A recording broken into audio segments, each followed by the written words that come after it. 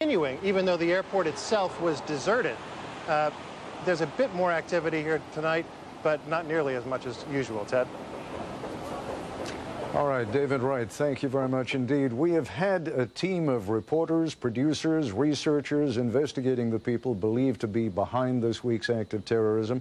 And joining us, three of my colleagues, ABC News investigative correspondent John Miller, whom you've already met, our chief investigative correspondent Brian Ross in New York, and Justice Department correspondent Pierre Thomas in Washington. And Pierre, let me begin with you, and I'd like to begin with you because I'd like to get whatever the official word is at this time. What is the U.S. government telling us about how the investigation is proceeding? Well, what they're telling us so far, Ted, is that they're making great progress. We were informed today by the Attorney General, John Ashcroft, that they have identified 18 suspects who carried out the attack. 5 on 2 flights, 4 on 2 other flights. They are expected to release the names and photographs of these people as early as tomorrow. The other thing that they're telling us on background, Ted, is that they're getting more and more information about just how sophisticated these operations are. Some of the information includes that some of these flight training programs that they participated in cost between $19,000 and $25,000 per course. That is why you're seeing so much emphasis on these flight training schools. And they're saying, again, with that kind of financing, these people were in place and working to carry out these attacks for quite some time, Ted. Who is it who goes to these flight? You know, obviously people go to flight training school because they want to become pilots, but to become a commercial pilot, is it enough to go to one of these flight training schools, or wouldn't that in and of itself raise certain questions about who these people are and what they're doing?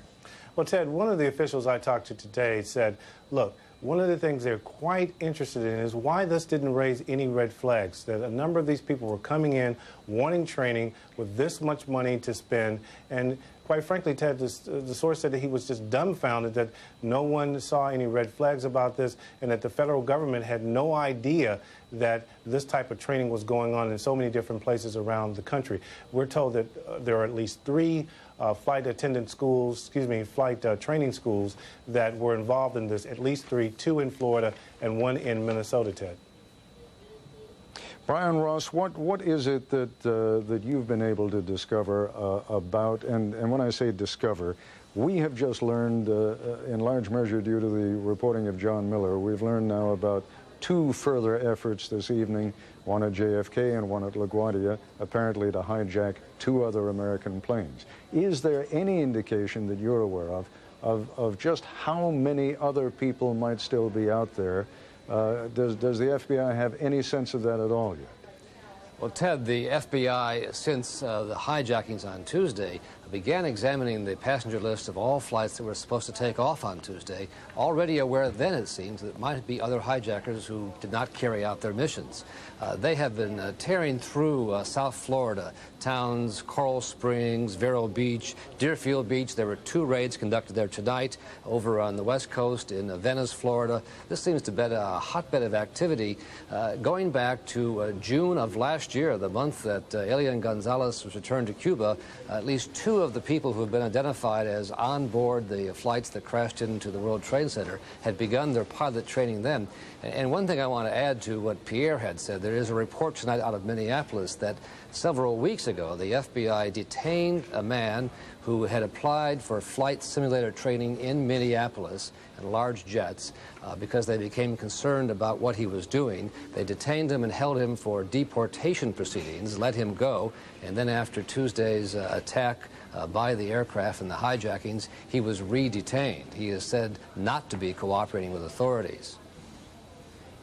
I don't think I phrased my question to Pierre very well. What I was trying to get at is my assumption is that if you want to go to work for an airline, that A, you need to be a pilot, but they will be the ones who will put you through a training program on one of these commercial airliners. Or am I wrong? In other words, do people have to go to one of these training schools and then go to the airline?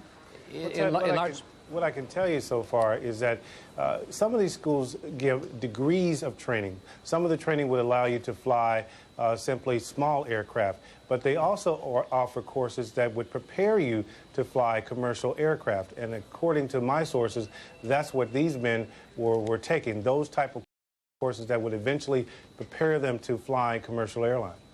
Ted, the U.S. trains... John Miller, yeah, go ahead. I was going to say, the U.S. trains many of the world's pilots here at these various schools. It's not unusual for foreigners to come to the United States to train as pilots. The U.S. is thought to have the toughest, the strictest standards for teaching pilots how to fly. So there are many pilots, student pilots from overseas, who come to this country on a perfectly legitimate basis to learn how to become pilots.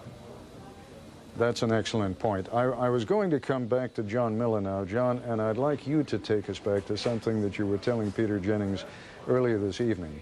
And that has to do with the way that Osama bin Laden, as you put it, I think, likes to tweak the West, particularly the United States, by giving some sort of advance notice. Tell us that story first, and then we'll come back to a piece of tape that we have here in London. Well, it's something that I noticed early on, and something that intelligence analysts have discussed at great length, which is bin Laden seems to have a pattern before he pulls off an attack, if you accept the idea that he's responsible for the things the government says he is, of foreshadowing the attack with a message. Essentially, instead of claiming credit after the attack, as terrorist groups have done for years, he seems to put himself center stage ahead of time to foreshadow what is to come. Before the embassy bombings, he did the interview with me that we ended up airing on Nightline, which essentially introduced him to the American public. Before the bombing of the USS Cole, just weeks before it, he released a video where he said to his followers, "We've been doing too much talking. Now is the time for action. Prepare to fight." And in that video, strangely, for the first time, and he hasn't done it since, he wore traditional Yemeni garb with a Yemeni dagger stuck in his belt, almost as if he was giving subtle hints in a strange way. After the Cole bombing, he sent another video showing himself at a party for his son's wedding to the daughter of his military chief.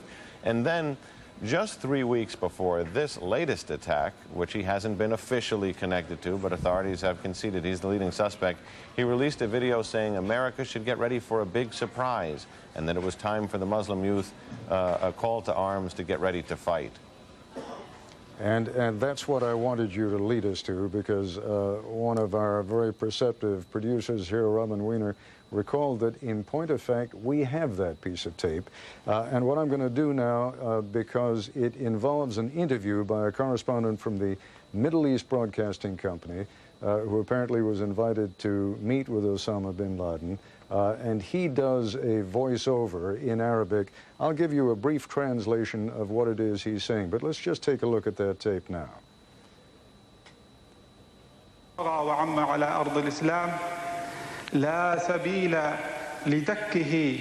There's Osama bin Laden, of course, and in a moment you'll see him sitting down with the correspondent. And I will read you part of the Q&A that took place between them. Following strict security procedure and meticulous body search, says the correspondent, we were allowed to meet Osama. Bin Laden, who was pleased by his followers' words that the coming weeks will bear significant surprises during which American and Israeli interests worldwide will be targeted, refused to give remarks due to Taliban's ban for him to give any statement to the press. Now, John Miller, that's what you were talking about, isn't it? Just that kind of a teasing hint that something big is going to happen, and it's going to be directed at American and Israeli interests. Now, nothing yet that we know of against Israeli interests, but certainly American interests have been terribly hit over these last few days. And if you accept that theory, once again, he seems to almost give a hint that something's coming, to the point that in discussions I've had with federal authorities, they say, when they get one of these tapes now, they really fasten their seatbelts. I mean, when you say fasten their seatbelts, I'm assuming they have a copy of this tape. Do you remember seeing this tape before? I mean, there was no reason for us to pay any particular attention to it 3.5 weeks ago. Do you recall it? I recall being aware of it and seeing a part of it, and then before that, going back several weeks before that, he released a very interesting kind of promotional video. It showed him shooting an AK-47 and railing for holy war, and showed his followers in very extensive military training It was the kind of video that was meant, I think, to draw recruits to his organization that came into Al Jazeera television. But aside from interviews he did, like you see with the reporter, he also has his own videotape crews, his own editing equipment, his own ability to generate these tapes and send them out. He's got a media machine. Brian Ross, we heard from the director of the FBI that at least 4,000 agents were being assigned to investigate. Can you give us just a sense of what's happening in that investigation and where they are moving it and how it is moving forward? Well, Ted, they have thousands, they say, of credible leads, but they're going through and painstakingly tracing every movement of the known hijackers. They feel they have identified with certainty 18 of the hijackers, as Attorney General Ashcroft said today, in 2 cases, 5 on each flight, in 2 cases, 4 on each flight. And they are going through records of where they traveled, where they stayed, how they paid for bills. A key part here, Ted, will be to trace the money. This operation took a lot of money. It took place over at least a year and a half that we know of, and it will be important for them to figure out where the money came from eventually, where it goes back to. That will be an important part if they are to establish that bin Laden is responsible. They've gone through flight training schools, as we've reported, in Florida and Minneapolis. They've gone through homes in Virginia, in New York, Boston. The investigation has reached into Canada, to Hamburg, Germany, where at least 2 of the hijackers had lived for several years before coming here to take flight training. All right, gentlemen, I thank you very much, and really just some extraordinary reporting today. Just how vulnerable, then, is the United States to terrorism? The millions of stranded airline passengers around the country, I don't know if that's an exaggeration, but certainly hundreds of thousands of them can answer that question, a question that will undoubtedly be debated in the coming days and months. Joining us now is Kenneth Quinn, a lawyer specializing in aviation law. He joins us from Washington. And Larry Johnson, the former Deputy Director of the State Department's Office of Counterterrorism. Mr. Johnson, let me begin by asking you, as you listen to what has been developing over the course of this day now, clearly alarm systems have to be going off all over the country. It is not over. I can't imagine that we believe that this is the last of it, but let me hear your thoughts on that. No, it's not the last of it, but there are some, if you will, tidbits of good news in this. Number one, the security system is working as far as the screening checkpoints are going, and the fact that they caught the people before the plane took off. That's point number one. Point number two, there are some very extraordinary tools available here in the United States that will allow the establishment of who these people were in contact with. And I can't say more about it than that, other than it is a remarkable piece of technology that I know the FBI is using. And in using that, it's going to be able to lead them to some, to the entire network of the folks that we're providing support in any way. Mr. Quinn, this is not one of those times when people like to hear a lot about civil liberties, and I don't know if I'm reading too much into what Mr. Johnson said here, but do you think it is likely that we are going to have to forfeit some of our civil liberties in order to have a safer travel system? To be sacrifices in terms of delays. There's going to be extra scrutiny, but this was a colossal hit, albeit probably a low-tech but a high-concept hit on the fundamental structure of our aviation security system. We're not going to come up with a quick fix. It's going to be a comprehensive fix. We're probably going to have to be more on a warlike footing. We're not going to do it overnight. And I think what we're seeing today is attempts to just resuscitate the system 48 hours after it was taken down. Have to slowly regain the confidence of the traveling public and slowly institute our law enforcement, our intelligence, our aviation security apparatus. But I think, as Larry said, it does seem to be working. I know from my activities today, the airports, the local law enforcement, the FAA, the airline industry, intel folks are all getting together and working cooperatively, and we're catching more of the bad guys. But there's still a lot out there, and I'm sure this is going to be a long-term effort. Ted, let me add one thing. I don't have to sacrifice civil liberties in pursuing this. Right now, the aviation security system rests upon 3 legs. There's a technology leg there is a human element leg, and then there's an assumption about human behavior. Now, what we saw in this attack was, there's been some, many have said in public that the screening system failed. It did not. The weapons that got on board the plane were what were allowed under the system. And the fact is, there is no system you can put in place that can prevent something getting on board a plane that can be used as a weapon. A Mont-Blanc pen can be used as a weapon. The problem is, and this is the human behavior assumptions that undergird two vulnerable points of our aviation security system. On board the plane, we have the bank teller, bank robber human behavior assumption. The assumption is if someone hijacks a plane, they're not going to take control of the cockpit. They are not going to be able to commandeer the plane and fly it somewhere because they're not going to commit suicide. We now know that assumption doesn't work. So we need to step back and say, what can you do to prevent someone from getting control and access to the plane? It requires changing how pilots are trained to handle hijackings. And what you do, it's a simple two-step process. You do what the Israelis do. You secure the doors in such a way that no one can just kick it in within a minute. You want to give pilots at least a 5-minute window where they can begin taking action to prevent someone from coming into the cabin. Secondly, you arm the pilots, not to make them law enforcement officers, not to make them responsible for the security, but to put them in an Alamo defense posture that if someone tries to penetrate that cabin, they're in a position to turn around with a firearm and shoot. And that requires training the pilots. You do quarterly evaluations, and it's quite doable. Most of these pilots are former military. They have carried firearms in cockpits before. That prevents the plane from being taken over from the cockpit. But to do that, we have to be willing to accept the possibility that if someone's with a knife or threatening that they have a bomb, that they may kill some people back in the passenger compartment. But it's something we're going to have to sit down and recognize we need to change it, because now we know there are people that will take those planes and turn them into a weapon of mass destruction.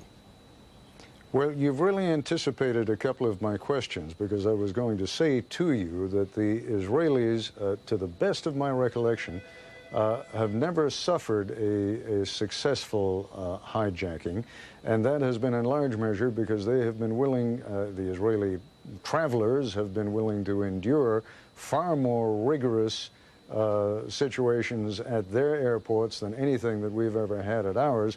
But perhaps the even tougher question is, and it's clearly relevant here, from all accounts, some of those stewardesses were being cut up pretty badly by the hijackers in the cabin, and that is what drew the crew members out. I want to be sure I understand you. You're saying that the rule would have to be, doesn't matter what's happening back in the cabin, doesn't matter who's being killed, doesn't matter who's being cut up or shot, the pilot stays where the pilot stays. The pilot stays where the pilot stays, because at that point, one of two things has to happen. And again, the two things that have to happen is either if you have an armed air marshal on board, they take care of the passenger compartment, or the passengers themselves, as apparently happened in the case of the souls on the plane that went down in Pennsylvania, take matters into their hand to protect themselves. What we've seen with hijackings over the last 10 years, Ted, is around the world, the metal detectors have worked in keeping firearms off planes. Most of the hijackings that have been carried out by people who have a knife of some sort or threaten to have an explosive, and then you get back into this human behavior assumption, okay, cooperate, because they're not going to kill everybody. They want to survive. You can't have it both ways. Mr. Quinn, as I mentioned at the outset, you specialize in aviation law. Is something going to have to be changed in our aviation law to make this a safer system, and if so, what? Well, clearly there's going to be a lot more authority given to the FAA. There are proposals on the table right now to federalize the security screener checkpoint function, to shift the liability and the responsibility for screening away from the airlines and toward the federal government. There are a number of huge issues associated with that. But I would go back to say that it's very difficult to turn the flight crew into police. Gentlemen, As I mentioned a few minutes ago before we introduced all of you, there has been a wonderful development in New York, and 10 New York City policemen have apparently still been found alive. My colleague Michelle Martin is in the southern segment of Manhattan, and Michelle, bring us up to date with anything you've got. Well, Ted, I'm here at the corner of Greenwich Street and Reed, and it's a fairly grim scene behind me. You can see the smoke billowing up. You can see all kinds of emergency vehicles, but I can tell you that the grimness here is punctuated by some very good news. ABC News can report that 10 police officers have been located about 2 floors down, and apparently how this happened is that one of the police officers contacted his wife via cell phone. That's sort of the instrument of the modern world that's sort of become so ubiquitous, and reported that he is trapped with 9 other officers, and that she then was able to contact rescuers who are trying to locate them, and they haven't apparently been able to extricate them, but they have located them, and that is terrific news. And it's also interesting that I was intrigued by Terry Moran's earlier report that the White House had apparently relaxed a bit of its security perimeter. Here, the opposite has occurred. There is now fencing, there are now roads. It's almost as if this has become its own neighborhood. There are places to sleep, places to eat. It suggests that they're settling in for the long haul here. It's almost as if it's become a new kind of normal.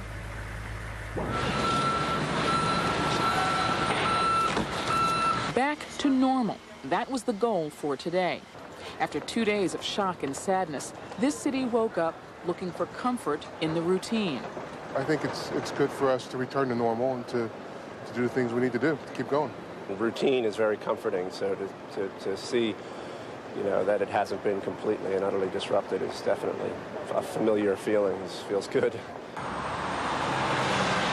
The streets were busier, the subways were fuller, and there was a sense of defiance. I'm going back to work because I refuse to let those evil people make me do something I wouldn't do, and I think it's important for the economy, for all of us to get back, even though we don't probably feel like we really want to be there. We gotta show them that we're not scared of them.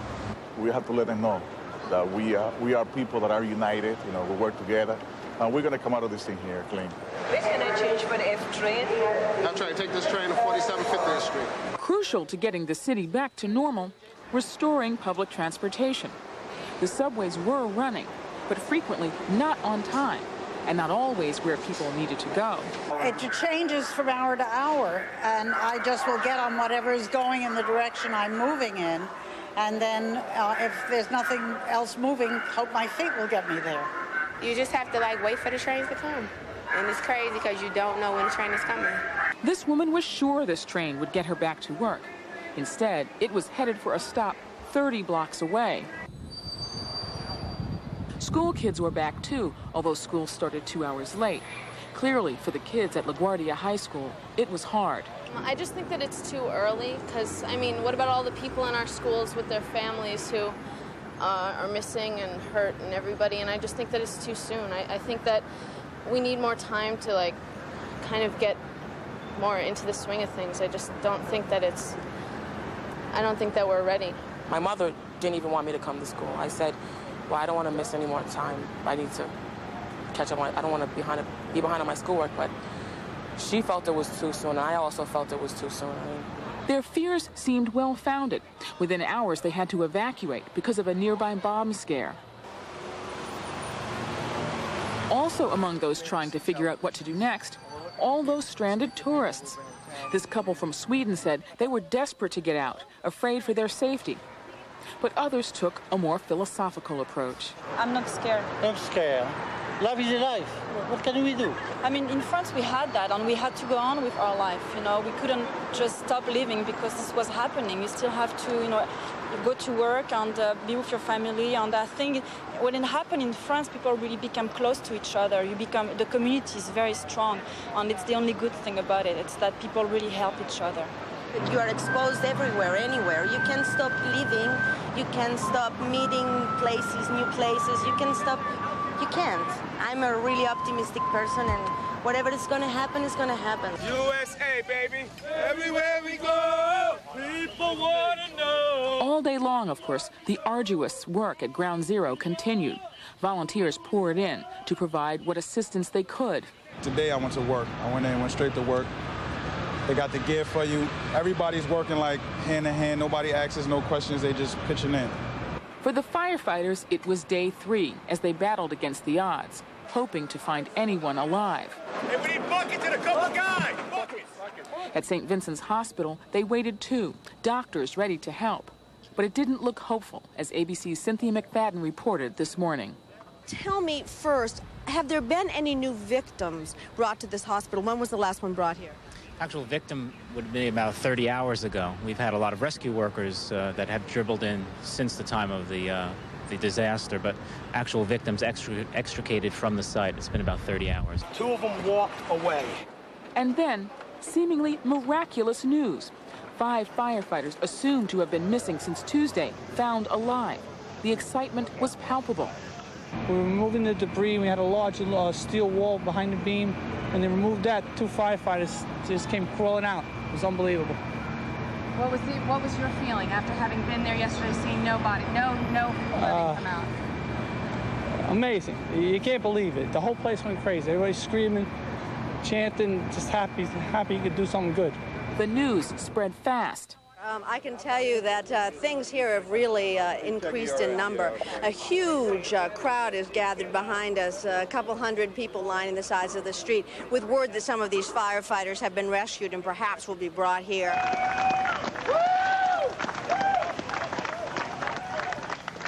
But it was too good to be true. These firefighters had been missing since this morning, having fallen into an underground pocket while searching for the first victims. A happy event, yes, but hopes of finding anyone else alive are all but lost. God bless, man. For firefighters who may have lost as many as 300 of their own, the strain is obvious. I was in the military, and I was down in Oklahoma City when the bombing was down there, and it's 10 times worse than that. It's hell. I've been trying to beat a lot of stuff in my life. It's hell. Can I get some water, please? Can someone give me some water, please? I've never seen anything like it. It's one of the worst things I've ever seen in my life. Despite the efforts to return to normalcy, for many, their only task was the continued search for loved ones. My son was in Building 2 on the 92nd floor. I talked to him when he saw the plane coming, and I haven't heard from him since. And we just need to find him. He's my only child. The news from City Hall did not provide much hope. We have the gruesome and horrible situation that in many cases we recover only parts of bodies. Even in the face of the grim forecast, the city's residents repeatedly demonstrate a sense of compassion and concern. A spontaneous memorial arose in Lower Manhattan. And as the exhaustion finally caught up with people, one local firehouse found out how appreciated their efforts have been. It makes us feel good. I've been busy today running around here, and every time I come back, I see more people just want to express their condolences, bringing flowers, food, all sorts of things. It makes you feel good how many people have just expressed their concern. And I know people continue to show their concern here, Ted. I know I sound like I'm contradicting myself when I say that it's been a roller coaster day. The fact that you cannot walk 3 feet here without someone offering food, water, and encouragement. Rescue companies continue to pour in from around the country. We've met people from as far away as Michigan who've driven 10 and 15 hours to get here to help out. And apparently their efforts are paying off. As we reported earlier, ABC News has reported that 10 police officers have managed to make contact with rescuers. One of them apparently having been located by calling his wife on his cell phone, who was able to help rescuers direct other people to find them. He said that he was trapped with 9 other officers, and efforts are being made to locate them now. We cannot tell you any more about their condition or who they are, but that is very welcome news indeed. Ted? Well, when you talk about that roller coaster ride, Michelle, that certainly reflects it. As you were saying just a little bit earlier in that report you recorded a little earlier, it looked as though there was going to be no chance whatsoever of any more being found. And now here we are just a few minutes later with that wonderful news that apparently 10 New York City policemen are still alive and rescue efforts are underway to get them out. After a major incident of terrorism, and there have been multiple such incidents this week, you always hear the name, as you have heard earlier in this broadcast, of the Saudi-born militant Osama bin Laden, long a thorn in America's side. But his name is the one the government most often mentions overtly or more discreetly as the principal suspect in Tuesday's reign of terror. John McWethy is ABC News national security correspondent. He has a report. Intelligence sources say more than once the United States has come close to going after Osama bin Laden with a commando force, always calling it off for the same reasons: lack of timely and specific information and fear of heavy casualties among American troops. For all of the hundreds of millions of dollars the U.S. has spent trying to track him down, bin Laden has proven thus far to be more than a match: elusive, intelligent, and adaptable. He moves from one area to another, and the same is true of the people who are managers within his network and of many of the people who head the kinds of cells and groups affiliated with him. Bin Laden is typically surrounded by loyal and heavily armed followers who are not inclined to trade information about him for the $5 million reward the U.S. is offering. He no longer uses satellite or cell phones, denying the CIA valuable intelligence about his activities. When you look at the tradecraft that these guys have, if you look at how well they can maintain security, you got to really say to yourself, you know, we've got a tough adversary on our hands, and he's going to be a difficult guy to nail. Without ever mentioning bin Laden by name, today at the Pentagon, Deputy Defense Secretary Paul Wolfowitz left little doubt whose organization he was talking about. We were looking everywhere, and obviously one of the things these guys have demonstrated is that as hard as we look, they can hide some things from us. Part of bin Laden's success is due to the safe haven he enjoys in Afghanistan, the degree of protection he has been provided by the Taliban, the rulers of that country. These people try to hide, but they won't be able to hide forever. They think their harbors are safe, but they won't be safe forever. Part of a new strategy that is emerging is a willingness to take risks to get bin Laden that were not acceptable before. Higher casualties among innocent civilians and perhaps the lives of some U.S. troops. I think the time now, we're going to have to look at putting people on the ground, putting special operations forces, regular forces, on the ground against the proper targets. With me now here in London is Magnus Ranstorp. He is Deputy Director of the Center for the Study of Terrorism and Political Violence at St. Andrews University. And from San Jose, California, Amin Tarzi. He is Senior Research Associate for the Middle East at the Center for Non-Proliferation Studies.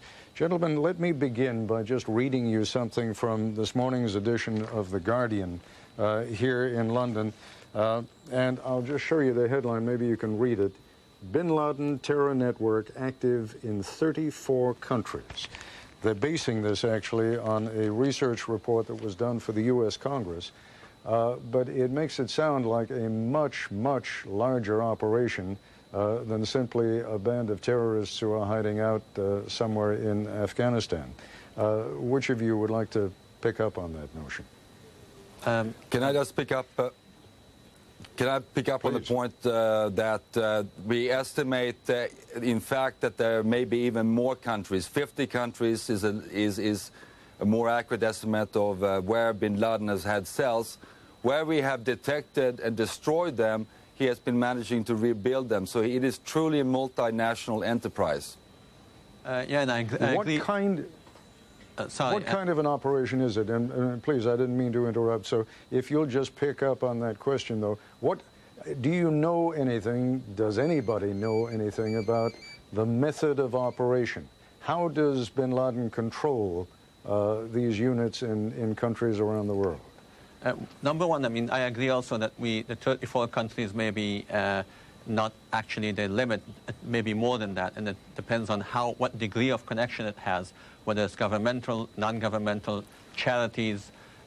Sometimes the money, his money moves through some of these charities, which are in governments that may not even know that the money belongs to Osama bin Laden. The problem is that, again, we are dealing with an elusive organization. We call it Al-Qaeda or the base, but it's not what they call themselves. We don't even know if there's the command structure is also elusive, and that makes it even harder. It's not like most other organizations, terrorist or otherwise, where there is a command structure, they have websites. He does not have any of those. So it's also an issue that Afghanistan has provided him a black hole or a swamp where he's hiding in there. And one thing I want to emphasize is that he is not the only person. You know, he may be the person that we know most about, and he is the target right now, but he is just one among many of the leaders and many of the movers of this operation. Professor Ranstorp, among the other things that is mentioned in this congressional report is the notion that perhaps his organization also has access to chemical weapons. Is that just speculation, or is there any reason to believe that's true? I have not seen any evidence or heard any evidence of the fact that he has been actively pursuing chemical weapons. He's really relying on a different compartmentalized network that mutates according to the security situation, and therefore he has at its core a number of nationalities that are skilled in certain reconnaissance, certain skills that are necessary to launch different types of operations. There are a number of different nationalities that are important, particularly for the Al-Qaeda.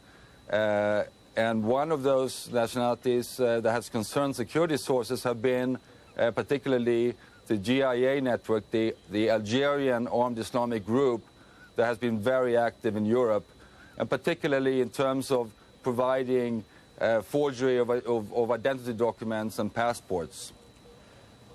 I think many of us, Mr. Terzi, have drawn the inference that there must be a relationship between Osama bin Laden's organization and some of the more extreme Palestinian groups in the Middle East. Is that a fair assumption? As far as the Palestinian groups are concerned, they may have sympathies with them. What level of cooperation is there, that's hard to say. The Palestinians, they have a specific agenda and it's declared, and I don't think most of the Palestinian groups want to even involve themselves. Whether their sympathizers will look at Osama bin Laden as a leader and as somebody who's, in their view, successful, that's something else. The two other organizations that I'll add, other than the Algerian that was just added, is the two Egyptian organizations, Al-Gamal Islamiyya and also the Islamic Jihad. This is the Islamic Jihad of Egypt, not the Palestinian one. And these two groups are very well connected with Osama bin Laden. They also have bases in Afghanistan, in Kunar and Khost. If you remember, Khost is where we launched the Tomahawk cruise missiles after the bombings in Africa. So the Egyptian militants, who are basically mostly now in Afghanistan, are involved with it. There are also some Pakistani militant groups that are involved with it, which actually give them support, logistic, and maybe right now he may not even be in Afghanistan. He may even be in Pakistan, from all we know. Professor Ranstorp, I think you were cautioning us not to put too much confidence in the notion that even if there were to be a military action against bin Laden's operation in Afghanistan, and even if he were to be captured, that would necessarily mean the end of his operation. Did I read you correctly?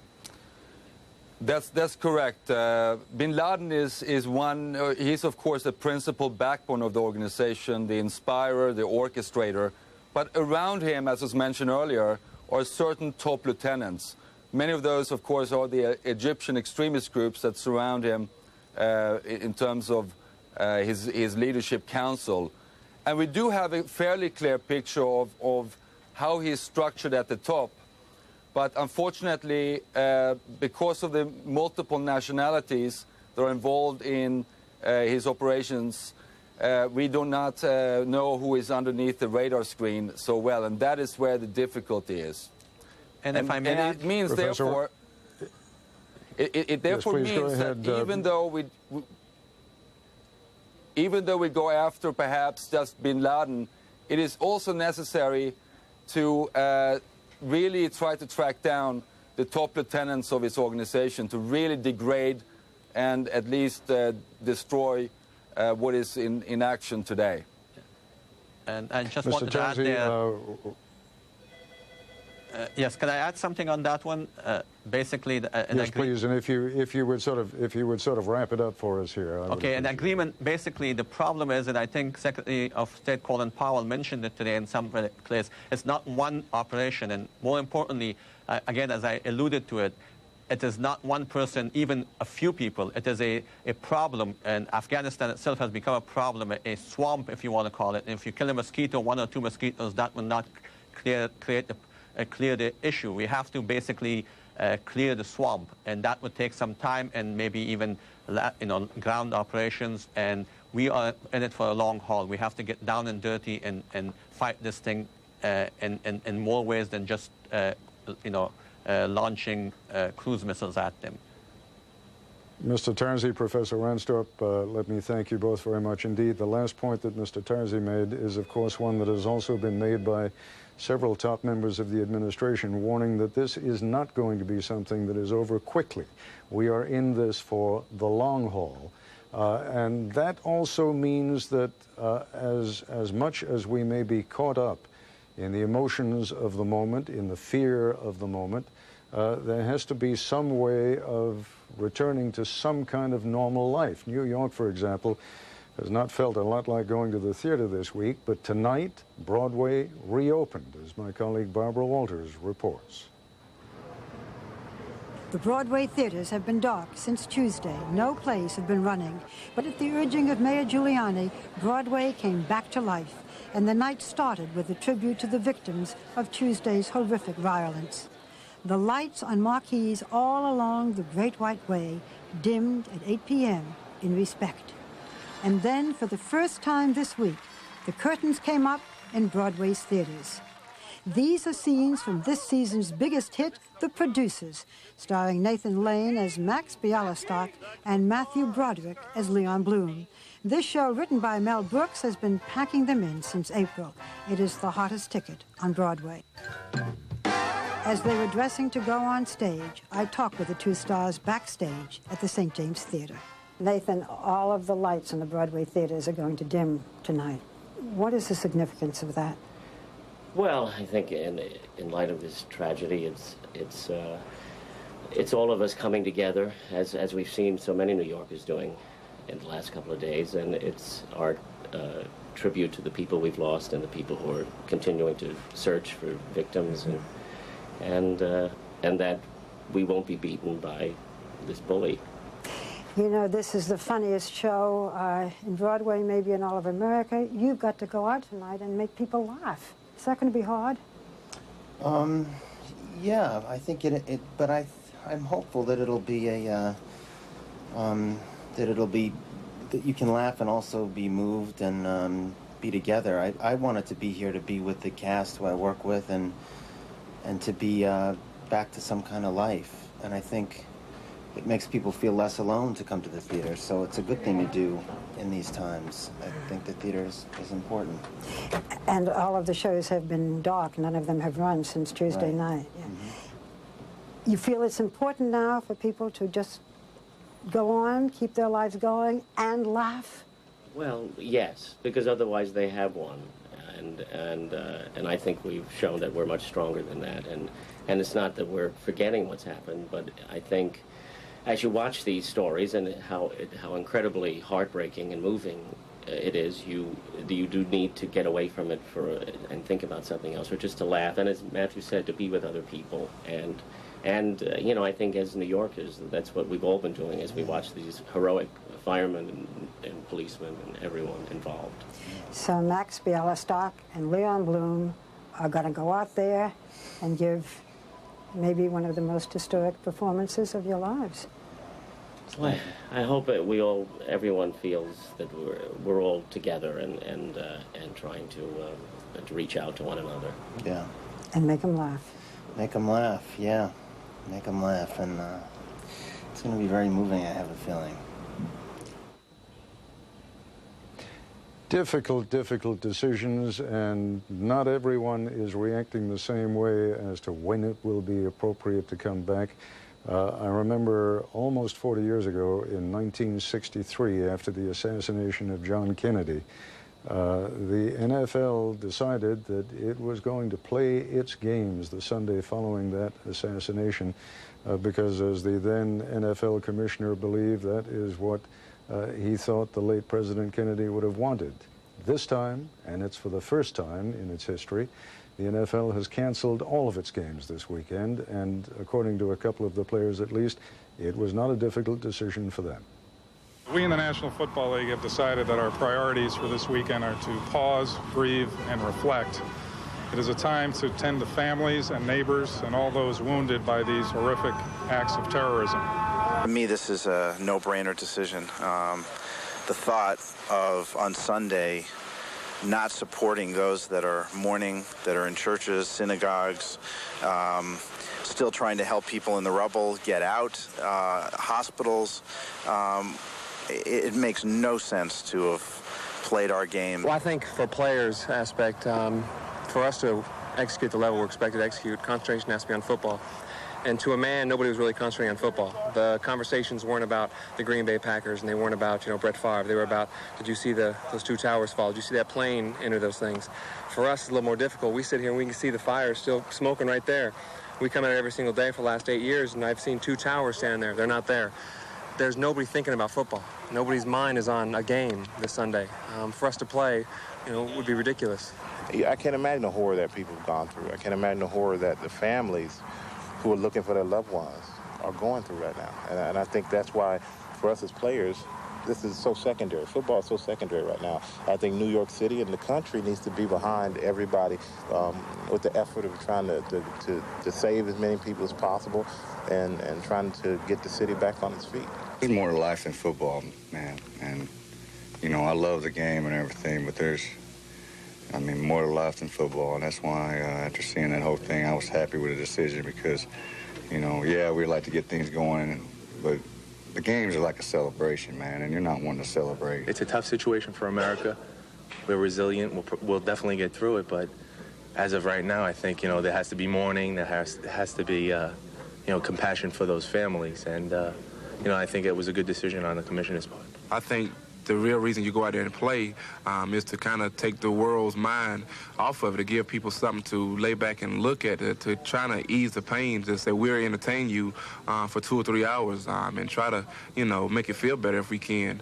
And reason not to play is say, we have enough respect not to play. I prefer to not play because of the situation, because of the magnitude of what's happening, and because, like I said, I think it's that time. I think it's the time for us to realize that this is just a game, and life is so much more important than this. When I gathered the team after practice today, I told them to go home and embrace what they felt near and dear to them, embrace what has gone on the East Coast and to our whole nation, and then to come back Monday with a renewed spirit, as I know our nation will come back with a renewed spirit.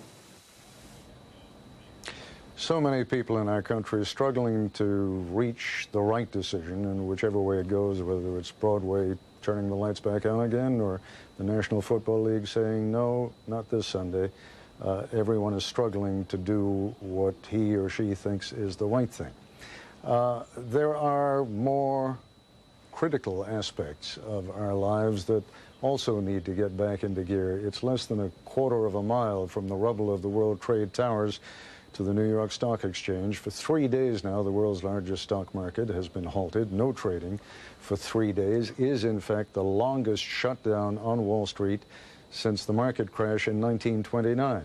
It's simply one indication of the economic impact of terrorism. Joining us from Boston is the former Secretary of Labor, Robert Reich, who is now a professor of economics and social policy at Brandeis University. And from New York, Robert Hormats, Vice Chairman of Goldman Sachs International. And Mr. Hormats, let me begin by asking you why indeed you think it is important that Wall Street start up again on Monday. I mean, they are not going to do it until Monday, I know, but why should the nation not look upon this as people just trying to get back into the money-making business and doing it perhaps even now with some unseemly haste? Well, I think that the people who run the stock exchange and the Fed and the SEC have taken their time about this. The reason for getting the market open relatively soon is because this terrorist action really was a terrorist action which, among other things, aimed to cripple our economic system. That was certainly one objective, as well as, of course, the horrible human carnage that we've seen. And one of the symbolic elements of getting the stock exchange going again is to demonstrate that our economic system is resilient, that it can come back, that the institutions that are the basis of our economic system, the stock exchange is one of them, will survive and will come out as resilient as it was 2 or 3 weeks ago. We're still going to have problems adjusting, but I think the fact the institution survives and comes back is symbolically extremely important. Professor Reich, put your professorial hat on for a moment and explain to us, those of us who perhaps don't know as much about the workings of the market, why that is such an essential part of the American system. And I think Bob Hormats is right. These terrorists tried to strike at two symbolic pillars of the American system, the Pentagon, the strength of our military, and Wall Street, our economic strength. But why is the resumption of trading such an important thing to everybody out there in the United States? I think, Ted, because hard as it is to shift our focus from our priority, which has to be the human suffering going on now, it is important that we resume our lives, at least with some semblance of normalcy. And the question from an economic perspective is, what degree of normalcy will there be? Consumer spending, for example, is 2/3 of the economy. And even before this horrible tragedy occurred, consumers were not feeling particularly confident about the future. When, and we know this from the Gulf War, we know this from the hostage crisis of 1979, when there are tragedies, when there is political uncertainty, when the future looks doubtful in some way or unpredictable, people tend to batten down the hatches. They tend not to spend, they tend to save more, and that could have even graver economic consequences given where we were before this tragedy. Is there an impact that the average American citizen will have felt, even from the fact that the stock market will have been closed for 4 days this week? And if so, what is that impact? Ted, I'm sure that there is going to be, I mean, look, economics is not a physical science, it's not an exact science, it's a social science, it's based very largely on psychology. And the question of the strength of the economy, as much as we would all like the economy to soar back to full strength, the real question is how people feel about the future, how confident they are, how optimistic they are. A lot of people right now are shaken. It is understandable that they are shaken. I am shaken. We are all moved by what has happened. But when the market opens, and we're not just talking about the stock market, we're talking about our lives as workers, our lives as consumers. The question is next week, the week after that, how much confidence are we going to have in the future? Or are we going to hold back? Are we going to save and not invest, save and not consume? Basically, try to hunker down. That may be a rational response, but it certainly is not good for the economy as a whole. Mr. Hormats, sometimes it seems indecent even to talk about things like this, but it does, in fact, have an impact on every American out there. We have been teetering at the edge of a recession. What is your sense of what will happen when the market does open? Is this going to be enough? Professor Reich has been talking about the psychology of investment and the psychology of our very economy. What is this incident going to do to that perception? Well, I think Bob Reich is absolutely right. Psychology is very important. There is a short-term and a medium-term issue here. In the short term, the disruptions we've seen in our economy, transportation, communication, lost hours at work, a whole range of elements will make the economy a lot weaker over the next couple of months.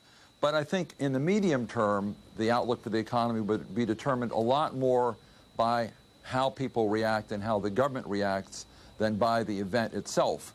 And the government is doing a number of things. The Federal Reserve is creating more liquidity. There's going to be more fiscal stimulus. There'll be money to help reconstruction and more fiscal stimulus in general. The U.S. government is working with other countries in the Group of Seven to shore up confidence. But the average American also has a very important role to play in this process. Franklin Roosevelt made the point there's nothing to fear but fear itself. Fear is really one major psychological burden on the economy. And Mayor Giuliani made a very interesting point. He said that one of the roles that New Yorkers could play, and I think Americans in general can play, is to go out and try as best we can, given all the adversities we've faced, to resume a normal kind of life, go about our everyday work, go about our everyday activities, and really try to boost confidence. This country has come together quite impressively, as it has in other crises, and one way it can come together is resume a greater degree of normalcy. We should have confidence about the future. We've come through crises in the past. We can come through this one, and I think how the government deals with this and how the average American deals with it can have a real impact on whether the economy deteriorates further or whether it begins to come back. Psychology is very important from a government and an average personal perspective. Only a few days ago, Professor Reich, it looked as though the budget was going to go into deficit. Now, Congress is authorizing, I believe, up to $40 billion to help get people through this next immediate phase of this crisis. Where's the money going to come from? Well, the money obviously is going to come out of the so-called Social Security surplus. Remember, Ted, only a few days ago, before this horrible thing occurred, we were talking in this country about whether we were going to balance the operating budget, whether we were going to raid the Social Security surplus, how trivial, in a sense, how unimportant some of these issues, some of these questions that occupied and preoccupied us only a few days ago now seem. There is going to be a small, let's call it a fiscal stimulus, as Bob Hormats refers to it. We are going to spend more. Taxes are not going to go up. Taxes will stay relatively low. There might even be a tax cut. But that stimulus is not in and of itself going to be enough. Remember, the $40 billion out of a almost $2 trillion budget is still fairly small. We're not and we cannot rely solely on fiscal policy. Alan Greenspan is presumably going to continue not only to supply liquidity, but also to reduce interest rates. And the big question, the big imponderable here, is how consumers are going to react. Gentlemen, I thank you both very much. Robert Hormats, Professor Bob Reich, thank you. For President Bush, this week's events have packed an emotional wallop. He called the terrorist attacks the first war of the 21st century, and tonight the vice president is working out of Camp David. That as a security precaution. It's been another busy day for the administration, and tonight ABC's Josh Gerstein is overlooking the White House. Fill in what kind of a day it's been and what's going to happen tomorrow. Well, Ted, security has really been seesawing back and forth since this crisis began on Tuesday. The vice president was at the White House along with the National Security Advisor, Condoleezza Rice, as President Bush was going from spot to spot around the country. But as you say, we've been told earlier today that Vice President Cheney has been overnighting out at Camp David the last couple of nights, that he was taken out there again during the day today, apparently as concern intensified that these attacks might not be over. White House officials had said yesterday morning that they believed the attacks had concluded, that the threat had reduced. They didn't say the threat had gone away entirely. They're now not saying that anymore in light of what's happened up in New York City. But I should point out they've also expanded the perimeter around the White House, the security perimeter. Again, on Tuesday, the White House was kind of like an armed camp. Then on Wednesday, they pulled that perimeter back. They were allowing people right up to the north fence of the White House. Now they've pushed it out again a couple blocks. They've closed off Lafayette Park completely to pedestrians and to vehicles. It's always closed to vehicles. And they've now pushed it out even another block away from that. So clearly there's greater security concerns. And as I speak, we can hear helicopters flying in the air over the White House, so searchlights on, looking for any possible threat. Josh, I don't know whether you can answer this, but I know some people are raising questions over the fact that the White House announced that the president is going to go up to New York tomorrow to look at the damage for himself. On the one hand, the fact that he is going to show himself up there and show support for New Yorkers and in this moment of great trial that they're going through, I know is terribly important, but did the White House have anything to say about the wisdom of announcing it? Well, Ted, I think it's effectively impossible to take the proper security precautions to move the president out of town and to keep that information secret. They need to move Secret Service agents into place and things along those lines. I think it would be very difficult for them to put on a surprise trip to New York, if you will, but you can rest assured that they'll have a very serious security presence in place up in New York tomorrow for the president's activities and for his viewing of whatever part of the wreckage up there he's able to take a look at. Josh Gerstein, thanks very much indeed. A few moments ago, I was talking to Michelle Martin in New York, and she spoke of the roller coaster effect of one moment having a piece of good news and then finding out it's bad news and then good news again. We thought we had some good news about 10 policemen being found. Michelle, where does that story stand now? Well, Ted, as you pointed out, we earlier showed a soundbite of an interview that we had earlier with a fireman from New York City who reported that he had made contact with 10 police officers who were buried at a below-ground level of World Trade Center 1, or what was World Trade Center 1. And we regret to inform you that information apparently is untrue, that after this report, the fire department sent a deputy chief to investigate, and they have informed WABC, our New York affiliate, that report is simply untrue. And our colleagues at WABC have also contacted the police department and the Port Authority police, who are also a presence down here, and they say that report is also untrue for their officers as well. Apparently it was a very bad rumor. You can understand why people would be attracted to that rumor, but apparently it just is simply false. We have no idea what the motivation of the person reporting it is. We haven't been able to locate him. It's just heartbreaking. It really is. And I gather from your umbrella there that it started to rain, and you need to just take a moment to talk about that, Michelle, because it's going to have an impact, of course, on the rescue operation. Yes, I would say that one fortunate thing seems to be that we've been talking to all the, as you can probably see behind me, there are a number of, well, perhaps not at the moment, but there have been all evening long heavy equipment, ambulances, other kinds of emergency vehicles moving up and down this corridor. And we've been talking to all the members of these crews, these ambulance crews, to ask if they were being assigned to rescue these persons or to provide sort of first aid. None of them had heard this rumor. So that's a good thing that it probably wasn't as widespread. This rumor was not as widespread. But the rain is going to add to the misery here. You can already see that people are very tired. The people who've been leaving the scene have the same kind of exhausted, heavy gait. And the rain is going to make their lives that much more uncomfortable here. They're already living in tents. Some of them are sleeping in their cars. People from out of town are sleeping in their ambulances, Red Cross vehicles. And the rain is going to make it that much more uncomfortable for them to do their work. And it's also going to make the debris heavier. Michelle Martin, thanks very much indeed. I'm going to throw things now to my colleague Chris Bury in Washington, because he and our associates in Washington have a series of reports on what the administration has been doing and the many different approaches that they have to the various aspects of this crisis. Chris? Ted, just a moment ago, you were talking with Josh Gerstein about the whereabouts of the president and the vice president and efforts to keep them secure. At the time of Tuesday's attack, the defense secretary, Donald Rumsfeld, was at his office in the Pentagon.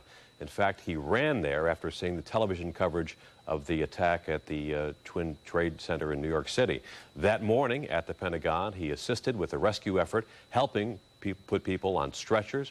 Today, Mr. Rumsfeld went back to look at the still smoking wreckage where so many who worked in the building died. ABC News national security correspondent John McWethy talked to him about it. When I first came out here, of course, there was no one here except about 6 or 8 people pulling some bodies out of the area. The people had been burned badly and injured. The aircraft came from right over from here. Over here, hit a light. A couple of light poles. Yeah, and then came in about between the first and second floor over here. And it went in through 3 rings. I'm told the nose is still in there, very close to the inner courtyard, about 1 ring away. So the flight recorder may still be in the nose, for all we know. It's conceivable. But there was so much jet fuel that the flames were just horrific. Thanks for your help. Morning, sir. Morning. Good to see you. Thanks a lot. You go and say hi to these guys? I do. I talk to them. The ones that are engaged and busy, I tend to leave alone and help and visit with folks who are taking a break and catching their breath. They've been working 24 hours a day.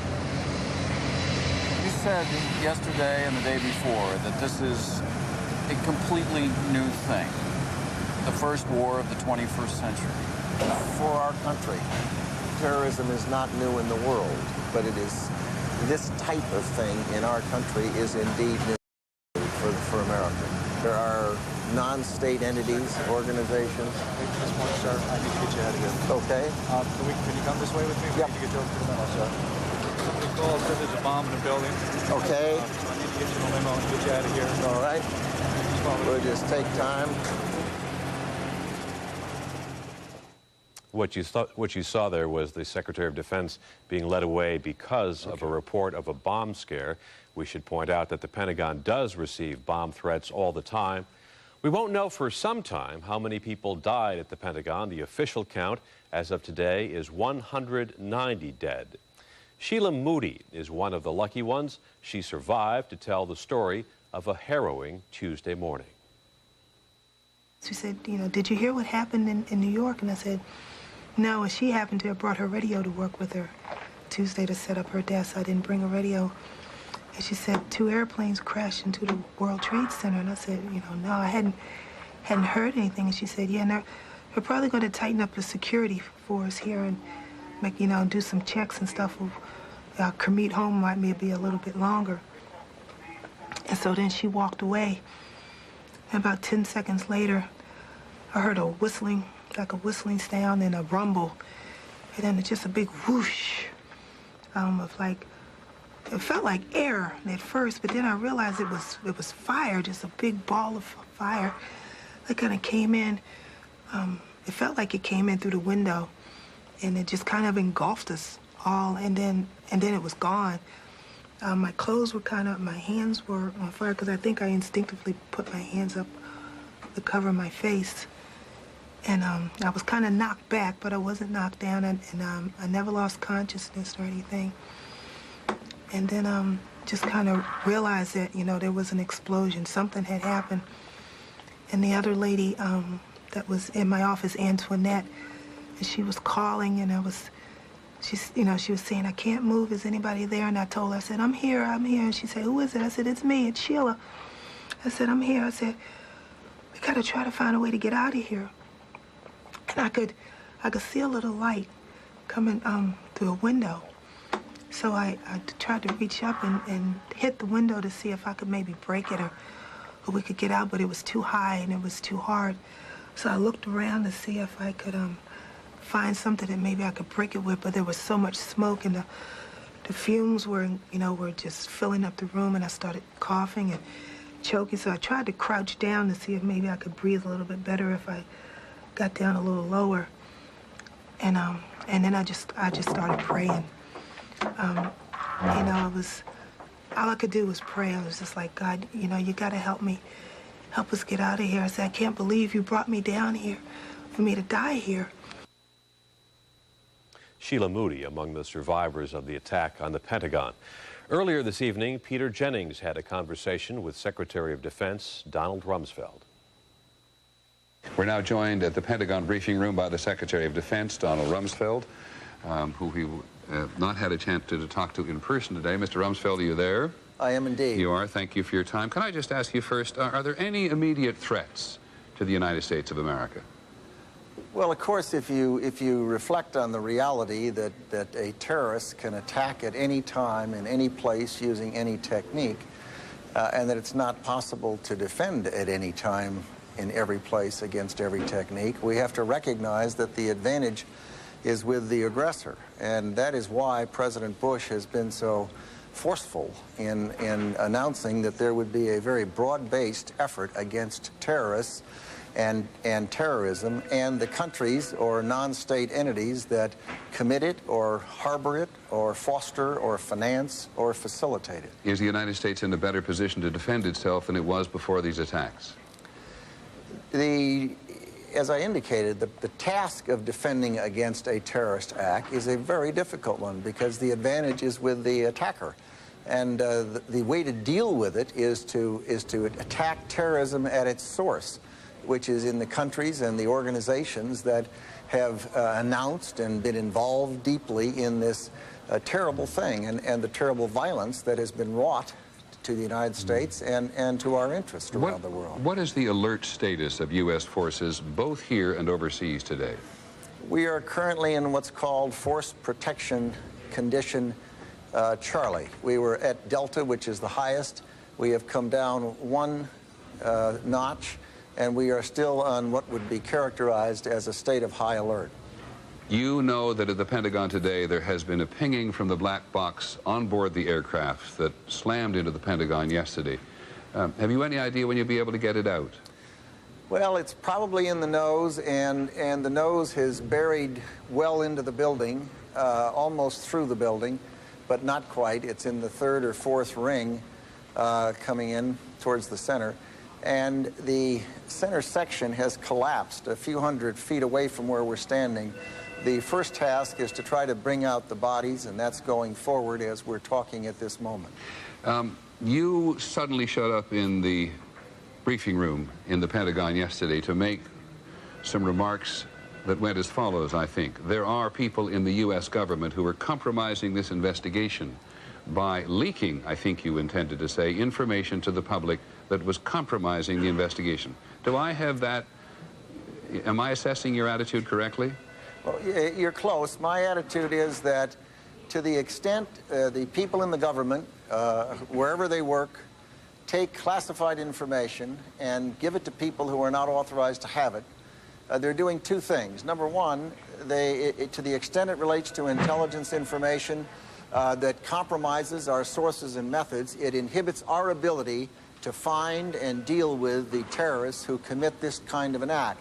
To the extent it involves operations, it could compromise those operations and put the men and women in uniform at risk and cost American lives. And it is also, it happens to be, a violation of federal criminal law. And it's wrong, and it ought not to happen, and it's unprofessional, and I intend to do what I can do to see that people recognize the damage that can be done. Sounds like a threat. I don't make threats. I just comment on what I believe to be the case. I think we have to do everything humanly possible to see that we don't put in jeopardy the men and women in uniform in this country. Are we correct, sir, that the investigation of the casualties at the Pentagon and that you've come to a pretty much final conclusion of how many people lost their lives there and how many people were injured? It is pretty clear to me that the number is going to be somewhere between 200 and 250. It is not possible to know because, as you've seen the photographs of the Pentagon, the entire section has collapsed, and it is a dangerous and unstable environment. There are people in there on the sides that are trying to find bodies and bring the bodies out.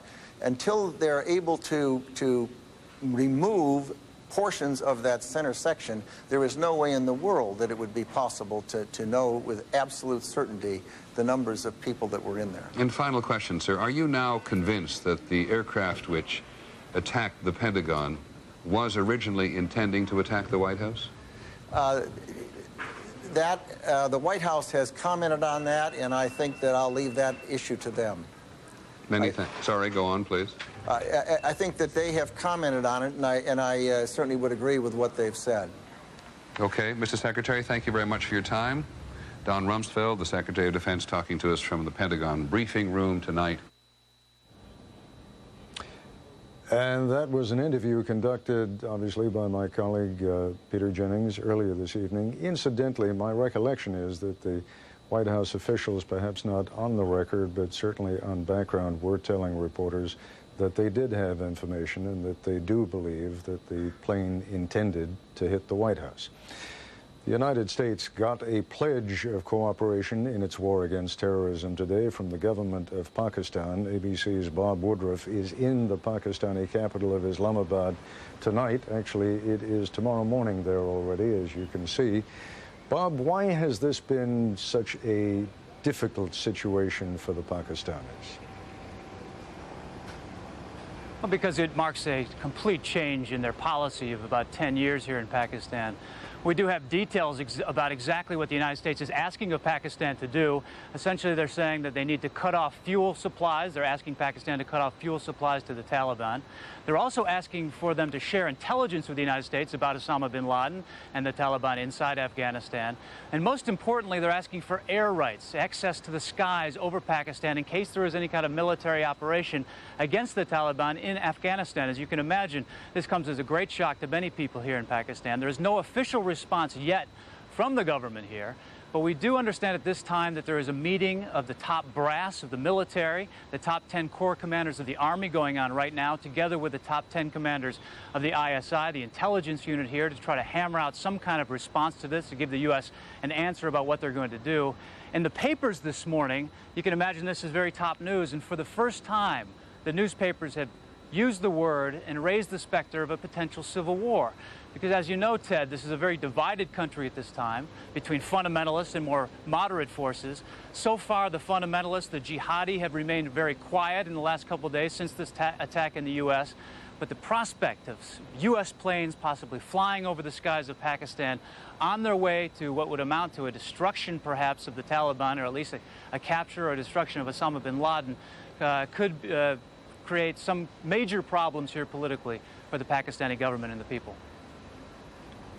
You have actually now answered the question that I was putting to you, and the reason I put it to you is I'm not sure that it's altogether clear to most Americans how many divisions indeed there are in Pakistan and why it is so difficult for a fairly moderate leadership to do what it is the United States is asking. I mean, on the face of it, it doesn't sound that tough. Help us cooperate against terrorism. But go into that a little bit more. How strong and how dangerous is the Islamic segment of Pakistani society, and how high does it rise within the government itself?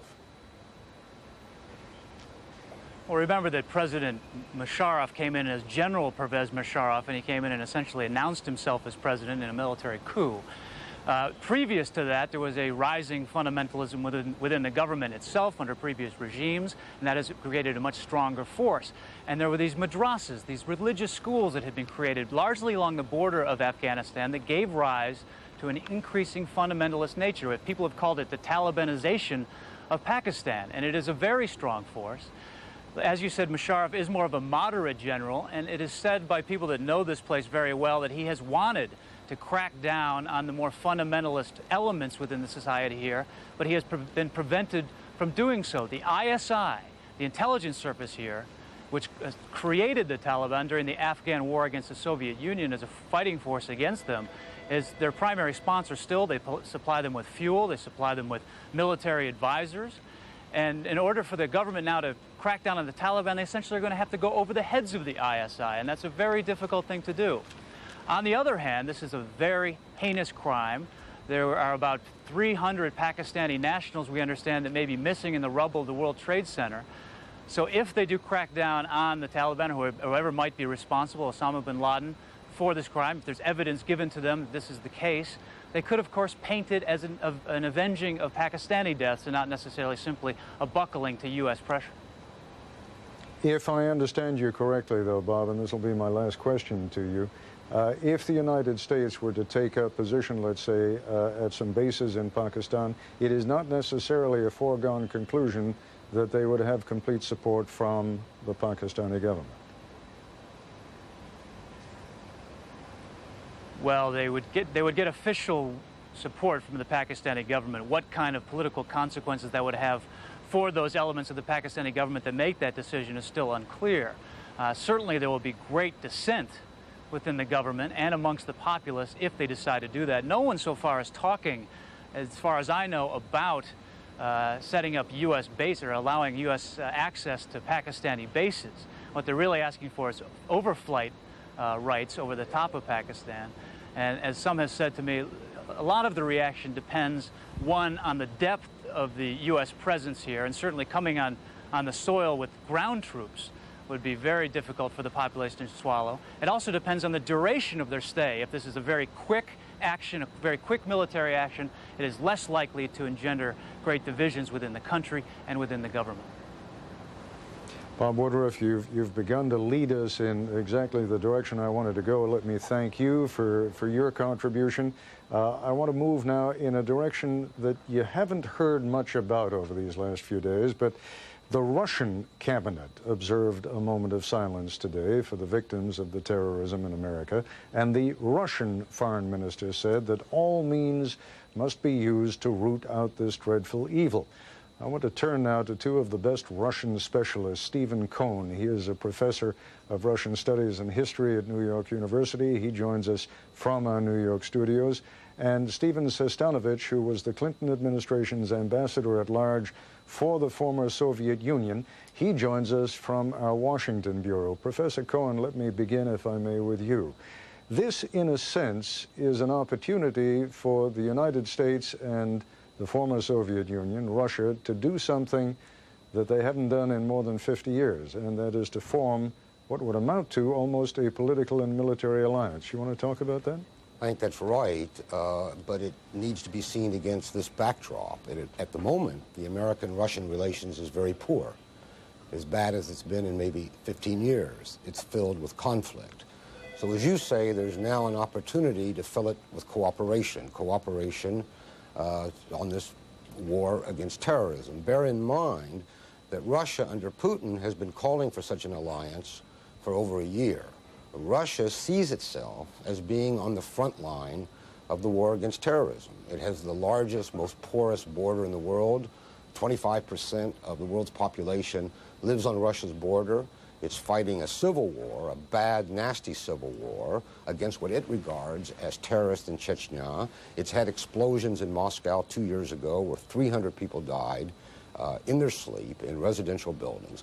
So Russia feels that it has borne the brunt of this war without the United States, almost the way that the Soviet Union felt it bore the brunt of the war against Nazi Germany in Europe until the United States finally invaded Europe in 1944. So in this sense, your historical reference, though dramatic, is correct, I think.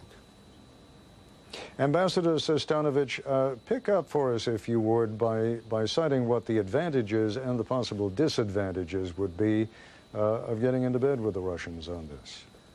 Well, I think Steve Cohen is absolutely right that there's a kind of tantalizing potential here. You know, you've had a decade in which Russian leaders have almost reflexively denounced any use of American force, particularly when it's, as they say, near their borders. So if there's now talk about common interests and a recognition that common dangers require common action, that's an important change. It certainly will create a change in the atmosphere and the rhetoric used by both sides. But we need to be aiming at more than just changes in rhetoric and atmosphere. And I think if we're going to get some practical results here, we will find that there's some, we encounter obstacles. This is not going to be easy to develop this, this cooperation. You know, for example, intelligence services never find it easy to cooperate. You heard Secretary Rumsfeld talking earlier about sources and methods. They're going to protect those sources and methods for good reasons. The difficulty of working together there will be great. Americans tend not to approve of the way Russians have dealt with the terrorism threat in their own territory. In fact, you know, we've often called it genocide. So there's an obstacle there, and if the Russians really want just to validate their Chechen policy, there will be more disagreement. I could go on. There are concerns among some of Russia's neighbors that Russia wants to use the threat of terrorism as a way of restoring its influence over them. So they're uncomfortable with that. Finally, to have practical results, the Russians will have to do specific things, like vote for a UN resolution endorsing the use of force, calling on perhaps NATO to take action here. That's something they haven't done and that they tend to find more difficult to accept. I mention these obstacles not to say that there is no way around them, only that we need to be aware of them if we're actually to get as much out of this moment with great potential as we should. Steve Cohen, there are, of course, some real recent historical ironies inherent here. Not so many years ago, it was we, the United States, who were giving military support to the Taliban in their battle against the Soviet Union. And the Afghans were, of course, successful in driving the Soviet army out of Afghanistan. So there is a possibility now for the two sides who were on opposite sides of this issue to join forces, not perhaps in the simply the diplomatic fashion that Ambassador Sestanovich was referring to a moment ago. Is it remotely possible that the United States could actually be using bases in Russia if it were to launch a military action? I think it all depends on what kind of leadership comes from the United States. Ambassador Sestanovich has put the emphasis on the need for a change in Russian policy and Russian behavior. And some change there is certainly needed. But I cannot imagine the kind of alliance or cooperative policy with Russia against terrorism that we're talking about without fundamental changes in Washington. After all, under the Clinton policy toward Russia failed, but the Bush policy toward Russia has been, in its own way, every bit as bad. Let's remember what it's been. It's been essentially, we are going to expand NATO to include 3 former Soviet republics, the Baltic republics, and we are, against your wishes, going to abrogate the Anti-Ballistic Missile Treaty and build national missile defense.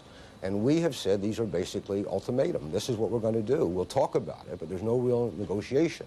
Now suddenly the tone in Washington has changed from this kind of unilateralism to talk about the need for a broad alliance. You cannot have a broad alliance without the largest country in the world. That's Russia, the largest territorial country in the world.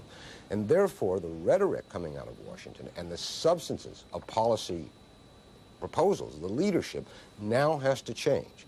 Therefore, I see this as a second chance for the Bush administration to conduct, to imagine, to implement a wise policy toward Russia. Now, change is needed in Russia, too. The Chechen War is genocidal, and it's awful, and it can't be an excuse. Can't use terrorism as an excuse. And yet I think the fundamental change has to come in Washington if we want this kind of coalition. All right, Ambassador Sestanovich, if I could just have a closing comment from you and focus, if you would, on the possibility that if there is to be a broad-based alliance which will also have a military aspect to it, can you envision the possibility that Russian and American forces might in some way cooperate? Russian and American forces, under the failed policies of the Clinton administration that Professor Cohen referred to, have cooperated in the Balkans, in Bosnia, and in Kosovo. So there's no reason they can't cooperate again. The hard part is cooperating actually on the use of force. And there, I think, as I said earlier, that we're going to encounter obstacles. But forming a coalition does involve taking into account the interests of all the parties of the coalition. In that respect, I think the administration understands its task well. A lot of these people participated in putting together the Gulf War coalition. But I think it's important to take this a step at a time and to make sure that we don't imagine an alliance that we can't then make a reality. We've got to understand the practical difficulties involved in really cooperating. But that's what we need. Ambassador Sestanovich and Professor Cohen, thank you both very much indeed. We began this broadcast tonight where Peter Jennings left it off earlier with a story that ABC News has been reporting and which has been confirmed that both at John F. Kennedy Airport and at LaGuardia Airport there was an apparent second effort earlier this evening by precisely who is unknown, but by people using the same kind of false identification and apparently also the same kinds of weapons to hijack 2 more aircraft. Both of those efforts were unsuccessful. But Pierre Thomas is still in Washington, and I understand, Pierre, that you have some late information on that story. Yes, Peter. Just to give you an example of how sweeping the investigation is unfolding across the country, sources are telling us that in Miami today, federal authorities have detained 4 additional people. Now, we're being told that 3 women and 1 man were detained in Miami. Their backgrounds are being investigated. And here's the reason why they were very suspicious of these people. Apparently at Miami International Airport, a woman went into a facility, changed clothes into flight attendant wear. A man who was in the vicinity began to run. Officials detained the man. Also, along with the woman, there were 2 other women who were wearing flight attendant wear as well.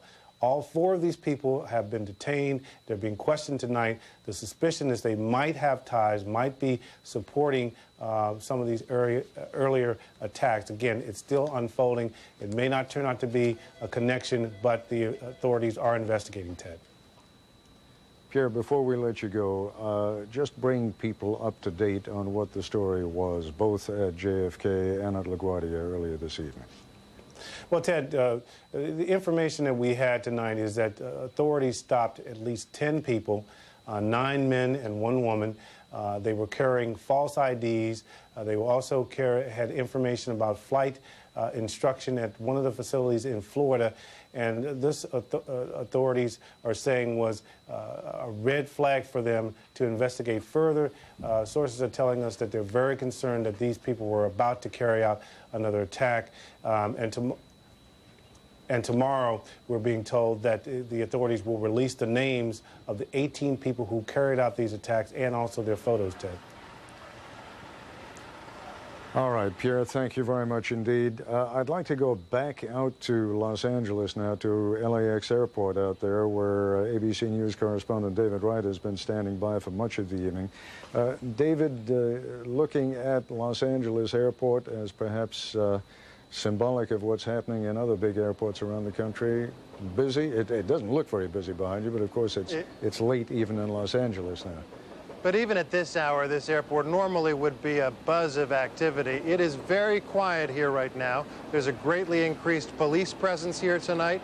But earlier this evening, we saw police officers riding their bicycles through the terminals. There aren't many passengers that they are liable to run into. Still, the security presence is heavy. This area where I'm standing is the central core of the airport itself, and private vehicles are not being allowed to come in here, even though some of the flights are running. Just give us a sense, David, of how different it is tonight from the way things normally are at LAX, with a particular emphasis on security arrangements, and how many flights have been going out of there this evening at all, and how many have been coming in? Airport officials tell us that by the end of the night tonight, about 100 flights will have either taken off or landed here at LAX. Normally, the flight load is about 2,200 flights. United Airlines, the place where I'm standing right here, is not running any flights right now at all. There are about 125 carriers that serve this airport, and it's really up to each of those carriers whether or not to fly. As for the security, it's going to be very different when people do come back and fly out of here. They're going to know that they cannot check bags here at the sky caps. They're no longer going to be here. And no longer will knives be allowed of any kind in any of the terminals. Also, the folks will notice that when you have an electronic ticket and you've been able to go up to the boarding gate with just your ID, that's not going to be allowed anymore either. You're going to have to stop at the ticket counter, and you're going to have to get a confirmation that you actually do have a ticket on that flight before you're allowed through the security gates. A lot of adjustments that we're all going to have to make over the course of these next few days and weeks. David Wright, many thanks. This day has been unlike any other at America's airport, and Atlanta's Hartsfield Airport was no different, as ABC News' Steve Osunsami reports. Minutes after the first passenger plane took off from the Atlanta airport, the city's police went to the top of each parking deck where the runways are in clear view and block the entrances. Less than an hour later, they cleared every parking lot adjacent to the terminal, reducing the potential threat reducing the worry. Everyone has to produce an ID. At baggage claim, passengers need ID to claim their belongings. Even at the food court, tighter security. Vendors no longer carry plastic knives. No knife. No knife. That's fine. Bob Hunter and Len McNabb got here this afternoon 6 hours before their flight to Salt Lake City. They're going hunting, but this time they left their rifles at home. This trip, we're going to hunt with rifles that are already available out in Salt Lake so that we won't have to deal with that check-in process. A much more complicated process. Curbside check-in no longer exists. The ticket lines are longer. So is the wait to pass through security checkpoints. Things will move slowly. We have new security procedures in place, and we want people to bring with them their confirmed reservations, tickets, and their patience. For now, no one is complaining. I'm in full agreement with whatever the government, the FAA want to do is fine with me. I don't care if I had to come to the airport 3 hours before. It's my life. As inconvenient as it is right now, things will only get worse as the airlines add more flights over the next few days, as the airports get up to speed. Outside, business as usual. Tearful goodbyes and the hellos that make the journey, however inconvenienced, however changed, worthwhile. Steve Osunsami, ABC News, Atlanta. And we're joined once again by former State Department counterterrorist official Larry Johnson and aviation law specialist Kenneth Quinn. Mr. Johnson, I gather you feel that whatever is being done or has been done still isn't enough. Well, we're misfocused. Number one, it's been characterized that the security system on Tuesday broke down. The fact is, it did not break down. The breakdown was not at the security screening checkpoints. I'm fully in favor of federalizing those, putting professional law enforcement personnel at those points, but we mislead the American public and the world to say the terrorists somehow got things through. They didn't. But at the same time, we now need to take the human assumptions about behavior out of this, and there are technological fixes that are now available, but it requires, one, getting security functions away from airlines. In the past, the airlines have handled the security checkpoints, and that, frankly, the airlines legitimately have a profit concern about costs, and that doesn't mix well when you're doing security. Well, I'm not sure who it was who earlier this evening, I don't even know if it was during this part of the program or whether it was while I was watching some of my colleagues earlier this evening, who somebody made the point that all these discussions about expense are made before an event like this. Right. After an event like this, you can see that those expenses would have been minor compared to what the airlines are going to have to pay now, the insurance companies are going to have to pay now, not to mention the biggest aspect of all, which is the human tragedy. And I think that's nonetheless, Ted, they're very significant nonetheless. I mean, the airlines with multi-billion-dollar fixed costs on average have about a 2 to 3% operating margin, which turns to a loss at any given time. And lately, prior to this tragedy, they were suffering hundreds of millions of dollars of losses. Shifting the costs of security, adding new security requirements, delaying passenger throughput at checkpoints all over the country, grounding fleets as we have right now, really does imperil the financial condition and vibrancy of our airline system. And it's going to be a very significant matter for Congress to intervene. They're talking about imposing additional user fees that can be passed along directly to consumers, probably refunding the Air Marshal program so that the passengers are paying directly for the additional security. And we're going to have to beef up checkpoints all over the country. But Ted, the system is fixable. And again, I'm on the record. I've got an article that was written back in 1995. And some of the same problems we're dealing with today continue. And there are real three basic fixes. Number one, we eliminate the double standard that exists between international security and domestic security. And it is clear in this case, these terrorists exploited one of those gaps. We didn't have air marshals. There was no chance of finding an air marshal on a domestic route. We have one set of security standards, a tough standard, a zero-tolerance standard across the board. Although that's got to be applied to foreign air carriers as well. We don't want to be in a situation of a competitive disadvantage Generally speaking, international flights are going to be the higher threat environment, generally speaking, going to the larger airports. But the important point here, I think, is that the actual attack is usually against the flag and the tail, the United States of America, not against those passengers necessarily, or against the United Airlines or an American Airlines. And so the burden really of defending that great flag falls to the United States government as well. They all play a role, but the U.S. government, Congress, really needs to step up to the plate and completely revamp and enhance our security systems all over this world. Focus, if you will, Mr. Johnson, for a moment on a point that I think Donald Rumsfeld made earlier on in Peter Jennings' interview with him, and that is that the terrorist always has the initiative. No matter, you know, I'm reminded of what someone from the DEA once told me. He said if you built a 10-foot wall around the United States to keep the drugs out, then the drug traffickers will simply build or come in with an 11-foot ladder. That's the problem, isn't it? No matter what kinds of defenses you institute, there are ways of getting around it as long as you are willing to lose your own life in the process. Right. Ultimately, if someone's willing to commit suicide, there is no perfect defense, and that's why you saw the Secret Service move the perimeter out around the White House, because what you're hoping is you will force them to trip the perimeter at some point. But that said, we do see through history that when you put security measures in place, it does reduce and change the behavior. Before we had walk-through metal detectors, you had armed hijackings of aircraft. And I was in a meeting with the Germans in the European Civil Aviation Conference. They made fun of us in the United States because of that. And yet in February of 1993, a Lufthansa jet was hijacked because the German officials used a hand wand. They didn't check an individual who had hidden a gun in his hat. That plane was en route to JFK. One of the issues we dealt with in the command center, and I was directing it at the State Department at that time, was the possibility of that plane flying into the World Trade Center, and it had fighter escort.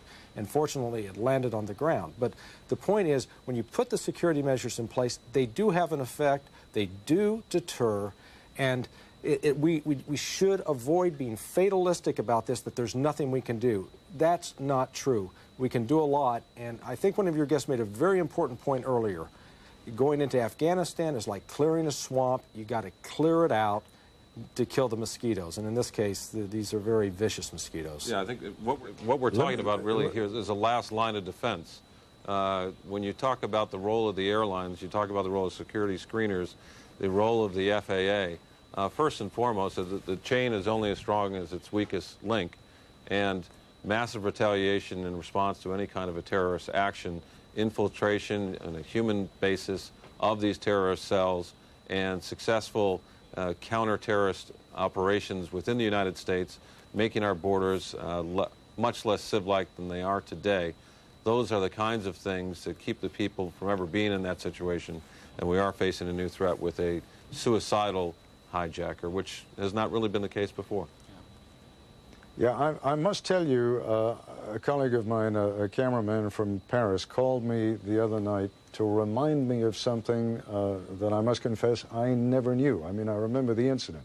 It was a hijacking that took place in 1994, and I believe the French authorities caused the plane to land at Marseille. I think it was an Air France airliner.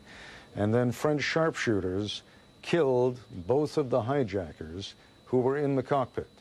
They found out later that the plan had been to fly that plane, excuse me, into the Eiffel Tower. So you're right, this hasn't happened before, but the plan has clearly been on the minds of some terrorists for at least 7 years. Any closing thoughts from both of you on this subject? I think it does illustrate, though, the point that previous hijacking incidents have led successfully to resolution of the crisis. I'm concerned about becoming cops in the cockpit. The notion that they are an Alamo that should be armed and trained is troubling to me, because flight crews really need to pay attention to the airworthiness of their aircraft. I would far rather have professional law enforcement personnel, air marshals, in the cabin defending against any attempted intrusion, so that the pilots are looking forward at the instruments, maintaining the airworthiness, because they could win the battle and lose the war. They can overcome the terrorists with a pistol, and yet lose control of the airplane and have the same dastardly result is what was intended. Ted, I have a very fundamental disagreement with Ken, because I'm not talking about having the pilot sitting up there toying with the gun. Ultimately, if you're going to prevent someone from taking over the cockpit, this is a last resort. This is a case when someone's beating down the door, trying to take over the plane. The pilots need to have an option other than just having a hand to shake when they come through. Just one last quick question to you, Mr. Johnson. You cited the Israeli example earlier on as an example of one that's been about as effective as any in the world. Do Israeli pilots have weapons in the cockpit? My understanding is that they do. And I think we need to avoid taking too many lessons from the Israelis, because they have such a small fleet, such a narrow range of threats to protect against. But in this case, they've looked very seriously at the issue of you don't want to let someone take control of that cockpit, because as we saw tragically on Tuesday, and nobody really ever imagined such a thing in such a dimension. You cannot afford that risk in the future.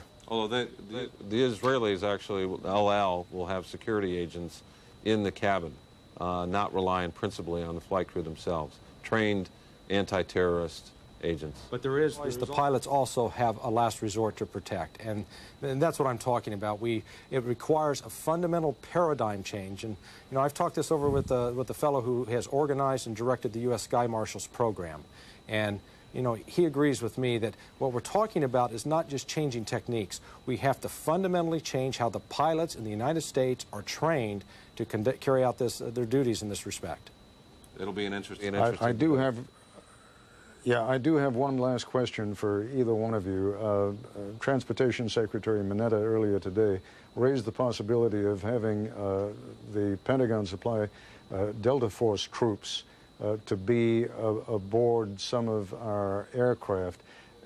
Now, clearly, these are well-trained men, but they are not trained as police officers. And I'd just like to hear what either one or both of you think about that idea. I tend to think that as an interim stopgap measure until we can get funded and deployed professional air marshals, we ought to be introducing on a confidential basis, our own armed forces personnel. I think the threat environment right now is significantly high enough that we ought to welcome those troops. Passengers will welcome those troops. It will help reassure the traveling public, and it's going to keep the terrorists on, I think, very shaky ground. Good short-term fix, but I emphasize short-term. Okay, gentlemen, on that note, let me thank you both. You've been most patient in staying with us this evening, and I'm very grateful to you. And now I'd like to send it back to my colleague Chris Bury in Washington. Chris? Ted, tonight in New York City, thunderstorms have moved in, hampering somewhat the rescue efforts underway. Earlier today, before this rainstorm set in, former President Bill Clinton went to visit some of the rescue operations and check in, and afterwards he chatted for a few moments with reporters. Let me just say a word for President Bush and his team. They are able. They have already found out, as all of you know, and as you have reported, a surprising amount of information. And I believe when they get the information, they will do the right thing. That's what I believe. And I think it's important for us to support them, not second-guess them right now. I know that we'd all like to have immediate satisfaction. Whether there can be immediate satisfaction depends upon who did it, where they are, who is supporting us, and what his military options are. So if it turns out that we all want it to be simple and quick, if it turns out to be complicated, difficult, and prolonged, we have to be willing to pay that price too. This is a long-term conflict with the organized forces of destruction. Not just the people who did this, but those who think like them. And we have to stay together as a country, and if we have to pay the price of time, that's what we have to do. I'm quite sure that when they conclude their investigation, the President will tell us what he found out, what he intends to do, and why. And I believe it'll be the right decision based on the available options to him. Mr. Clinton's wife, Hillary Clinton, of course, is now a member of the New York congressional delegation. It has been reeling since Tuesday's attack on the Twin World Trade Towers. Earlier this evening, my colleague Peter Jennings spoke with the junior senator from New York, Hillary Clinton.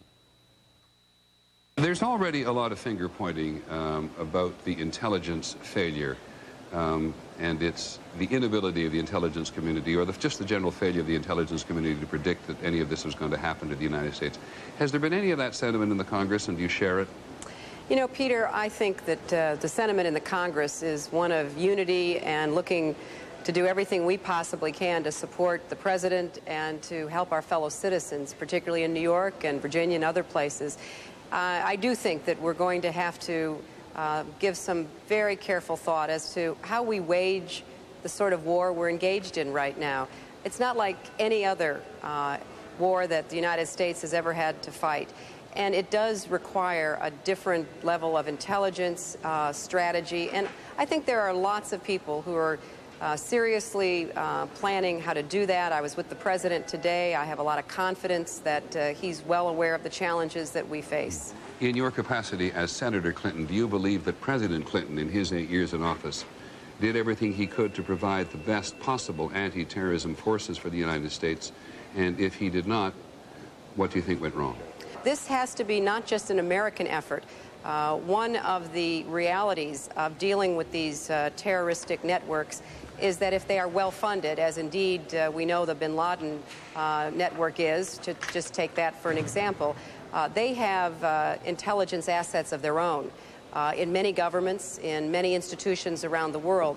I know that following the bombings in Kenya and Tanzania, the government of the previous administration was looking very carefully at every shred of intelligence to pinpoint the attack that was made on the bin Laden forces and encampments. How long a war against terrorism do you believe that Americans should be prepared for? I don't think we can answer that, Peter, and it's not because anyone's withholding any information. It's because we just don't know. Clearly, what we saw carried out on Tuesday was extremely well planned, well financed, led by people who are willing to die. That is a very different kind of threat. It's why I believe that we ought to focus on our homeland threats, the chemical, biological, nuclear weaponry, the kind of suicide actions that we saw. How long is it going to take? We don't know how long it's going to take, but I was convinced today that the president is certainly ready to stay the course no matter how long it will take. Well, you've talked of a variety of different kinds of threats to the United States, which leads me to this question. Should the Congress place any limits whatsoever on President Bush's ability or determination to pursue this?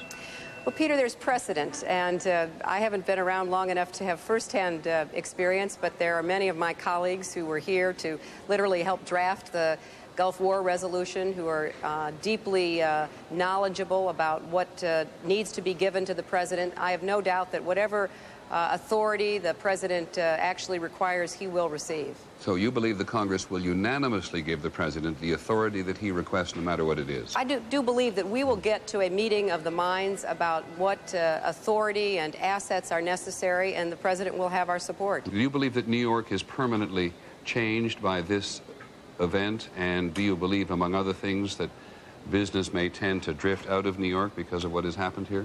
I don't believe business will drift, Peter. In fact, if anything, I believe that there will be many people who currently have businesses that have been shut down because of the attacks, and even others who will want to show their support.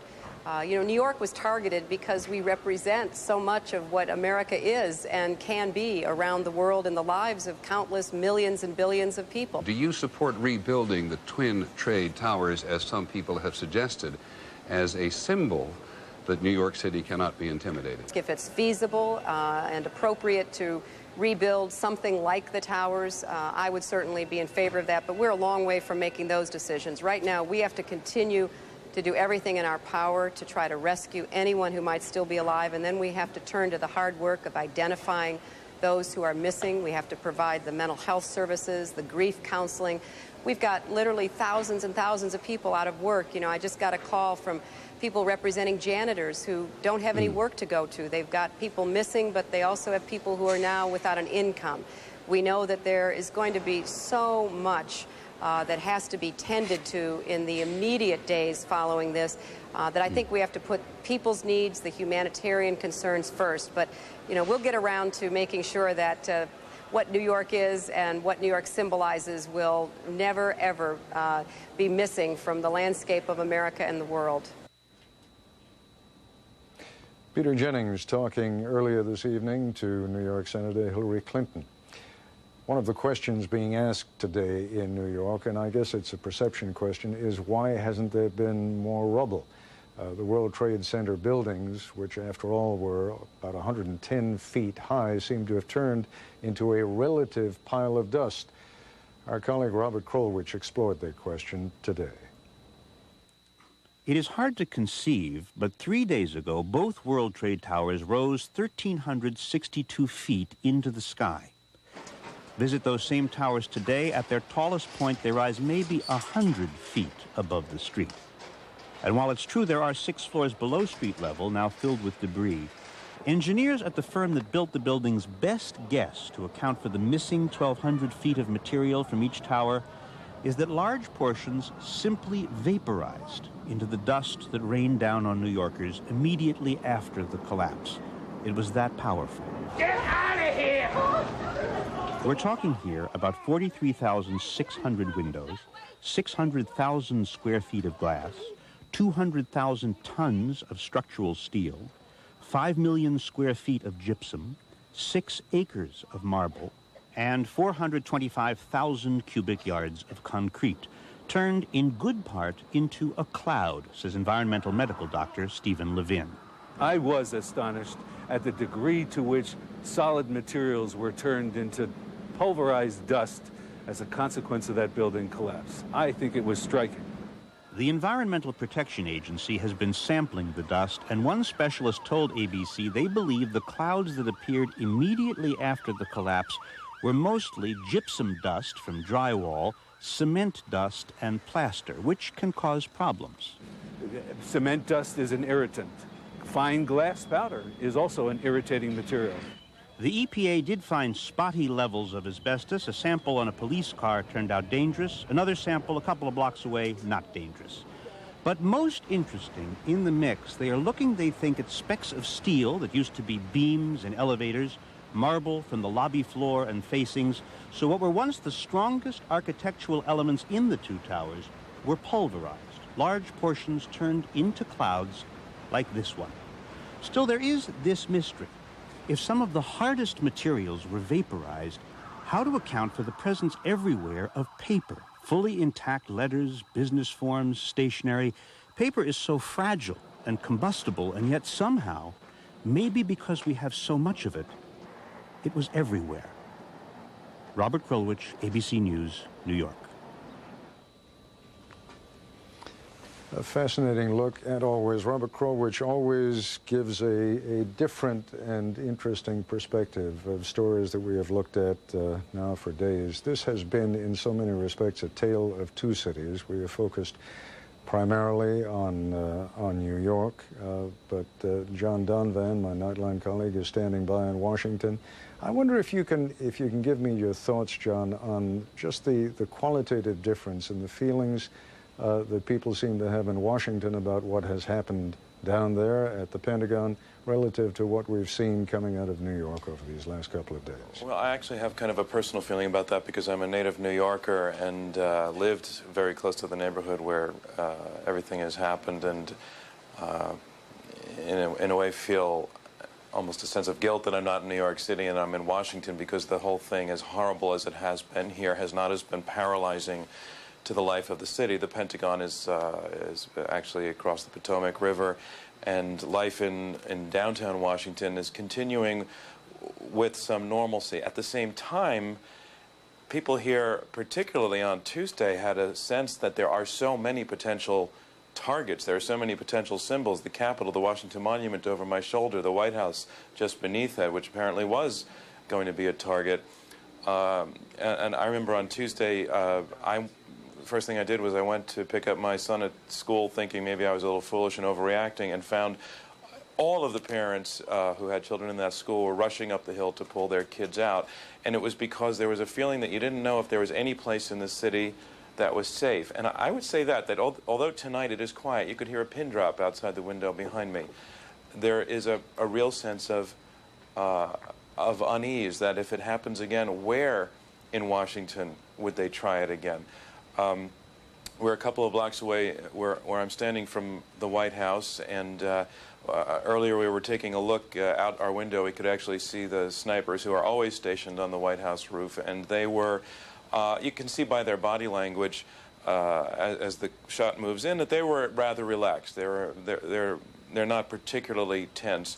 And yet, if we had been speaking maybe an hour ago, there were helicopters circling the area with searchlights looking in the park around the White House. And at that time, there was a real feeling of tension. Did they know something that we didn't know? So it's different from New York in the sense that it's quieter. It's like a baseball game versus a football game. There's a sense that something might happen. There might be tension, as opposed to this constant drumbeat and constant sense of disaster.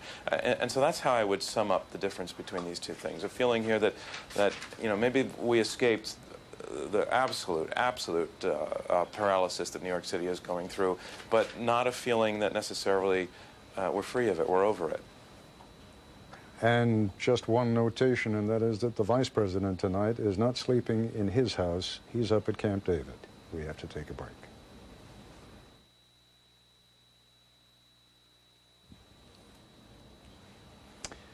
This is Ted Koppel reporting tonight from London. I have been stuck here, as have so many thousands of Americans who have been trying to get back. And indeed, I should point out to you an aspect of the story that understandably has not been getting as much attention back there in the United States. But the British Prime Minister Tony Blair has announced that the British government estimates that at least 500 of its own citizens may have died in New York as a result of the airplanes crashing into those two towers. When the British say that they are standing shoulder by shoulder with the United States, they mean it not only as long-standing allies and friends of the United States, but as people who are themselves experiencing the same kind of pain. I want to go to begin this segment of our broadcast, however, by going back to our Justice Department correspondent, Pierre Thomas. And Pierre, would you bring everyone up to date, both those who have been watching this broadcast and those perhaps who have just joined us? Bring us up to date on the latest development in this unbelievably bizarre story. Apparently, there was another effort, not just one, there were two other efforts tonight to hijack yet two more airliners. Take it from the top, if you would, and tell us whatever new information you've been able to gather. Well, Ted, tonight the FBI and officials at LaGuardia and also JFK stopped a total of 10 people, 9 men and 1 woman. And we're told by sources that they were armed with knives. They also had false identification. Also, we're told that they had flight instruction information similar to those of the attackers who flew the attacks earlier this week, Ted. So the theory and the fear is that they were about to mount more attacks today. The FBI, we're told by sources tonight, continue to look for additional associates. Also, there's a possibility, some officials are very concerned that there could be additional hijackers planning more attacks, Ted. We talked, Pierre, as you know, to a couple of the passengers who were on one of those airliners, and apparently it was quite a dramatic scene. Again, we have to assume that there are always people who are joining us later in the evening, and people do have other lives. Tell them what happened. I mean, it was quite dramatic. Well, one of the witnesses told us tonight, Ted, that these people came onto the aircraft. Everyone was planning to leave as scheduled. Then there was a dramatic scene when authorities came onto the plane, and they had a struggle with at least a couple of the suspects, and then they were escorted off. The people on the plane were not allowed to leave until the situation was under control. And again, sources are telling us that the fear is that these people were planning to hijack the plane and perhaps try to crash those planes into other parts of the United States. It's unclear exactly where they were headed. Yeah, quite a dramatic scene. I gather as many as 20 uniformed SWAT team members charged onto the plane and subdued At least 2, maybe 3, possibly even 4 people on that plane.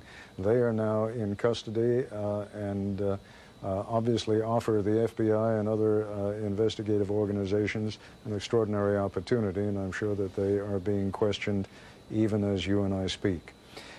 Pierre, I thank you. It's been a very, very long day for you, and it is just after 2 o'clock in the morning on the East Coast, just after, that would make it just after 11 on the West Coast. Here in London, we are already into Friday. It is 5 after 7 in the morning here. New Yorkers are often portrayed as a tough, steely bunch, but after a monumental catastrophe as the one which struck Manhattan on Tuesday, it really didn't take long for the emotions to pour forth. Here's a report now from ABC's Bill Blakemore. The grieving or frightened family members and friends of the missing lined up around the block all day at Manhattan's 26th Street Armory. We're just trying to think for the best. We just hope that he comes alive. That's our best wishes for him. They were waiting to see lists inside with the names of people treated in hospitals or whose bodies have been identified in the emergency morgues. Most of those we talked to told us of their hope. I'm still optimistic. I am. I have to remain optimistic. You see hope. The people go in and walk in, and you see hope, and it's good. For many, there was no information, no name on the hospital or the morgue lists. A number pleaded with the media to spread word of their missing loved ones, many of whom were last seen or heard from on high floors of the trade towers. Michael Rodriguez is looking for his sister, Lisa King, mother of 2. I don't know if I have anticipation anymore. It's just a matter of, you know, closure. Just need closure, you know what I mean? And I'm sure that's the way a lot of families are feeling right now. Psychiatrist Mark Novick has been counseling family members and rescue workers. About it, the sooner they're able to express their feelings, the better off they are able to deal with it.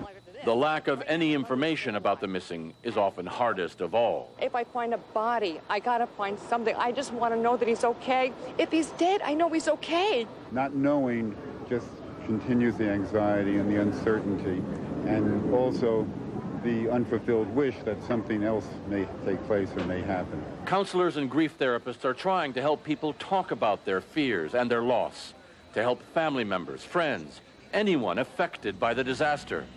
Psychiatrist Novick says that with this disaster, that's most everyone. I think at this point, millions of people have been involved in this. I don't know what the aftermath is, but it's obviously many people are going to be recalling this forever. Bill Blakemore, ABC News at the 26th Street Armory in Manhattan. Earlier this evening, I debriefed 3 of my ABC News colleagues. We have an extraordinary investigative unit. Our chief investigative correspondent, Brian Ross, John Miller, who for years worked with the New York City Police Department, has extraordinary connections with the police there and in other parts of the country, and Pierre Thomas, our Justice Department correspondent. We sat down and talked about what has been happening today and where the investigations are going. Let's take a look at part of that conversation. Well, what they're telling us so far, Ted, is that they're making great progress. We were informed today by the Attorney General, John Ashcroft, that they have identified 18 suspects who carried out the attack. 5 on 2 flights, 4 on 2 other flights. They are expected to release the names and photographs of these people as early as tomorrow. The other thing that they're telling us on background, Ted, is that they're getting more and more information about just how sophisticated these operations are. Some of the information includes that some of these flight training programs that they participated in cost between $19,000 and $25,000 per course. That is why you're seeing so much emphasis on these flight training schools. And they're saying, again, with that kind of financing, these people were in place and working to carry out these attacks for quite some time, Ted. Who is it who goes to these flight? You know, obviously people go to flight training school because they want to become pilots, but to become a commercial pilot, is it enough to go to one of these flight training schools, or wouldn't that in and of itself raise certain questions about who these people are and what they're doing? Well, Ted, one of the officials I talked to today said, look, one of the things they're quite interested in is why this didn't raise any red flags, that a number of these people were coming in wanting training with this much money to spend, and quite frankly, Ted, the source said that he was just dumbfounded that no one saw any red flags about this and that the federal government had no idea that this type of training was going on in so many different places around the country. We're told that there are at least 3 flight attendant schools, flight training schools that were involved in this, at least 3, 2 in Florida and 1 in Minnesota, Ted. Brian Ross, what is it that you've been able to discover about, and when I say discover, we have just learned, in large measure due to the reporting of John Miller, we've learned now about 2 further efforts this evening, one at JFK and one at LaGuardia, apparently to hijack 2 other American planes. Is there any indication that you're aware of just how many other people might still be out there? Does the FBI have any sense of that at all yet? Well, Ted, the FBI, since the hijackings on Tuesday, began examining the passenger list of all flights that were supposed to take off on Tuesday, already aware then, it seems, that it might be other hijackers who did not carry out their missions. They have been tearing through South Florida, towns Coral Springs, Vero Beach, Deerfield Beach. There were 2 raids conducted there tonight. Over on the West Coast in Venice, Florida. This seems to be a hotbed of activity going back to June of last year, the month that Elian Gonzalez was returned to Cuba. At least 2 of the people who have been identified as on board the flights that crashed into the World Trade Center had begun their pilot training then. And one thing I want to add to what Pierre had said, there is a report tonight out of Minneapolis that several weeks ago the FBI detained a man who had applied for flight simulator training in Minneapolis in large jets because they became concerned about what he was doing. They detained him and held him for deportation proceedings, let him go, and then after Tuesday's attack by the aircraft and the hijackings, he was re-detained. He is said not to be cooperating with authorities. I was going to come back to John Miller now, John, and I'd like you to take us back to something that you were telling Peter Jennings earlier this evening. And that has to do with the way that Osama bin Laden, as you put it, I think, likes to tweak the West, particularly the United States, by giving some sort of advance notice. Tell us that story first, and then we'll come back to a piece of tape that we have here in London. Well, it's something that I noticed early on, and something that intelligence analysts have discussed at great length, which is bin Laden seems to have a pattern before he pulls off an attack, if you accept the idea that he's responsible for the things the government says he is, of foreshadowing the attack with a message. Essentially, instead of claiming credit after the attack, as terrorist groups have done for years, he seems to put himself center stage ahead of time to foreshadow what is to come. Before the embassy bombings, he did the interview with me that we ended up airing on Nightline, which essentially introduced him to the American public. Before the bombing of the USS Cole, just weeks before it, he released a video where he said to his followers, "We've been doing too much talking. Now is the time for action. Prepare to fight." And in that video, strangely, for the first time, and he hasn't done it since, he wore traditional Yemeni garb with a Yemeni dagger stuck in his belt, almost as if he was giving subtle hints in a strange way. After the Cole bombing, he sent another video showing himself at a party for his son's wedding to the daughter of his military chief. And then, just 3 weeks before this latest attack, which he hasn't been officially connected to, but authorities have conceded he's the leading suspect, he released a video saying America should get ready for a big surprise, and that it was time for the Muslim youth, a call to arms to get ready to fight. And that's what I wanted you to lead us to, because one of our very perceptive producers here, Robin Weiner, recalled that in point of fact, we have that piece of tape. And what I'm going to do now, because it involves an interview by a correspondent from the Middle East Broadcasting Company, who apparently was invited to meet with Osama bin Laden, and he does a voiceover in Arabic. I'll give you a brief translation of what it is he's saying, but let's just take a look at that tape now.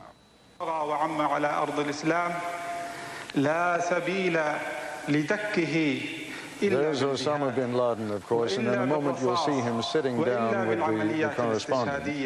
and I will read you part of the Q&A that took place between them. Following strict security procedure and meticulous body search, says the correspondent, we were allowed to meet Osama.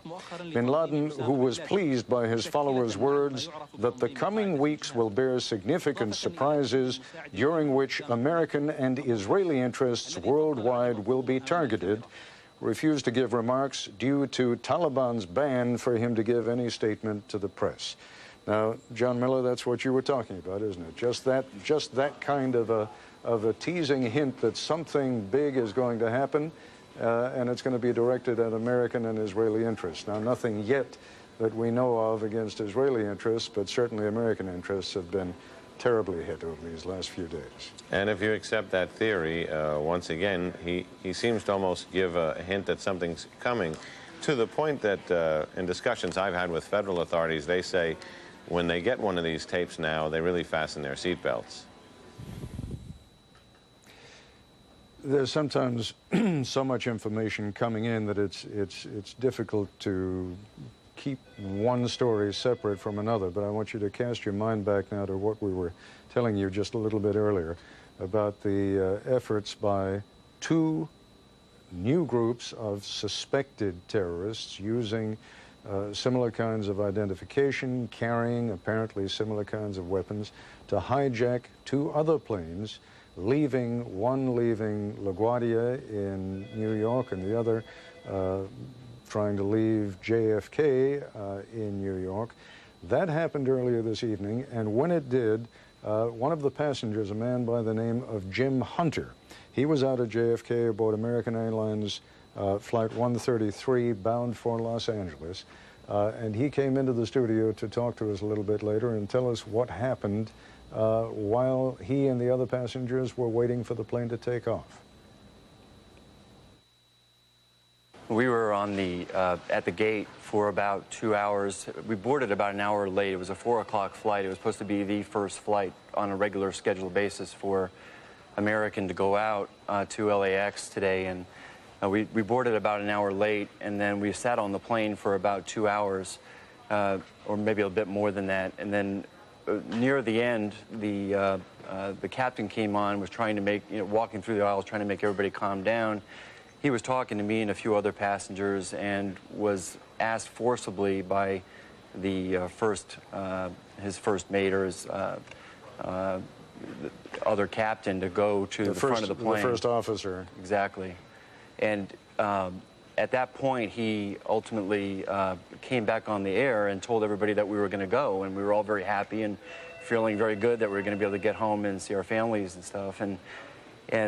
But about 10 minutes later, the door was still open, which is unusual, and literally a few minutes after that, about 20 or more police officers, many in SWAT gear with large guns, all unholstered and looking down the aisles, screaming at everybody to go and hit the floor, and we all hit the floor. And meanwhile, there was a commotion going on behind me, about 4 or 5 rows behind me, where they were subduing a passenger. And he was definitely resisting and trying to fight off, but it was obviously worthless given how many policemen were on the airplane. And then 2 other passengers that were right in front of me were ultimately asked to go with authorities as well. They were taken to a galley, handcuffed, and then led off the plane from the front as well. So there was quite a bit of commotion, followed by dogs and looking for bombs and everything else before they would allow us to get off the plane. Well, when you say allow you to get off the plane, no chance that plane was going to leave tonight. I guess you were all escorted off the plane. But let me just turn back to John Miller again for 1 second, because, John, this sounds so remarkably similar, almost identical to what we heard from the other passenger who was on the flight that was leaving from LaGuardia. I just want to be sure, we are talking about 2 different flights here. No, I believe that he was on the same flight from Kennedy. Okay, so this is a description then of what happened at the Kennedy flight. Do we know what happened at LaGuardia? Did police or SWAT teams board that plane, or were the arrests made before the men could even board that flight? I don't have those details here. All right, Mr. Hunter,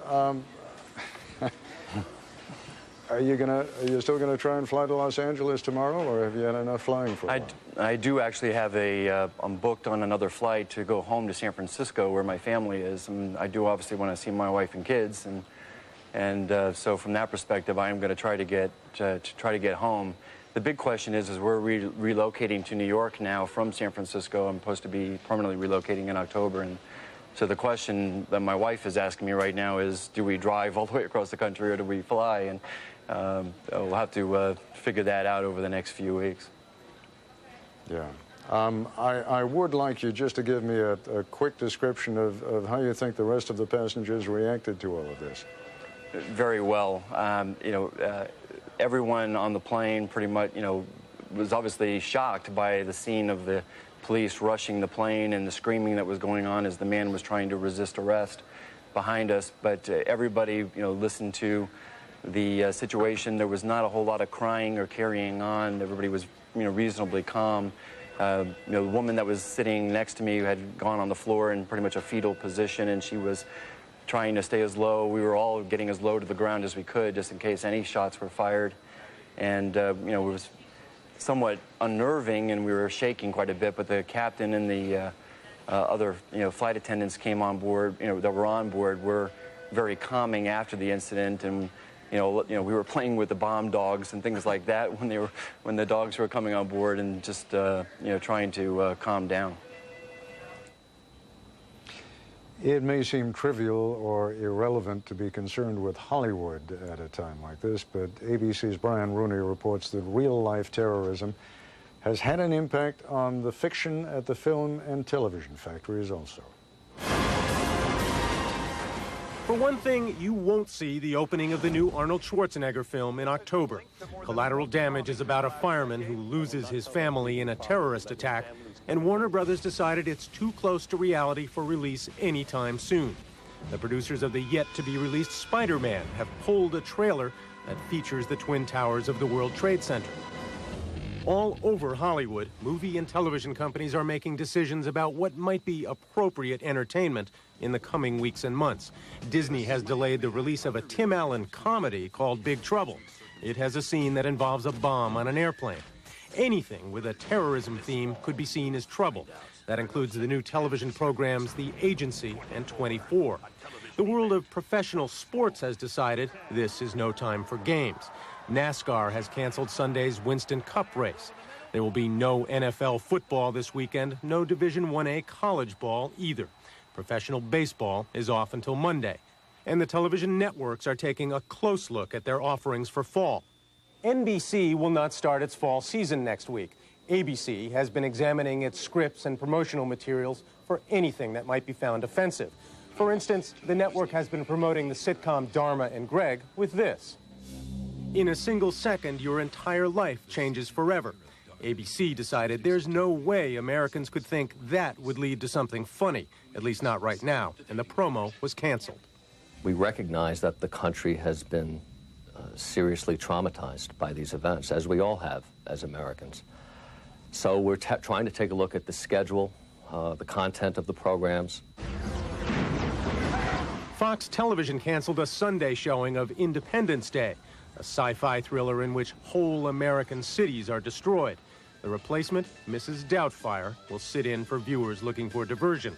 HBO has canceled all advertising and promotion for its fall shows. No full-page ads for the World War II epic Band of Brothers, which they had been heavily promoting. An HBO spokesman said that anything that looks like doing business as usual looks trivial. There is also an immediate economic impact on the television networks, which have gone to 24 hours of news coverage without commercials. By some estimates, broadcasters are losing $100 million a day, and they were having a soft year already. Movie producers face big questions. Do they shoot movies overseas in the coming year when there's talk of military action? Will they even be able to get financing and insurance? And when there is a return to normal times, there could be changes in the use of violence in movies and television. This week is a seminal event. It's one of those mind-bending events that will change the attitudes of a generation. And I think that's why you're going to see a rethinking of content throughout the entertainment business worldwide. Some of the changes have happened already. Brian Rooney, ABC News, Hollywood. It really is true. Things that you could cover in the movies, subjects that you could focus on the movies. Curiously enough, you could only do because they had not happened in real life. And now that they have, nothing is ever going to be quite the same again. That on-again, off-again fire at the Pentagon, for example, broke out again tonight as rescuers continue their efforts. ABC's Jim Sciutto is outside the Defense Department. Jim, I take it no one is directly threatened by that except possibly the firemen, but why don't you bring us up to speed? Well, Ted, the Pentagon tonight actually looks something like a Hollywood set lit up by these super bright Hollywood-like lights, but of course the scene here depressingly, absolutely real. The death toll 190, or the number of missing presumed dead 190. We did see a fire hose going about an hour ago for the first time in quite some time, but the rescue workers telling us that the fire has not, in fact, started again. It did flare up last evening about 9:45 Eastern Time, several hours ago, lasted about an hour, and then they put it out again. But again, fire and rescue workers telling us that at the time, although there were rescue workers in the building when the fire flared up, they were not in danger. The fire on the 4th floor, rescue workers were down on the 1st floor. They were taken out, but they went back in about an hour later, Ted. Jim, you and I have flown over that building so many times when you fly into Reagan National Airport. And I must say, from the air, it always looked so indestructible. And I've been kind of shocked to discover what a fragile building it really turns out to be. Old, wooden in some places under that roof. That's one of the reasons that the fire keeps going. Have you made your way through the many corridors of the Pentagon since the fire? I mean, how has it affected the rest of the building? Well, about half the building is still closed. We saw yesterday guards with M16s blocking the parts of the building that you're not allowed to go in at this point. But, you know, I've heard constantly referred to here the fact that the building, though old, and as you mentioned, parts of it made out of wood, a tile roof, for instance, still, though, very strong. 2-foot thick walls, 2-foot thick floors that officials here think made a difference in perhaps even minimizing the damage, that perhaps a weaker building, the damage would have been worse. Where would the chiefs of staff, for example, have gone in the event of a more conventional war? Let us say that some foreign enemy was expected to bomb that building. It now does not look as though it would have sustained very many bomb hits particularly well. I mean, am I being unfair here? I don't think you're being unfair. What we do know is that the more sensitive parts of the building, perhaps the higher-ranking officials, concentrated in the centermost ring. As you know, 5 rings in the building.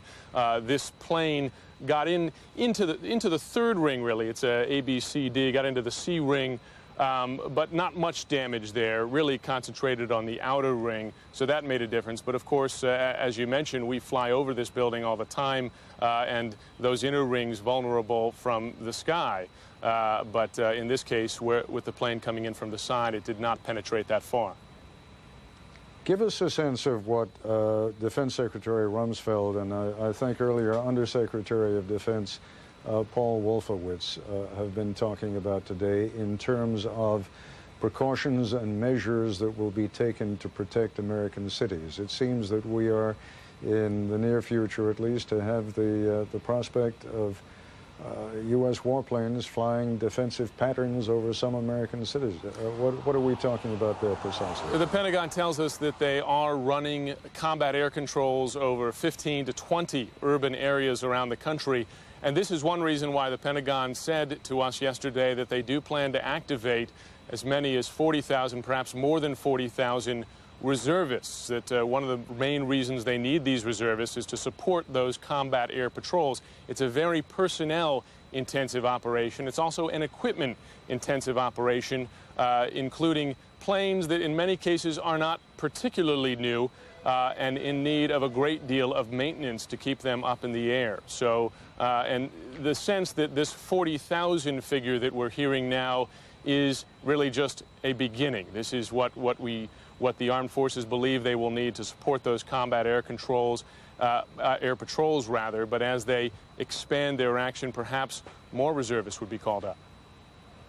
You know, it's amazing, Jim, but sometimes the issues that dominate our headlines and seem to dominate the considerations of the administration only a few days ago now seem to have been shunted aside altogether. And if you have any thoughts on the subject, we were, after all, for these last few months,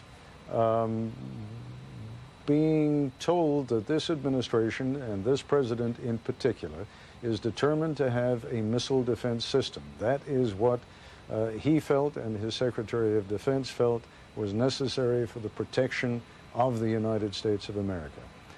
And now here, of course, we are confronted by a total surprise, by someone hijacking, someone armed with a box cutter, hijacking a plane and flying that plane into the Pentagon and flying another plane, another two planes into the Twin Towers in lower Manhattan. Is this going to do anything to affect the debate which was raging only a few days ago over a missile defense system? I think without question, because one point that critics had often made of a anti-missile shield was that perhaps the greater risk is from more mundane threats, that terrorists today have other ways of damaging or causing damage inside this country. They could drive a bomb, a truck bomb, up next to important buildings. They could drive materials, even perhaps weapons of mass destruction in the worst case, across the border. No need to build a missile and launch it against the states. That's a point that critics have made. Clearly, as you know, Congress is willing to spend money, $20 billion, to at least initially talk about anti-terrorism efforts. That's just a first figure. Whatever is going to be needed in the short term, I think the question of the missile shield is one that is more of a long-term question.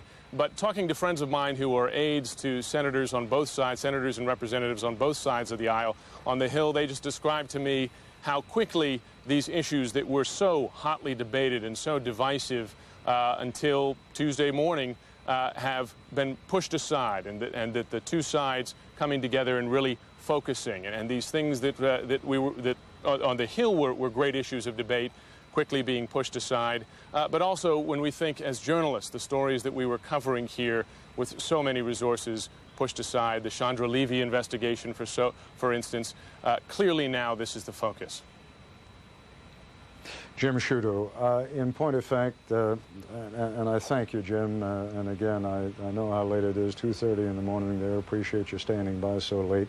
I want to turn to Chris Bury in Washington once again and pick up really on the last point that Jim Sciutto was making, and that is this is not a time of much debate in Washington. Indeed, it doesn't even seem to be a time of much debate within the United States, at least for the moment, on the issue of how the president is doing and what he should do next and whether he can expect American support. And Chris, you were telling us earlier about a new ABC News poll. Bring us up to speed on that again, would you? Ted, there's no question that Americans are unifying behind the president and the administration in an extraordinary way, even though we should point out that at times of war and national crisis, there is always an effect that pollsters call the rally round the flag effect. But the new ABC News poll conducted tonight shows overwhelming support for the president of George Bush and for an American military response. The president's overall job approval ratings, 88% approve of the way he's doing his job, 12% disapprove. Those are the highest job approval ratings of any president since the ones Mr. Bush's father enjoyed during the Gulf War. On the president's response this week, the numbers are even stronger. 91% approve, 7% disapprove. On the question of a military response, should the U.S. take military action even if it means war? 86% support, 11% oppose. When you probe a little deeper and ask Americans if the U.S. should take military action even if there are large numbers of American casualties, the numbers drop but just a little bit. 69% still support military action, 26% oppose it if it means many casualties. Finally, the national mood as Americans look ahead. Do they expect war? 66%, a full two-thirds, say yes, 30% no. As we mentioned, the poll was conducted tonight, earlier this evening. A random sample, 600 interviews, margin of error plus or minus 4, but it's not at all a close call. Americans do approve of President Bush's performance in this crisis. They do support military action, and they do expect war. Ted? Chris, I was reminded when you talked about the extraordinary support that President George W. Bush is enjoying now, I was reminded of the extraordinary support that his father enjoyed. In fact, it was the highest, they were the highest poll numbers that he ever had throughout his presidency.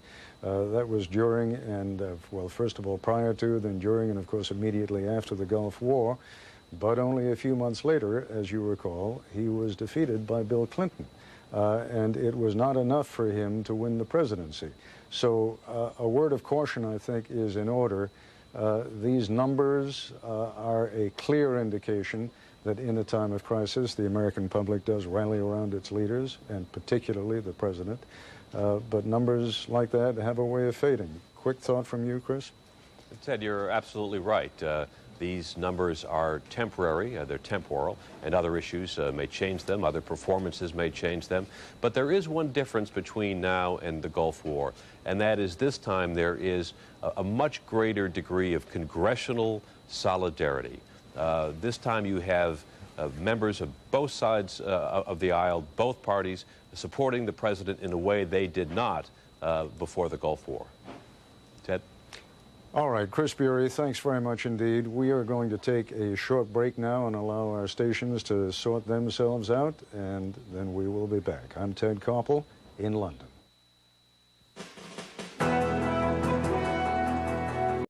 This is an ABC News special report.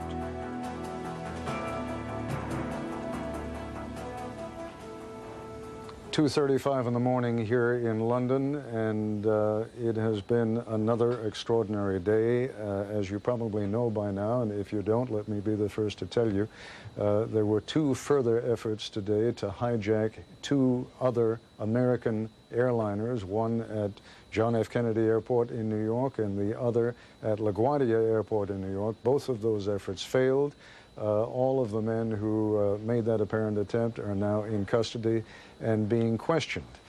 How to sum up a complicated, emotional, and confusing day? It is not an easy assignment, but whenever we have a particularly tough assignment like that, we give it to my Nightline colleague, John Donvan. Security in our airports. Today, it was back and forth, offense and defense. Offense, the president again speaks the language of war. But now that war has been declared on us, we will lead the world to victory.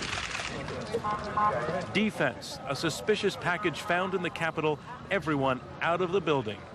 Well, they have just evacuated the Capitol, Peter. We don't know the reason, whether it's anything legitimate or not. Of course, as you've been reporting all day long, there have been bomb scares everywhere.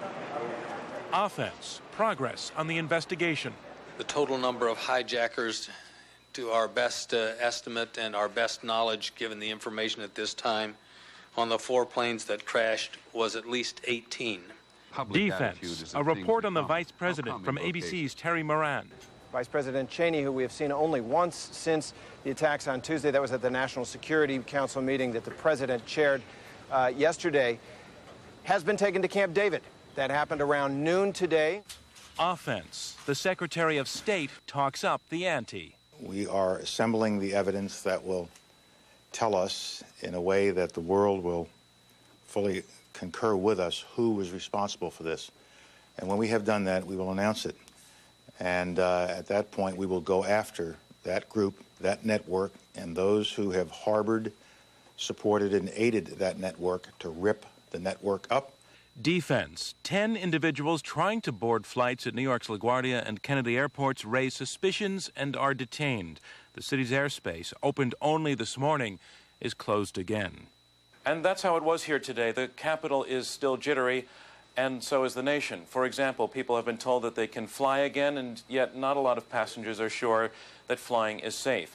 On the one hand, there is a deep sense of mourning for The lives lost now estimated to be settling in around 5,000. On the other hand, there is a deeper sense of resolve, particularly among government leaders, that whoever did this must be made to pay for it. The question remains whom? Piecing together evidence to answer that question, investigators today came across the flight recorder that went down with United Airlines Flight 93 in Pennsylvania. They have also heard a ping from the flight recorder buried with the jet that crashed into the Pentagon. In Germany, meanwhile, police are following up leads provided by the FBI.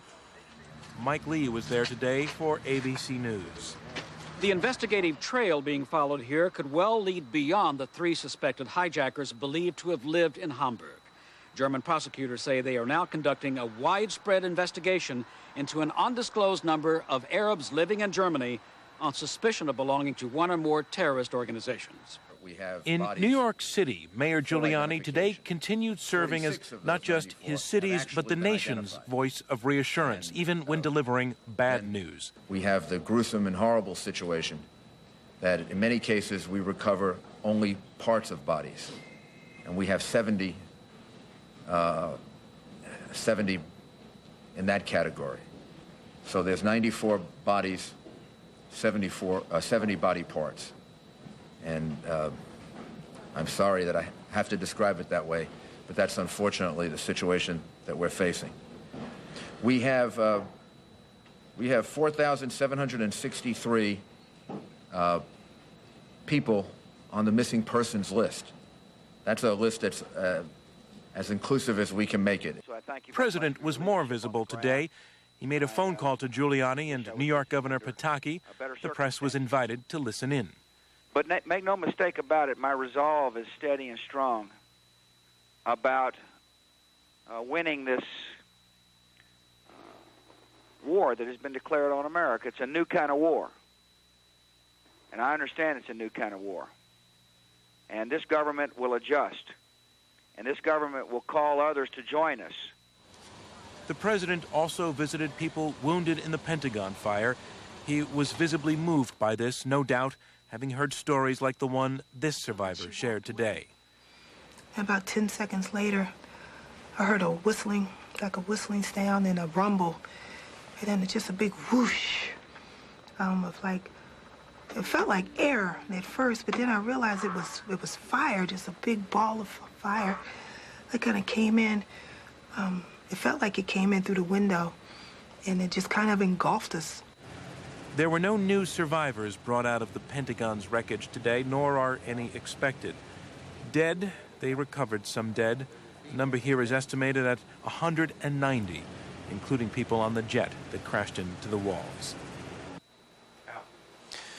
Ted, overall, I know that at one point today, the Queen of England on your side of the ocean asked for the Queen's Guards who performed the changing of the guard actually to play the Star-Spangled Banner, and I just wanted to mention, because I think at some point later in the broadcast we're going to be seeing that, I just wanted to mention that whenever that has been shown in our newsroom, and I think whenever any American has seen that footage, and it's been played several times today, people just really choke up. I guess I'm just passing that back across the ocean to you, that gesture by the British today has been enormously effective and enormously appreciated, and it goes a long way to talking about just how much people here need to feel a sense of sympathy, and that the sense of community that you hear people talking about in this broadcast is real, and to know that it's global is just enormously appreciated.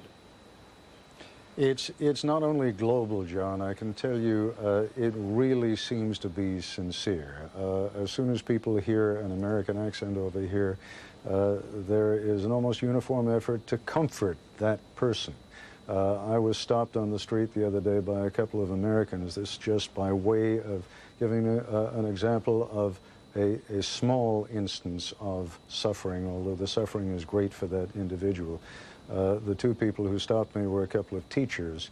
They are over here in London with a group of their students, are unable to get back to the United States, but they had come to the U.S. Embassy to try to get this one young student out because his brother is among the missing at the World Trade Center. They hadn't been able to get him out. There are many such cases over here, And as I think I said earlier this evening at some point, the British themselves have endured enormous losses.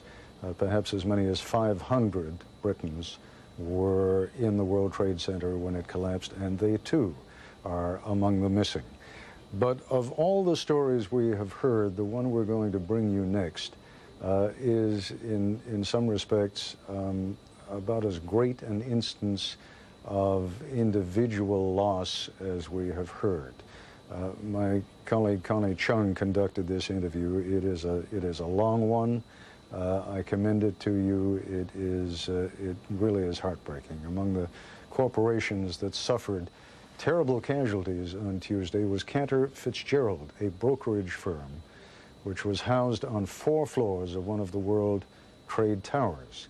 700 of the 1,000 employees are feared dead.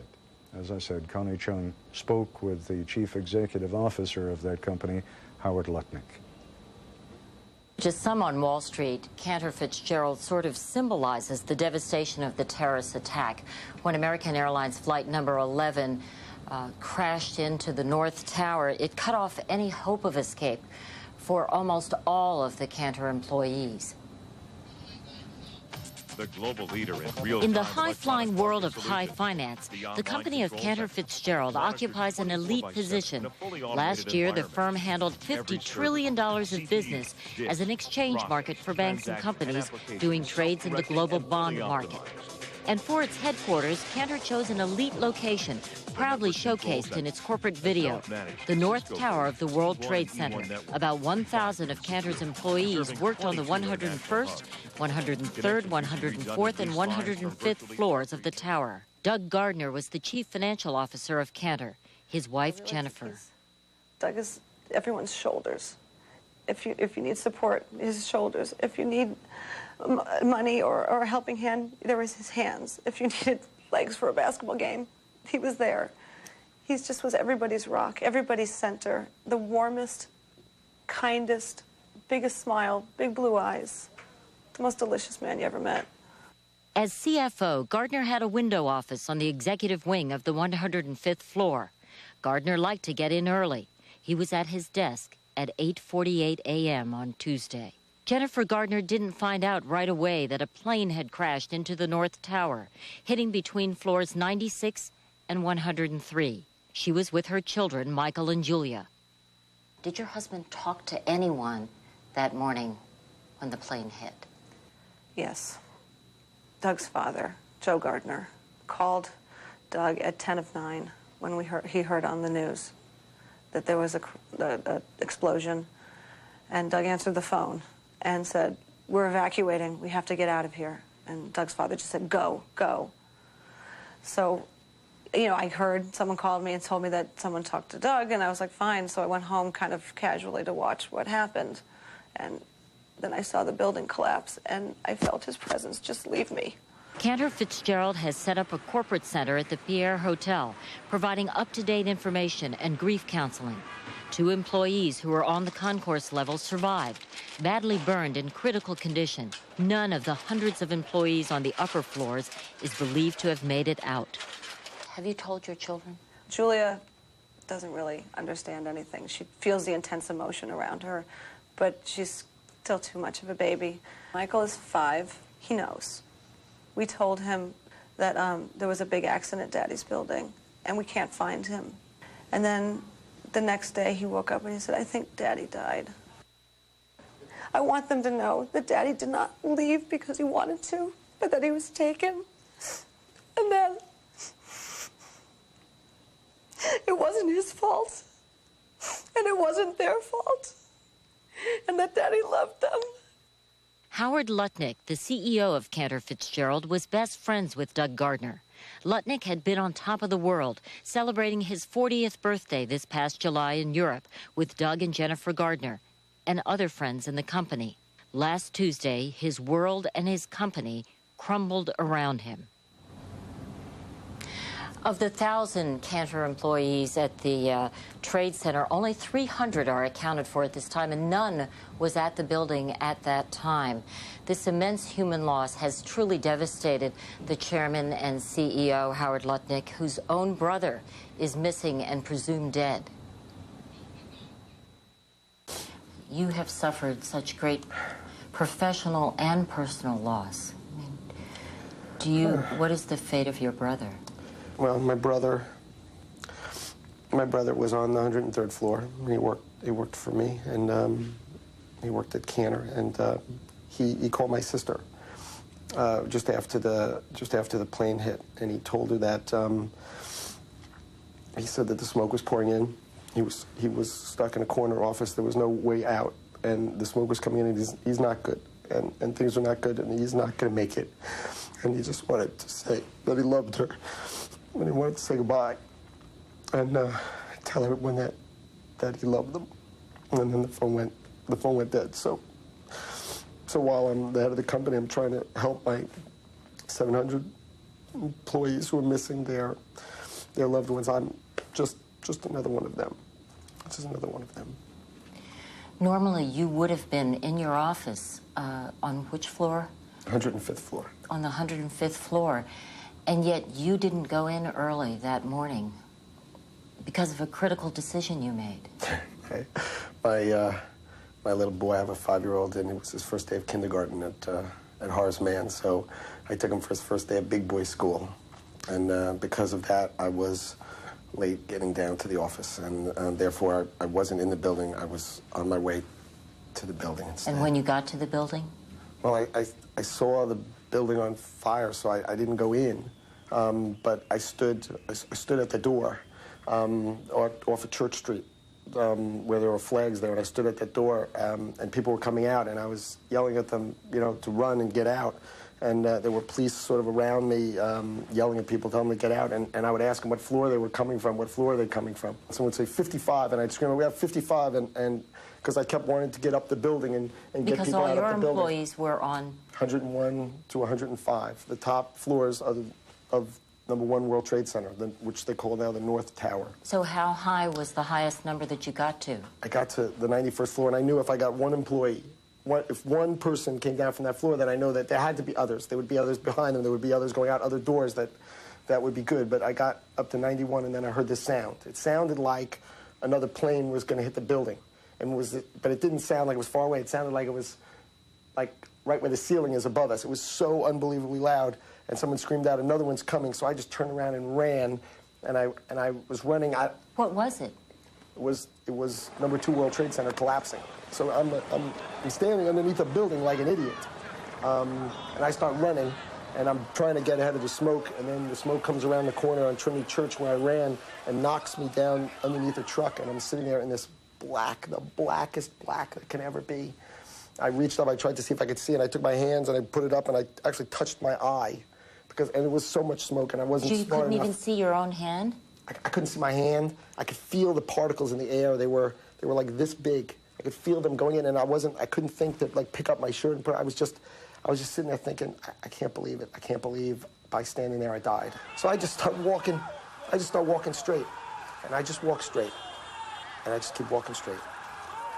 And I called my wife 4 hours later, and she was hysterical crying, and so I understand why it took lots of people a long time. I'm a pretty together person, and 4 hours I just walked north. I just kept walking. One of your other offices had a squawk box open, and the other offices were able to hear the screams. Is that true? I don't know that they heard. It is true that we have a squawk box. Yeah, we have a speakerphone because all our offices are connected in our equity business. They're all connected to each other because they talk to each other all day, and they heard them saying, we need help, we need help, we need help. It wasn't screams. There was nowhere to go. You couldn't go down. You couldn't go up.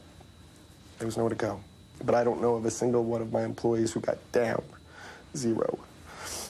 And it's really sad. But I think we're all pulling together with a view that we want to make things happen for them. We need to take care of them. We need to figure out how to take care of them and give them more, take care of them. And I think it's going to be a different kind of drive than I've ever had before. It's not about It's not about my family. I get to kiss my kids. I get to kiss my kids tonight. But other people don't get to kiss their kids. And I just have to help them. And I think what's amazing, and I think it's amazing, you have 300 people. They lost all their friends. They lost the person to their left. They lost the person to their right. And they call me up and they say, I want to go to work. I say, why do you want to go to work? Let's just go to funerals. And they go, no, I want to go to work. I can't stay home. I can't stay home. I have to work. I have to do something. And so they actually wanted to try to figure out how to be in business. It's unbelievable. It's crazy. It doesn't make any sense. But the reason they want to be in business, and there's only one reason to be in business, is because we have to make our company be able to take care of my 700 families.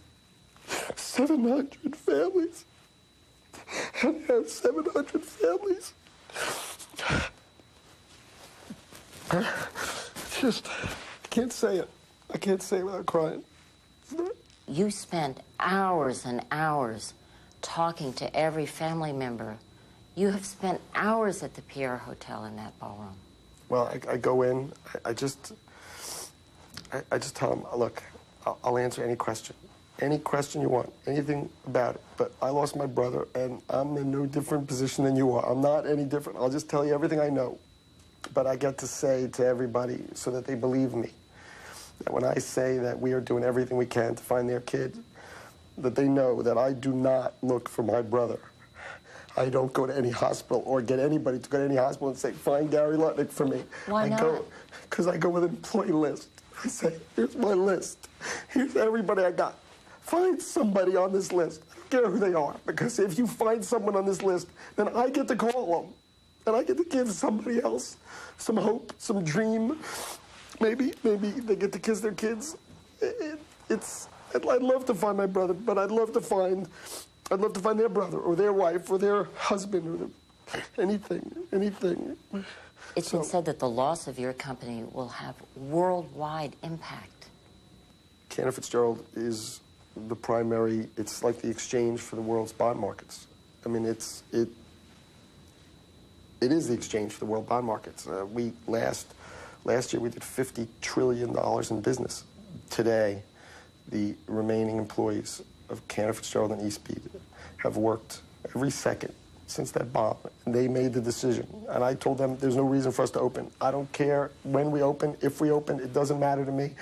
And they collectively, 250 of them, collectively voted that they were going to open the markets. And this morning, at 7 a.m., those people opened for business, not to make money, but they did it because they thought if the Fed and the Treasury wanted it to be open, and it was important enough for them to show strength for America and for these markets, then they were going to do their damnedest to get it open, and they did. And I voted against it. I said, why? I don't want you to work. I want you to go home and kiss your kids and hug your families. But it's them. They wanted to do it, maybe for themselves, maybe for their friends who they lost. But so right this second, our electronic systems are running around the world, and it's, I don't know, maybe it's a miracle. Maybe it's because these people are just, they're unbelievable. They're the best. Maybe they're the best because they had an incredible boss. I think it goes the other way around.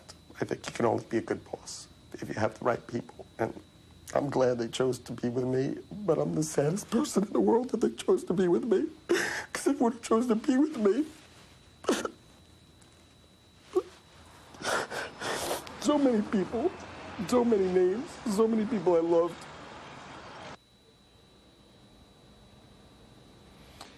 $700 people missing out of a company of 1,000.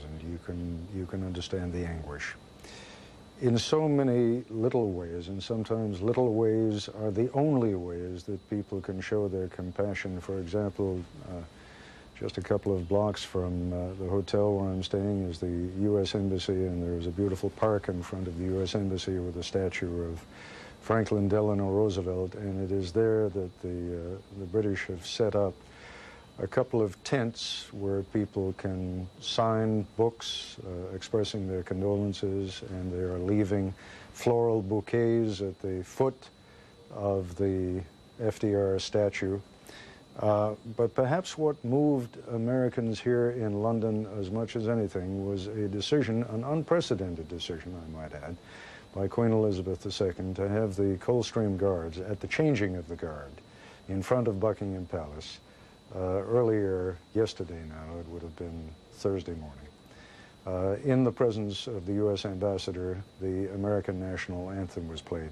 John Donvan referred to that before. You just need to look at it and listen.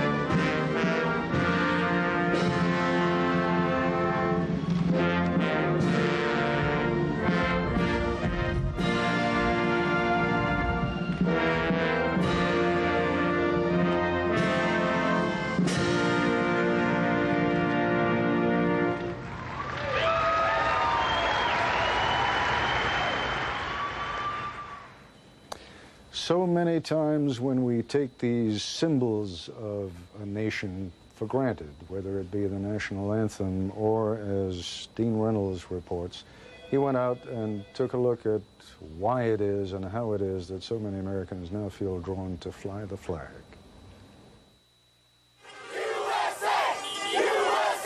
From the sidewalks of this country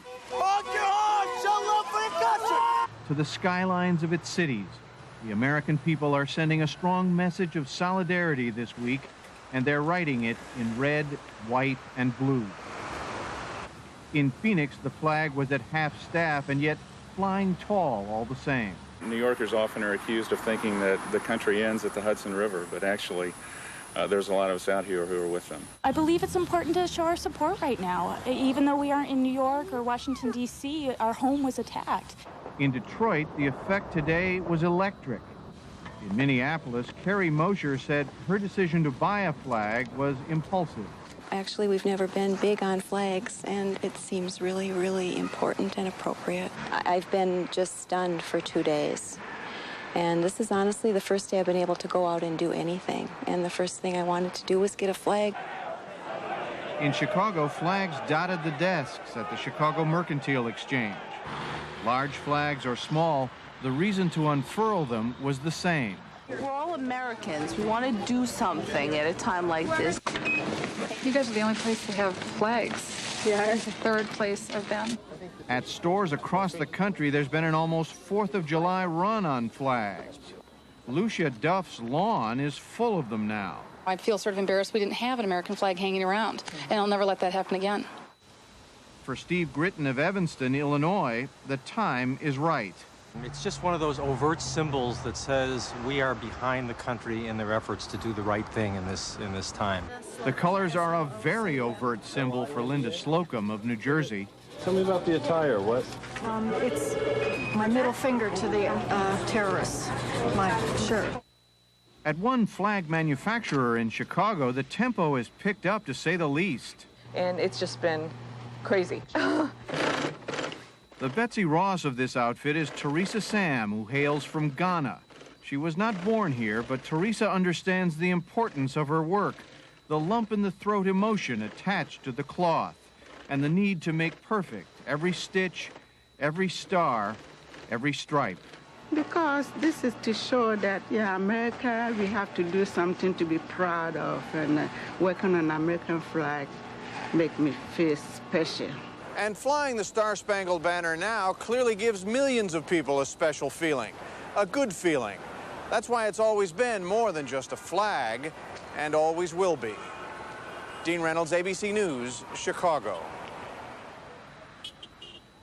There's a slim volume that many of us were required to read when we were in high school, probably a little book that deserves rereading called The Bridge of St. Louis Ray by Thornton Wilder. Talks about the collapse of a bridge and how it was that happenstance caused some people to be on the bridge when it collapsed and others not to be on the bridge and to survive. And when I hear the story of Howard Lutnick, who lost his 700 employees, 700 out of 1,000, and his decision to stay home with his little boy that morning and therefore going to work a little bit later, how many thousands of stories like that there must be. I just want to turn for a final thought or two to my colleagues Chris Bury and John Donvan, both of whom are in Washington. John? Well, you're talking about where people are and where they are not. And I had a strong sense on Wednesday morning waking up here in Washington of being one of the people who was still here and knowing I was going to have to get to work. And as it happened that morning, my little boy, who for weeks had been saying he wants to see what a sunrise looks like, woke me up that morning before the sunrise. And finally I got out of bed, rolled out early and got him in the car and drove up to the hills above Georgetown University to look out over the city because I wanted to see Washington. I wanted to have a sense personally of something normal, and it was one of those crystal clear days such as we've been having here lately, and could see the helicopters off in the distance in this crystal blue morning, and had a mixed sense that I think a lot of people in this city have, that yeah, we can say we're sticking with things that are going about business as normal.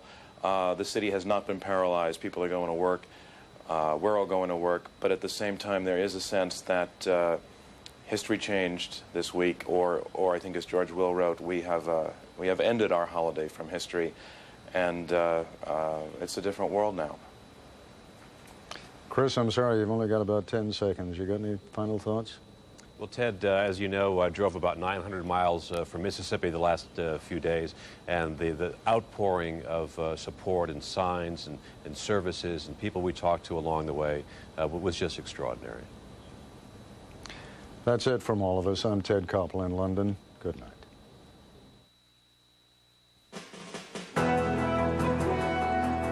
This is an ABC News special report. Good morning. This is ABC's continuing coverage of the terrorist attacks on the United States. I'm Derek McGinty.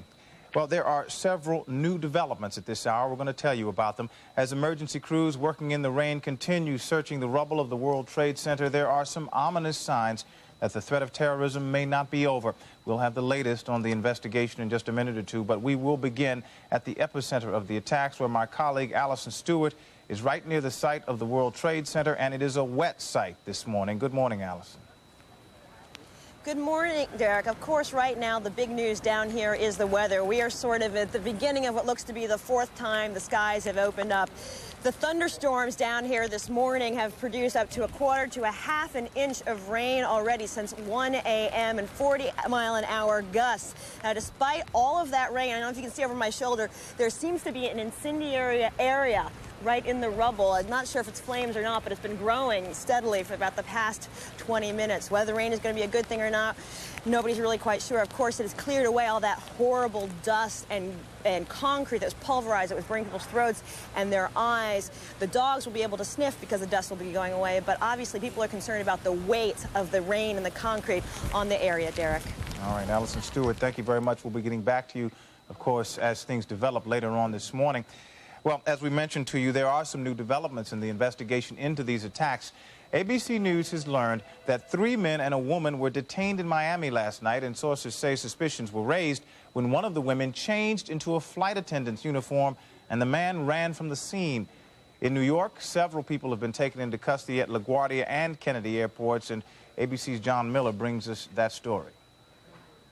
Latest information, as many as 10 people being held by the FBI in New York tonight for allegedly attempting to board, and in some cases actually boarding aircrafts with false identification, carrying weapons such as knives, indications that some of them had attended the Flight Safety International Training School in Vero Beach, the same school that helped train some of those who became the, as authorities suspect, the pilots who took over the controls of the planes on Tuesday, the terrorists who then slammed them into buildings such as the World Trade Center and the Pentagon. So these people were picked up at checkpoints because their names were on watch lists supplied by federal authorities to the airlines of potential suspects and other terrorists to look out for. Some of them got past security and onto airplanes. Federal authorities believe at this hour that the intention of one team at Kennedy Airport and another arrested later at 7:30 this evening at LaGuardia Airport with similar equipment and false identification, that their intention was to continue the pattern that started on Tuesday by attempting to hijack those airplanes. And because some of those picked up tonight apparently had training to fly commercial aircrafts, the fear is that they were again going to take over the cockpit, divert the planes, and attempt to crash them into some target. What targets, of course, we don't know, and federal authorities aren't speculating either. All right. And, of course, the upshot of all this is that the effort to get the nation's airlines back up and running again is placed in some question. All three New York airports, Newark, LaGuardia, and JFK, are still closed. We now take you back down to our colleague Allison Stewart, who is out in the rain where efforts continue to unearth the remains of folks who were, of course, killed in the terrorist attack. And there is evidence that the rain is making a difficult task even more difficult. Allison, what do you have for us? Hi, Derek. Yes, I'm joined by a structural engineer. Excuse me, so your name? Ted Betts. Ted, we've heard so much about the surrounding buildings, their structural, whether they're compromised because of what has happened. How are you measuring whether a building is possibly going to collapse? That's a very difficult question. You have to take each building, each area of each building, piece by piece, evaluate where the load path is coming from the roof down, of course, and of course, make recommendations as far as what shoring has to be done to temporarily support what's up there, or certainly condemn. And what's your role here today and during the whole week? My role here was to come down as a structural engineer, but I wasn't able to meet up with my team, and rather than sit around and watch, I started helping on a bucket brigade. So truly, I've been a laborer here today, yeah. What have you seen as someone who doesn't do this for a living, who doesn't do rescue work as a living? What have you seen on the site? I've seen a remarkable strength of people, the will, people just wanting to help and angry because they're being turned back by roadblocks. Granted, there's not a room for everybody to help, but it's remarkable to see how so many people are coming in to help. It's, that keeps the tears from coming from your eyes, at least. No doubt. How long are you going to stay? I think I've had it for the night, but I will be back tomorrow afternoon. All right, great. We appreciate you taking the time to talk to us. Thank you very much, Ted. Back to you in the studio, Derek. All right, Allison, thank you very much. Well, many Americans, or we should say there is also evidence right now in the nation's capital of just how concerned officials are about more possible attacks. ABC's Rebecca Cooper now joins us from Washington. Good morning, Rebecca. What's the latest? Good morning, Derek. Well, the White House is acknowledging that White House Chief of Staff Andrew Card has been keeping President Bush fully updated on the developments, as ABC News has been reporting them throughout the evening, of the 10 arrests and the concerns that there were people trying to perpetuate further hijackings and perhaps further attacks on American installations. But the White House is being very careful about how they acknowledge this information. They are trying mightily not to further upset an already anxious American public. And in fact, today, President Bush told reporters that he felt safe having even his own loved ones fly on American airliners today, but in the past day. But as we saw by the day's end, many of the airports that were open during the day had been shut down, and a number of airports had never reopened. Airports such as Washington National Airport that simply weren't prepared for the new safety precautions.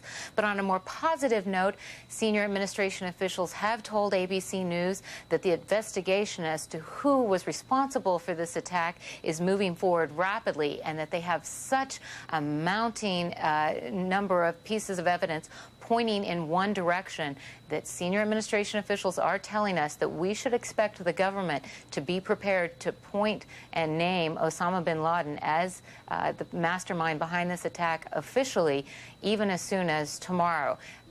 The FBI and law enforcement officials may delay that official announcement for a couple of days, but we are going to see that coming very shortly. And also, we also saw one other positive note in the past 24 hours, Congress and the White House coming together, agreeing not only to the original $20 billion request to aid in the communities that have been devastated by this attack and aid in the investigation, but in fact, the White House and Congress agreeing late yesterday to a $40 billion package so that they could provide additional funding to the New York area because of the vast devastation there. Derek? Rebecca, one of the big barriers to possibly putting American hands on Osama bin Laden, as they seem to be announcing that's what they're going to want to do tomorrow, is that the Afghanistani government the Taliban has been shielding him. They have been demanding to see this evidence against him. Are we going to see that evidence tomorrow?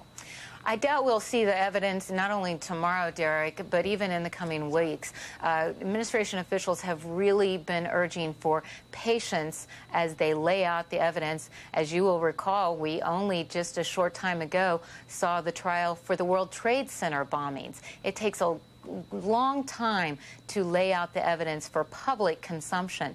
And the White House today urging the American public to be patient, not only in terms of seeing the actual evidence, but also to be patient in terms of seeing retaliatory measures being taken. They want time to build a coalition, and they want time to plot a real and definite strategy.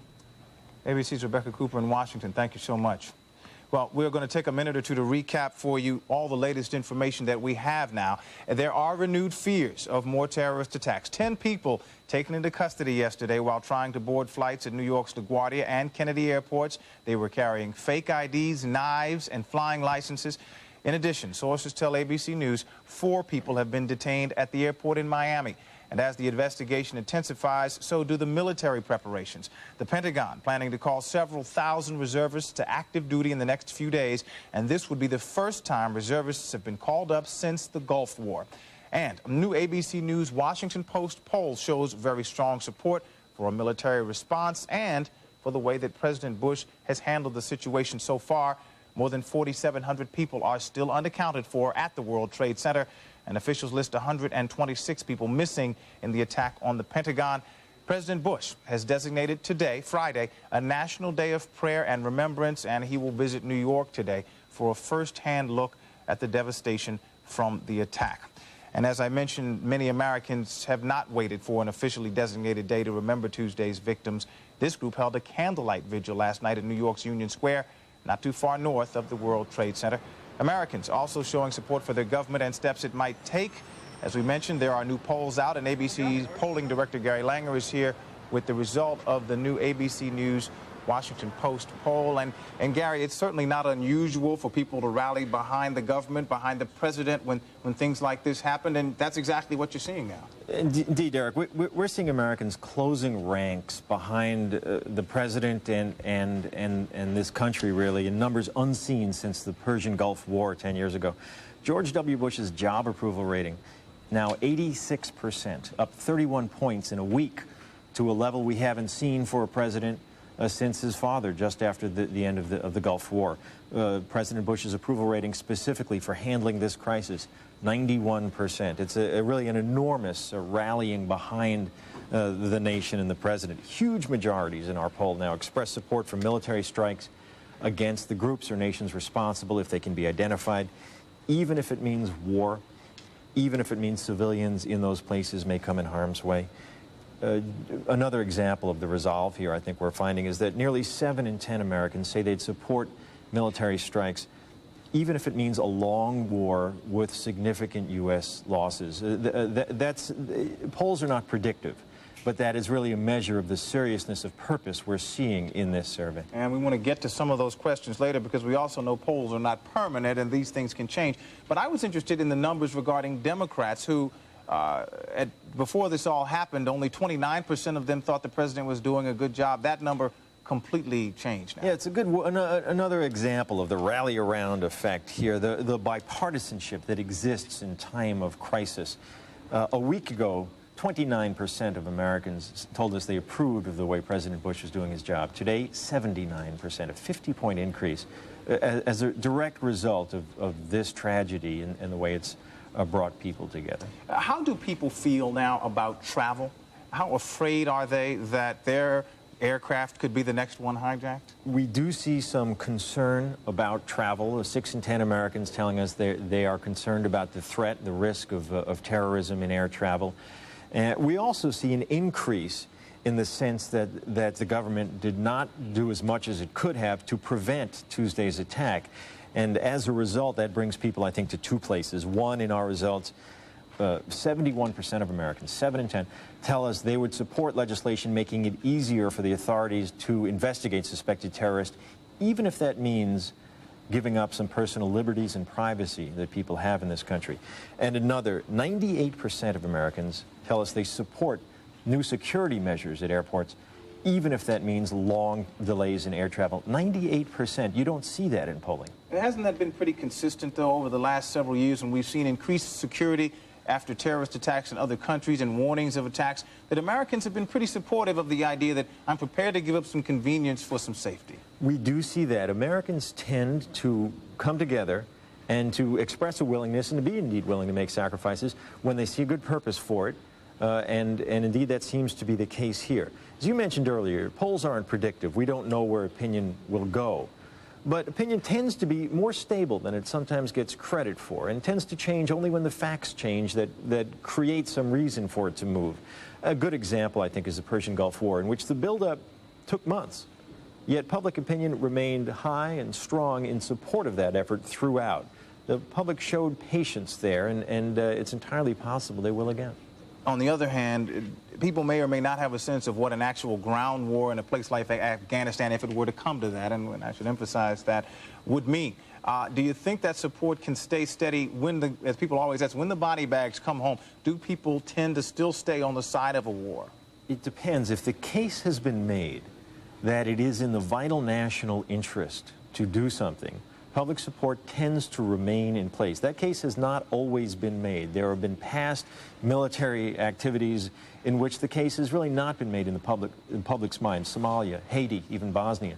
But in other cases, the Gulf War is a good example. When the case has been made that there's no other solution, indeed, public report has remained behind the country in those cases. And it's a sense that because of the enormity of what we're going through now, that the case has automatically been made in some ways. Well, in some ways. And there's been some suggestion that what we're seeing here is a public desire for retribution or reprisal.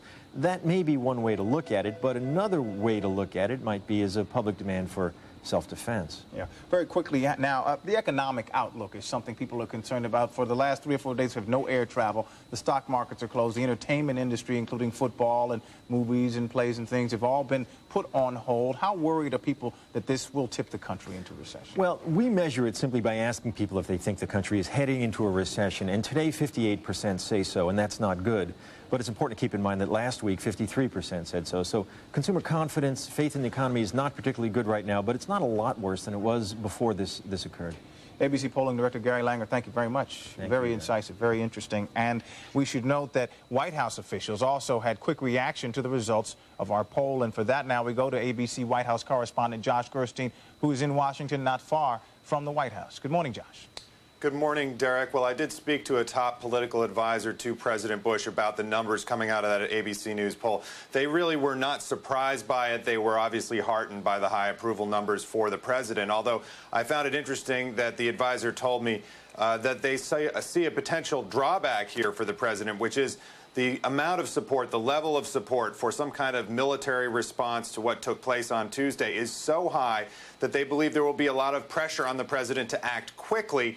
And this advisor said to me the key here for the president is to act prudently. So you actually see advisors coming forward, the National Security Advisor and others, suggesting that it may be some time before the president can act. They're very concerned that there not be a drumbeat that drives the president to take an action when perhaps the military isn't ready, or they're not yet ready to pinpoint exactly who's at blame. Gary Langer just made the point with us that you have to make the case for these things. Is the White House about to make the case for patience? Yes, they certainly are. That's one of the talking points that is being put out by all senior administration officials, that this could be a long battle. We take from that they mean it may not begin for a while. They're going to need to get the resources in place to proceed with whatever military action they decide on. And it may be something that is drawn out over weeks or even months, and they want to get the public ready for that. Now, Josh, the president will come here to New York tomorrow to take a look at the ground zero of this tragic event that we've all seen on television so many times. Talk a little bit about what he hopes to accomplish here, and what kind of security might the president have to have for a trip like this under these very, very special circumstances. Well, security will be very, very heavy. The president will actually go to a memorial service here in Washington, a prayer service here in Washington. He's encouraging Americans around the country at noontime tomorrow to attend church services in memory of those who were lost in the attacks on Tuesday. And the president, after that, will then travel up to New York to talk to some of the rescue workers, to visit with some of the victims, and probably to take an up-close look at the wreckage there. But as you say, security will be very, very tight. They're obviously taking no chances. In fact, just earlier today, they expanded the perimeter around the White House, the security perimeter. On Wednesday, just 24 hours after all this happened, we had tourists actually once again walking right down Pennsylvania Avenue in front of the White House. No more in light of the latest events. The White House has pushed that perimeter out another block or two, making it impossible once again for the general public to get right up to the outside of the White House. Derek? ABC's Josh Gerstein, thank you so much. We turn now again to Ground Zero at the World Trade Center, or where the World Trade Center used to be. And one of the incongruities of this entire week has been, despite the awful events that have transpired, the weather has been abnormally gorgeous. Well, tonight that all changed. That came to an end. The rains came, the thunderstorms along with them. And ABC's Allison Stewart is there out in the rain and tell us exactly how that's affecting the effort to dig through the rubble. Allison? Derek, the gusts of wind are reported to be 40 miles an hour. I got to tell you, they're pretty strong. And it's been actually quite surreal, considering there's been quite a bit of lightning. You've had this incredibly lit up area in the back, and then you've had the lightning surrounding. We talked to some fireworkers who were finding refuge in doorways in this Tribeca neighborhood. They said that they are taken off of their area of detail, not all the fireworkers, but their area of detail, and they're bringing the large cranes to pick up the huge girders to sort of clear the area. Now, this weather's expected to continue through the morning, through Friday, tapering off, and possibly ending by Saturday, Derek. All right, Allison, thank you so much. Tuesday's tragic events have triggered a wide range of emotions and questions. People are seeking answers, they're looking for comfort as well, and in a variety of places and symbols. ABC's Carol Simpson has more on that. As always, the White House has been a fascination for tourists visiting the nation's capital.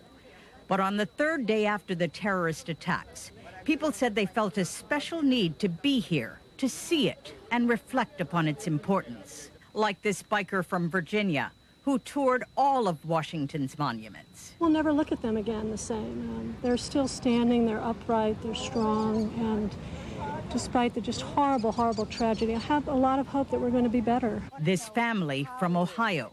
They've heard the news reports about, foreigners and Palestinians and Arabs, and we as parents have to educate them that not all people are bad people. Visiting doctors from India. It's high time that the terrorism is taken care of at its root. Otherwise, the whole world becomes unsafe. A mother from Spain with her twin-year-old daughters. I feel bad because they are going to have to grow up without seeing the World Trade Center, which is a symbol of this country. A mounted U.S. Park police officer said she has been patrolling the streets of Washington and seen the mood change over the past 3 days. We're not numb anymore. We're going to take care of getting those buildings. We're going to get the folks out that are left, and we're going to take action. That's it. This is our country. It will never happen here again. By mid-afternoon, police and Secret Service agents moved in force to clear everyone from Pennsylvania Avenue in front of the White House and across the street from Lafayette Park, the historic meeting place where people feel compelled to gather. It became off-limits. False fire alarms and rumors of bomb threats forced the evacuations of 2 White House annex buildings and the U.S. Capitol. The sense of relief that had been building in the city was suddenly dashed. In its place, more fear of what could happen next. Carol Simpson, ABC News, Washington. Okay. That was ABC's Carol Simpson. Now, as you know, so many people have been so deeply affected by all this, and one of their outlets, one of the things that people have done, and we have stacks and stacks of it, are emails. They send them to us to express their thoughts, some of them angry, some of them sad, some of them just sort of very touching. Here is one from one such viewer. My brother called me up the other night, and it all happened, and he said he loved me. And that was the first time since I've been alive that he said that to me, and it brought tears to my eyes. I hope everyone out there is telling their loved ones they love them, because one day when you don't expect it, they may be gone. My prayers go out to those that have died and their families, and there are hundreds of others a lot like that one.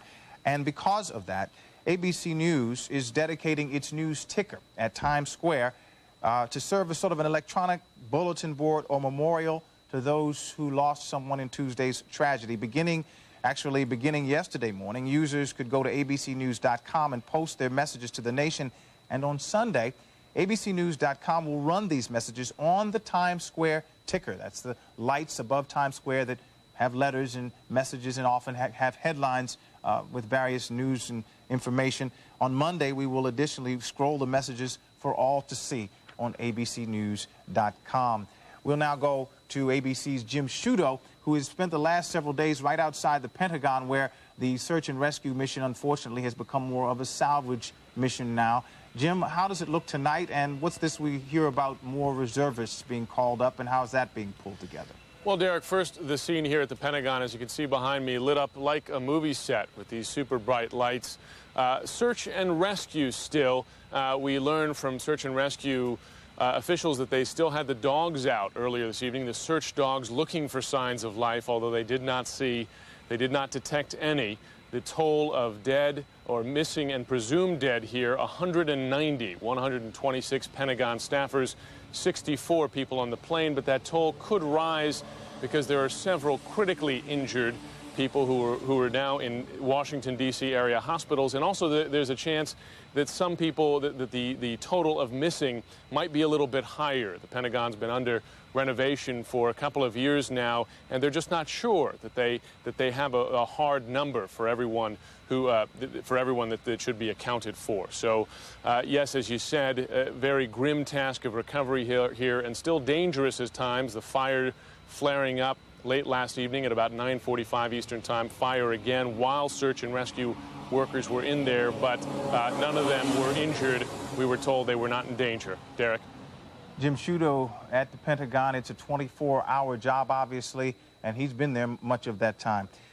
Well, good morning. This is ABC's continuing live coverage of the terrorist attacks on the United States. I'm Derek McGinty, and as the grueling search for victims continues at the site of the World Trade Center, there are disturbing signs this morning that the threat may not be over. We'll have new developments in the search for suspects in a minute.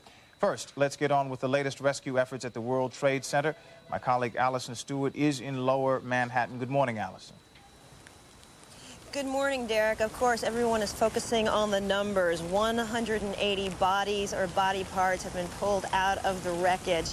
Of course, the other big news is the weather. It is pouring rain in Lower Manhattan. It's rained almost a half inch since 1 a.m. I thought you might have just seen some lightning go off. Some of the work has been pulled off of detail while they have large cranes coming in and picking up some of the larger girders. But it's in full swing. All the volunteers are here, fire department, Army, police, sanitation. We'll talk to you about that a little bit more later on in the hour. Derek. All right. Thank you, Allison. The investigation into the attacks has taken a disturbing turn this morning amid renewed fears of more attacks. Authorities have taken a total of 10 people into custody at New York's LaGuardia and Kennedy airports. These people were carrying fake IDs, knives, and flying licenses. And in Miami, sources tell ABC News 3 women wearing flight attendants' uniforms and a man have been detained. The military is stepping up its preparations for retaliation. The Pentagon plans to call several thousand reservists to active duty in the next few days. We'll hopefully talk with Jim Sciutto a little about that later. And officials say the military has authority to activate up to 40,000 reservists. A new ABC News Washington Post poll shows strong public support for a military response and for the way the president has handled the situation so far. More than 4,700 people are still unaccounted for at the World Trade Center, and officials list 126 people still missing in the attack on the Pentagon. President Bush has designated today a national day of prayer and remembrance, and he'll be visiting New York a little later on today for a first-hand look at the devastation from the attack. Well, 4 men detained at Kennedy Airport were picked up after they boarded a United Airlines jet bound for Los Angeles. As we mentioned a few minutes ago, they were carrying fake IDs, knives, and flight training certificates. And Peter Black was a passenger on the plane at the time. He talked later with ABC's Peter Jennings. We got on the plane late. We sat on the plane. We were forced to wait for a while. They didn't tell us anything. They told us there were government regulations keeping us there. Finally, after about 2.5 hours, they told us we were finally okay. And then about 15 minutes after that, the back door of the plane opened, and about, it's hard to say, 15 to 20 fully armed SWAT team members filed in. They told us all to put our heads down, and they ran through the plane, grabbed a passenger, handcuffed him, and carried him out. And how many passengers did they take off in that condition? From the main cabin, I only saw them take out 1. Afterwards, we heard they took 2 out from business class as well. Okay, I believe, in fact, in the final analysis, there were 4 men who were taken off 133, which was scheduled for Los Angeles. What was it like trying to get into the airport and onto the airplane before you were put in that position? It was a lot of lines and queues and waiting, and not a lot of very evident security. Beg your pardon, did you say not a lot of very evident security? Not a lot. There was a lot of, looked like, tired people working at the counters. There were a lot of people who were fatigued and very, very cooperative. We went through metal detectors easily. You know, I showed them my driver's license. They gave me my ticket. I went upstairs, waited for the plane, boarded the plane. How did you get your ticket? It was an e-ticket. I handed them my driver's license. They handed me my ticket, and I went upstairs. They asked me the question, did you pack your bag? They asked you the usual questions about security. So you were able to take hand baggage on the airport, onto the airplane with you? Yes, correct. Okay, there has in fact been no restriction from the government on that basis today. And I assume that you and your fellow passengers were pretty shaken up. Yeah, you could say that, yeah. More than that, I think. Where are you this evening? I'm at home, thank you. In New York City? In Brooklyn, yeah. In Brooklyn, but you were trying to go to Los Angeles? Yes, a mistake. ABC's Peter Jennings talking with the passenger on an airline that had men arrested. There is evidence in Washington this morning about increased concerns about the possibility that the danger of more attacks is not over. We go now to ABC's White House correspondent Josh Gerstein. Good morning, Josh. Good morning, Derek. Well, officials with the White House and across the government are very reluctant to say very much about those apparent attacks that additional attacks that it appears were being prepared to take place yesterday. However, there are some things we have been able to notice, which is the perimeter, the security perimeter around the White House has been expanded out 1 or 2 blocks in various directions so that people can no longer walk right by the White House fence, and vehicle traffic is also being kept back further than it was. We've also learned that Vice President Dick Cheney has not been spending the night at his residence in Northwest Washington, but instead out at Camp David or in the vicinity of Camp David, Maryland. We're told that the Vice President was taken out there again during the day Thursday, apparently because of concerns about either his safety or the danger of having the President and the Vice President in the same place at the same time, if indeed there was the possibility of further attacks. Derek? Well, Josh, a quick question, and what you just said relates to this. I'm getting a lot of email from viewers who are very concerned about the fact that we in the news media are talking about where the Vice President is going, where the President is going. They're concerned that possibly we're giving away information that might allow terrorists to attack the White House, the White House leadership, and attack the Vice President or the President. Is that something that the White House is worried about? Can we put people's minds at ease about that? Well, I can't put people's minds at ease that much because, especially in the last few hours, the White House has said that it won't make any more details public about where the vice president is at any given time. In fact, sources have suggested to us that the vice president may not even actually be at Camp David, but at a secure military facility near Camp David, at least during the time that he's working out in that area. But it certainly is a reasonable concern. As for the president, White House officials are realistic about that, saying that it's very difficult to keep the president's whereabouts secret, and indeed they want to have it seen that the president is working, that he is in the Oval Office, and that he is directing the nation's effort to recover from and to respond to the very serious attack that took place on Tuesday. Derek? On that same note, yesterday and last night, we have seen an escalation of the rhetoric from the president, talking more about war and about the possibility that there is a war pending now. Is that your sense of where he's headed, and is he, in a sense, trying to prepare the nation for the conflict that may well be to come? Well, he was doing a couple things, I think. One, they wanted to tone down some comments the White House had made as recently as yesterday, suggesting that the threat of further attacks had been reduced, that whatever mission was underway on Tuesday had been carried out, and it was very unlikely that there would be further attacks. I think with new information coming into the White House and the whole U.S. government during the day Thursday, the White House wanted to get the message out that there was the continued possibility of further attacks. But in addition to that, I think the president does want to prepare the country for the possibility of a military strike, and not only a military strike, but the possibility of protracted military action and or security measures that could be an inconvenience to a good part of the public. Derek? All right, ABC's Josh Gerstein right near the White House tonight. Thank you so much. Should I say this morning? Thank you so much. Well, more than 4,700 people are still missing at the World Trade Center, and the painstaking search and rescue operation now being made even more difficult because the weather has turned stormy. My colleague Allison Stewart is right near the site out in the storm. Good morning, Allison. Okay. So, I'm joined by Rob Carbone. You're a volunteer fireman from where? I'm out of East Greenwich, but I'm up with Situate. Rhode Island, though, right? Yes. When did you come down? I was here around 11 o'clock. Now, you told me you had some specific training over the past day or so to help out down at Ground Zero. What did they tell you? They just tell you how to basically what to do and what do you do when somebody's screaming and banging on metal. What do you do when someone's screaming and banging on metal? You yell and grab a bunch of people and run after them, and that's it. They told you to go in groups? Groups of 4. Groups of 4. All right. And have you been all the way down to the site? Yes. What was your first thoughts when you saw it? Oh, my God. Unbelievable, like you're in a movie. Really? Yeah, it's unbelievable. Everything's a disaster. Compared to what you saw on television, does it compare? Not at all. You have to be here to see it. What does it feel like? I mean, people have talked about the heat. Is it hot down there? What does it smell like? Take us through that. You can't breathe. Once you get up to it, you have to either have something over your face or your shirt or anything, but you can't breathe one bit. What made you want to come here? And what made you want to help out, Rob? I just thought everybody needs it, so more the merrier. All right. Help is help. All right, when do you go down to start officially? Tomorrow. What time? 7:30.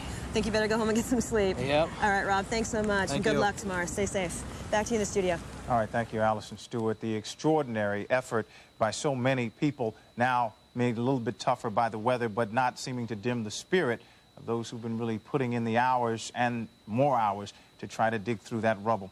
We will recap the latest developments for you at this hour. Renewed fear this morning of possible attacks. In New York, authorities have taken 10 people into custody at LaGuardia and Kennedy airports. Sources say they were carrying fake IDs, knives, and flying licenses. All 10 people were on a watch list of suspected terrorists provided by federal authorities. And in Miami, ABC News has learned that 3 women wearing flight attendant uniforms were detained, along with a man. And the military is intensifying its preparations for retaliation. And for the first time since the Gulf War, the Pentagon plans to call several thousand reservists to active duty in the next few days. Also, a new ABC News Washington Post poll shows very strong public support for a military response and for the way President Bush has handled this situation so far. At the World Trade Center, more than 4,700 people are still unaccounted for this morning, and officials list 126 people missing at the Pentagon. And President Bush has declared today a national day of prayer and remembrance. He will visit New York for a first-hand look at the devastation from the attack. Meantime, former President Bill Clinton toured the wreckage of the World Trade Center yesterday, and Mr. Clinton urged Americans to be patient and to continue their support for President Bush. This is a long-term conflict with the organized forces of destruction, not just the people who did this, but those who think like them. and we have to stay together as a country, and if we have to pay the price of time, that's what we have to do. I'm quite sure that when they conclude their investigation, the president will tell us what he found out, what he intends to do, and why, and I believe it'll be the right decision based on the available options to him. Of course, the president's wife, the former First Lady Hillary Clinton, is now a senator from New York. And ABC's Peter Jennings asked her last night if she is among the people blaming the intelligence community for not knowing about Tuesday's attacks in advance. We have been joined in Washington at the moment by Senator Hillary Clinton of New York. Good evening, Mrs. Clinton, or Senator Clinton, I should say. Good evening, Peter. There's already a lot of finger-pointing about the intelligence failure. And it's the inability of the intelligence community, or just the general failure of the intelligence community to predict that any of this was going to happen to the United States. Has there been any of that sentiment in the Congress, and do you share it? You know, Peter, I think that the sentiment in the Congress is one of unity and looking to do everything we possibly can to support the president and to help our fellow citizens, particularly in New York and Virginia and other places. I do think that we're going to have to give some very careful thought as to how we wage the sort of war we're engaged in right now. It's not like any other war that the United States has ever had to fight. And it does require a different level of intelligence, strategy. And I think there are lots of people who are seriously planning how to do that. I was with the president today. I have a lot of confidence that he's well aware of the challenges that we face. In your capacity as Senator Clinton, do you believe that President Clinton, in his 8 years in office, did everything he could to provide the best possible anti-terrorism forces for the United States? And if he did not, what do you think went wrong? Well, Peter, I certainly know that the president did everything he possibly could and that seemed available and doable. I was in many conversations. I'm well aware of the efforts that were undertaken on many occasions to track down and successfully track down, to find the bombers who originally damaged the World Trade Center, to go after people who committed a terrorist act and murder against CIA employees here. Yet we're very well aware that although we can penetrate those networks to some extent, we do not yet have the capacity, and we have to build that capacity. But this has to be not just an American effort. One of the realities of dealing with these terroristic networks is that if they are well funded, as indeed we know the bin Laden network is, to just take that for an example, they have intelligence assets of their own in many governments, in many institutions around the world. I know that following the bombings in Kenya and Tanzania, the government of the previous administration was looking very carefully at every shred of intelligence to pinpoint the attack that was made on the bin Laden forces and encampments. They were told that he would be one place. It turned out he wasn't. And there are many reasons why we have to get our allies and those who are in harm's way themselves, like Pakistan, to be very committed to this fight against terrorism. And frankly, until now, I don't think there was the sense of urgency among our European allies or our friends and allies in other parts of the world. Let me ask you this, Senator Clinton. How long a war against terrorism do you believe that Americans should be prepared for? I don't think we can answer that, Peter, and it's not because anyone's withholding any information. It's because we just don't know. Clearly, what we saw carried out on Tuesday was extremely well planned, well financed, led by people who are willing to die. That is a very different kind of threat. It's why I believe that we ought to focus on our homeland threats, the chemical, biological, nuclear weaponry, the kind of suicide actions that we saw. How long is it going to take? We don't know how long it's going to take, but I was convinced today that the president is certainly ready to stay the course no matter how long it will take. Well, you've talked of a variety of different kinds of threats to the United States, which leads me to this question. Should the Congress place any limits whatsoever on President Bush's ability or determination to pursue this? Well, Peter, there's precedent, and I haven't been around long enough to have firsthand experience, but there are many of my colleagues who were here to literally help draft the Gulf War resolution, who are deeply knowledgeable about what needs to be given to the president. I have no doubt that whatever authority the president actually requires, he will receive. So you believe the Congress will unanimously give the president the authority that he requests, no matter what it is? Well, I think that there will certainly be a thoughtful consideration. We have a lot of members in both houses of Congress with a lot of experience. You know, in the meetings that I've had with my colleagues, we have senators who've actually been in Afghanistan, who have seen the terrain, who understand what the Taliban is like on the ground. We have other colleagues who are very well acquainted with other parts of the world where terrorism is launched and financed from.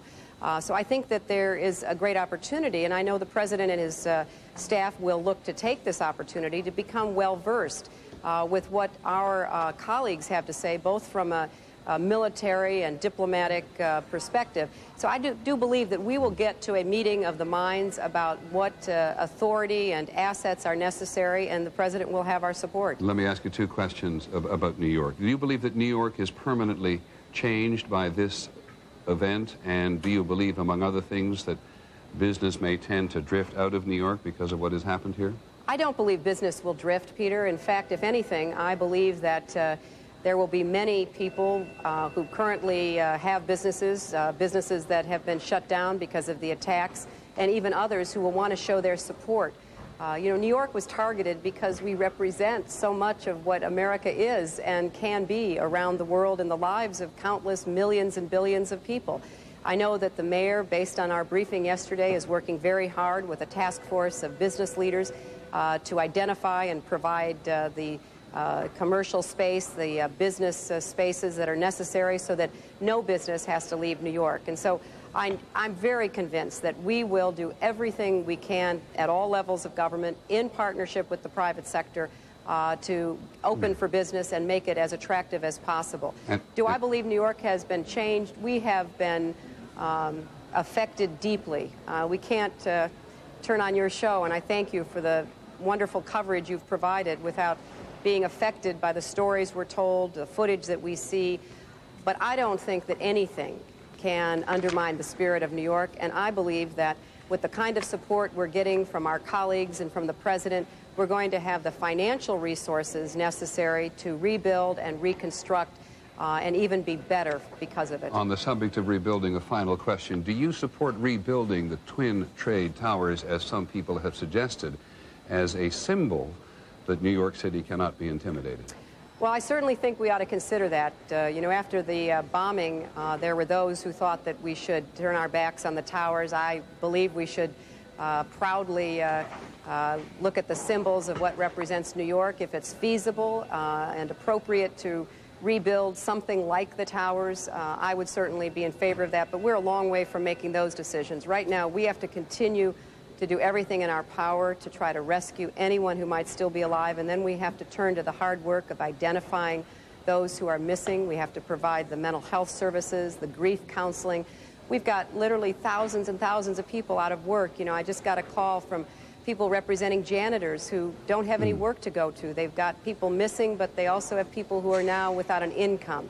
We know that there is going to be so much that has to be tended to in the immediate days following this, that I think we have to put people's needs, the humanitarian concerns first. But, you know, we'll get around to making sure that what New York is and what New York symbolizes will never, ever be missing from the landscape of America and the world. Senator Clinton, thank you very much indeed. Thank you, Peter.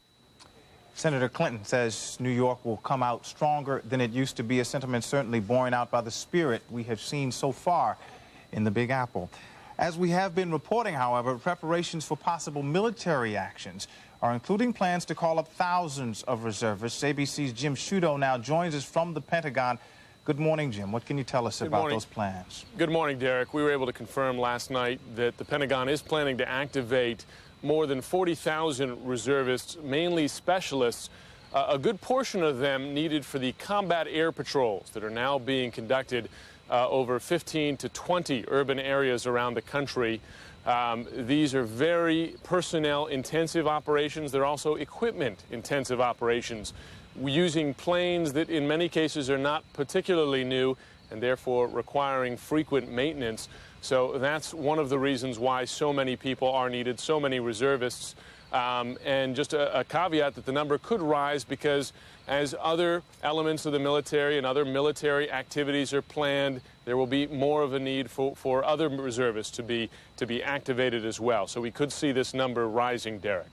Jim, I think most people don't have a sense of just how important these reservists are to the logistical running of the military. We tend to think of men and women with guns and planes, not with wrenches and screwdrivers, but they're just as important in a lot of ways. Absolutely, and in any military operation, we certainly saw this during the Gulf War, but even smaller ones, the reservists are essential. Oftentimes more reservists perhaps involved in a particular operation than active duty personnel. So we will certainly see that here. 40,000 is a huge number, but still, and that's just at this very early stage before, for instance, any retaliation at least has been authorized. So again, more indication that the number could rise. ABC's Jim Sciutto right outside Washington, D.C. at the Pentagon. Thank you so much. Well, as we pointed out, the preparations in this country are moving forward for possibility of military conflict. But in other countries, in Europe, they are observing a day of mourning today for victims of Tuesday's terrorist attacks. And ABC's Nathan Thomas now joins us from London. Good morning, Nathan. Good morning, Derek. Again, we are reminded as each day passes that more and more of the world is seeing this attack on the United States as an attack on them, too. There is a great sense of relief, of course, in many places that it didn't happen to them, at least not yet, and also a continuing outpouring of sympathy and solidarity with the American people.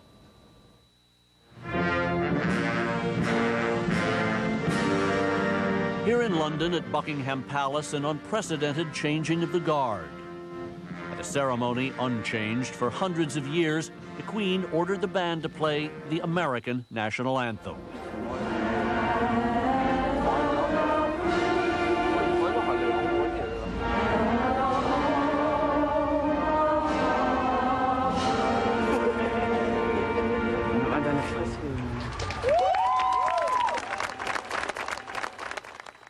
Then 2 minutes of silence. Prince Andrew shoulder to shoulder with the American ambassador. A moment for quiet reflection. Well, it's just hard to know that 15,000 families or more than that are just destroyed for no reason. I mean, it's just real hard. The Queen returned early from her vacation and will today lead a special church service at St. Paul's Cathedral as Britain and Europe observe a 3-minute silence in memory of those who died. I hope that at the end of the service, people will go away with a sense, yes, this is one of those unbelievably awful disasters, but life does go on. And if you like, in the best sense, the fight for freedom and for human values goes on. So much of the world is now realizing how much they are involved as they count their own losses. The attack may have been on America, but the victims come from dozens of countries, which may explain why so many governments are backing the new war on terrorism. Science fiction came true this week, and I think it's the responsibility of world leaders conscious of being able to protect their populations now to make sure that these other threats are contained and are dealt with. As the royal family of Sweden joined their government in mourning, ministers announced unprecedented backing for the idea of military action. Russia is on board. China, too, has backed America. Cuba, Libya, even North Korea are condemning Tuesday's mass murder. And now Pakistan has come out against Osama bin Laden and his Taliban hosts. All countries must join hands in this common cause. In Afghanistan, where bin Laden remains protected by the Taliban, the UN began evacuating aid workers from what seems a likely target of American retaliation. In Kabul, people were reportedly digging trenches in the street, fearing an imminent attack. Throughout the world, symbols of America, like the statue of Franklin Roosevelt in London, have become a magnet for those in mourning. I want to give support if I can. I want just to be here so that they know the British people are thinking of them. Just need to pay my respects. I've been living in England for 27 years, and I feel away from home right now. I'm grieving. I want to be with people that are grieving. I need to get home so I can go to funeral.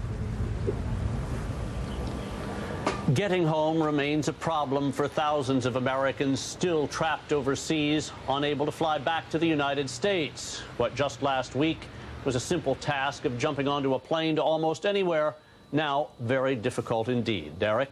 Nathan, I should note that here in this country today, Friday, is a day of mourning as well. But a question for you. New security measures are already being introduced, going to make flying a lot more difficult in the future here in this country. What's airport security like in other countries? Well, a lot of people overseas are shocked at the lack of security that there has been in the United States, especially on domestic flights. I've traveled pretty much all over the world where people accept as normal much tighter security than's even being proposed in the United States now. The most extreme case, probably Israel, where every passenger checking in for a flight is personally interviewed by security people. It makes flying much more difficult, takes up a tremendous amount of passengers' time, but that may be the price of security. Derek?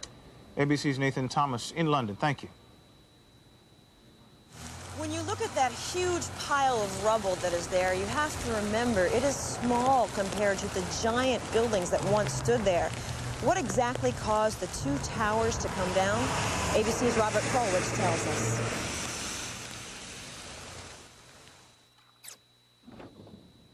World Trade Towers rose 1,362 feet into the sky. Visit those same towers today. At their tallest point, they rise maybe 100 feet above the street. And while it's true there are 6 floors below street level, now filled with debris, engineers at the firm that built the building's best guess to account for the missing 1,200 feet of material from each tower is that large portions simply vaporized into the dust that rained down on New Yorkers immediately after the collapse. It was that powerful. Get out of here! We're talking here about 43,600 windows, 600,000 square feet of glass, 200,000 tons of structural steel, 5 million square feet of gypsum, 6 acres of marble, and 425,000 cubic yards of concrete, turned in good part into a cloud, says environmental medical doctor Stephen Levin. I was astonished at the degree to which solid materials were turned into pulverized dust as a consequence of that building collapse. I think it was striking. The Environmental Protection Agency has been sampling the dust, and one specialist told ABC they believe the clouds that appeared immediately after the collapse were mostly gypsum dust from drywall, cement dust, and plaster, which can cause problems. Cement dust is an irritant. Fine glass powder is also an irritating material. The EPA did find spotty levels of asbestos. A sample on a police car turned out dangerous. Another sample a couple of blocks away, not dangerous. But most interesting, in the mix, they are looking, they think, at specks of steel that used to be beams and elevators, marble from the lobby floor and facings. So what were once the strongest architectural elements in the two towers were pulverized, large portions turned into clouds like this one. Still, there is this mystery. If some of the hardest materials were vaporized, how to account for the presence everywhere of paper, fully intact letters, business forms, stationery. Paper is so fragile and combustible, and yet somehow, maybe because we have so much of it, it was everywhere. Robert Krulwich, ABC News, New York.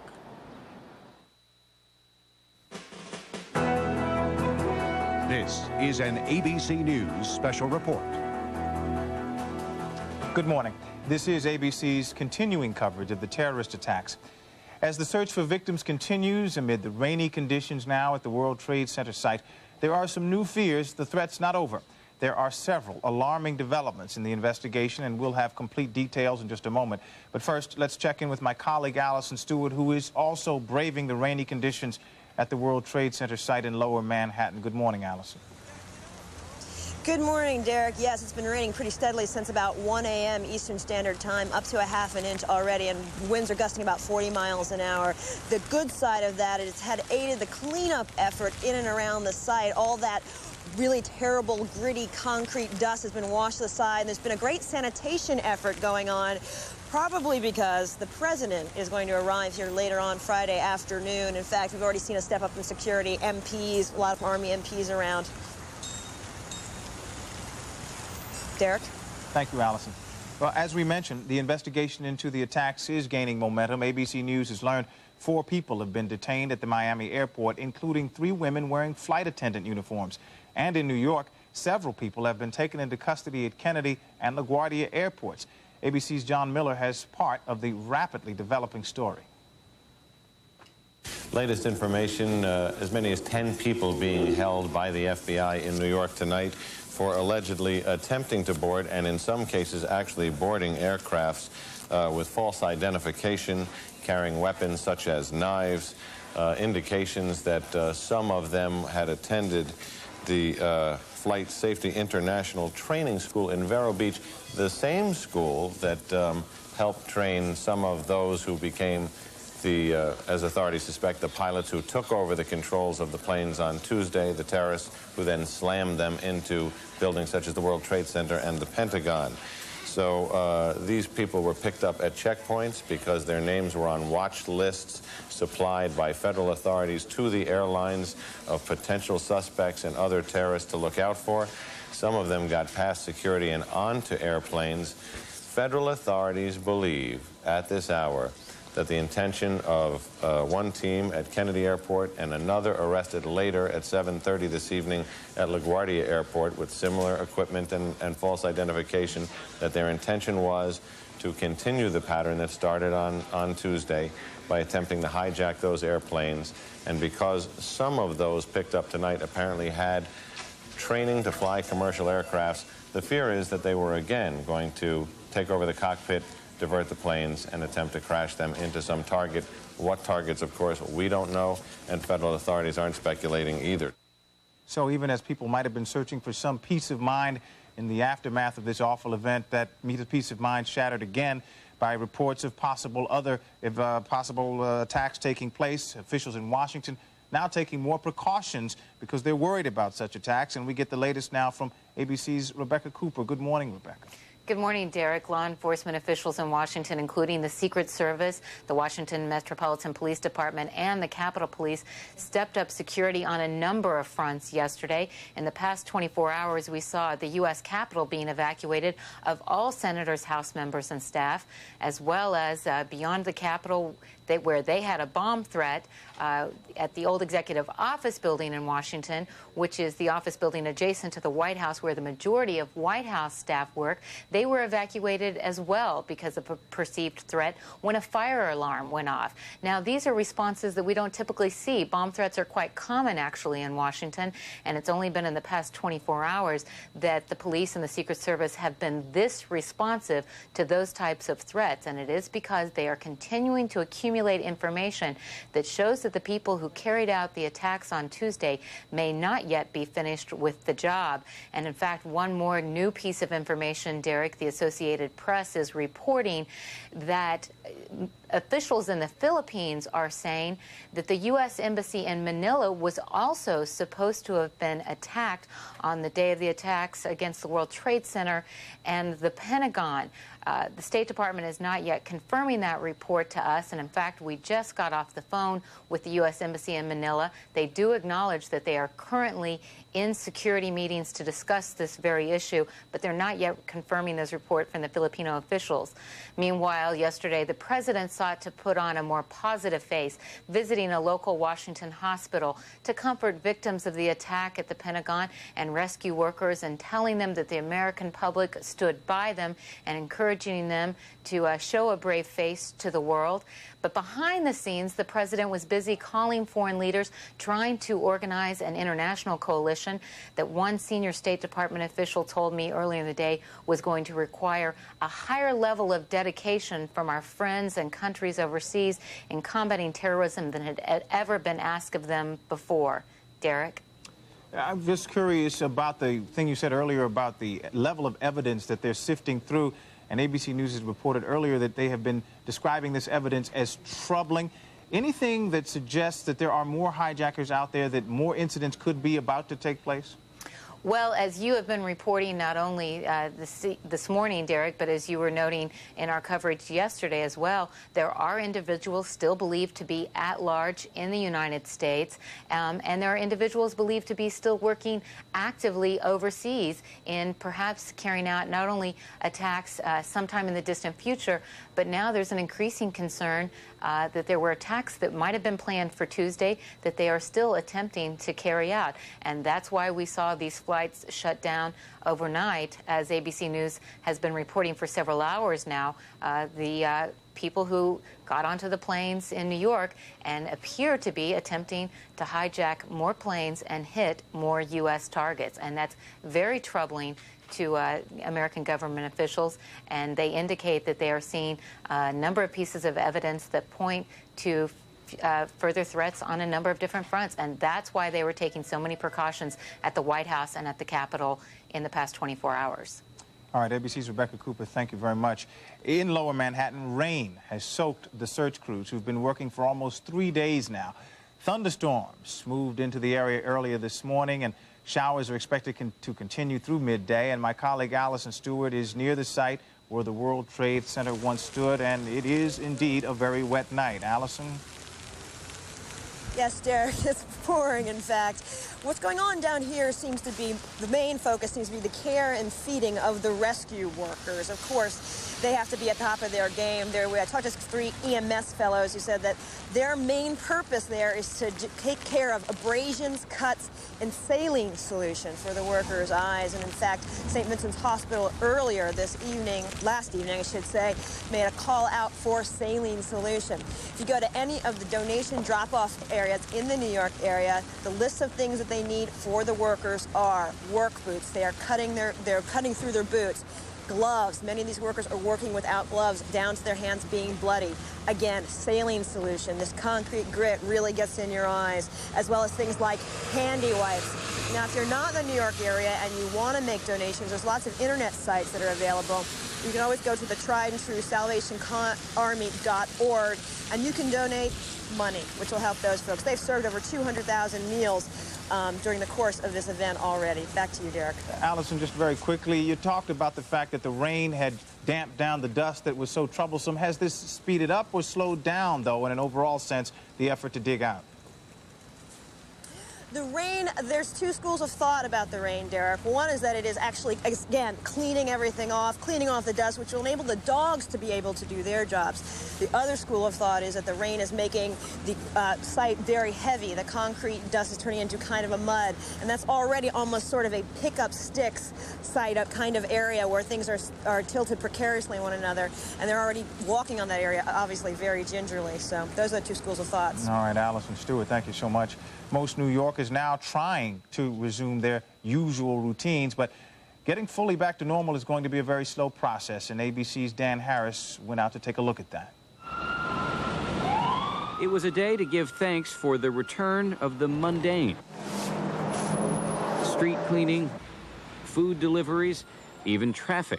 I think it's good for us to return to normal and to do the things we need to do to keep going. Routine is very comforting, so to see, you know, that it hasn't been completely and utterly disrupted is definitely a familiar feeling. It feels good. Reinstating the routine is sometimes a struggle. This law firm, Cleary Gottlieb, is scrambling to set up temporary offices after its main office in the World Trade Center complex was destroyed. I think so far we're holding on. We'll be happy when we have a bunch of beds to flop in and a bunch of desks to sit at, but other than that, we're doing fine. One way or another, much of New York north of 14th Street above the disaster area is now limping back to life. Most bridges, tunnels, and train lines are now open. Schools are back in session. Stores are opening their doors. For many, getting back to business sends a message to terrorists. That life has to go on and that these people can't beat us down. That we're New Yorkers and nothing stops us. You can't let a minority of people ruin the majority.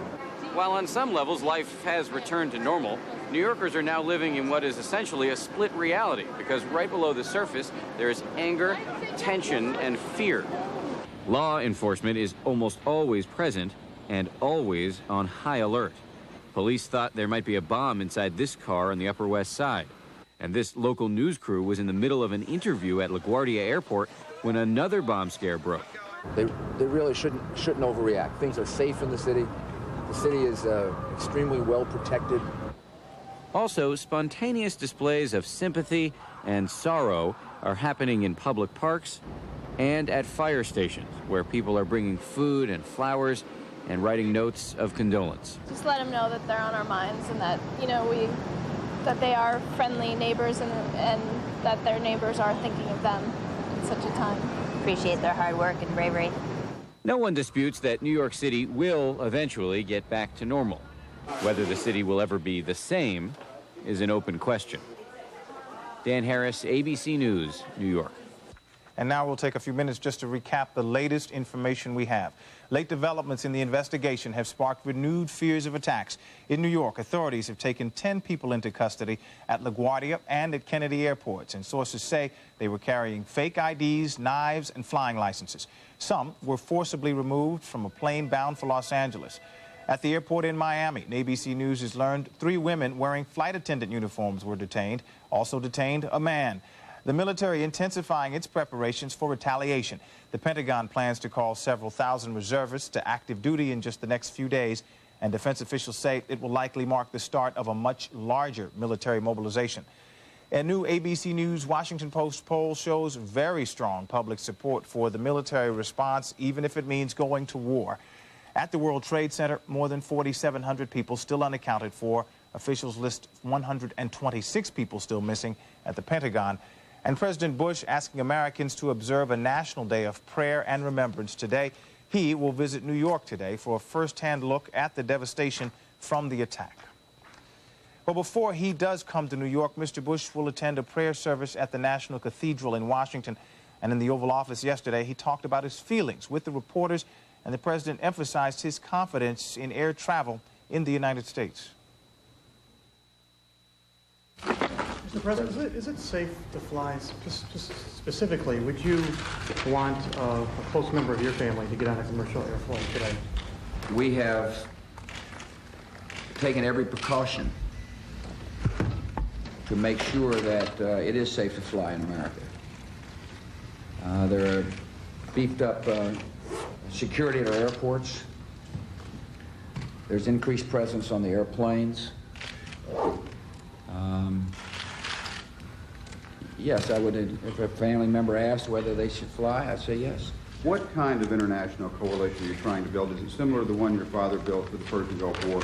I've been on the phone this morning, just like I was yesterday, and we'll be on this afternoon on the phone with leaders from around the world who express their solidarity with this nation's intention to rout out and to whip terrorism.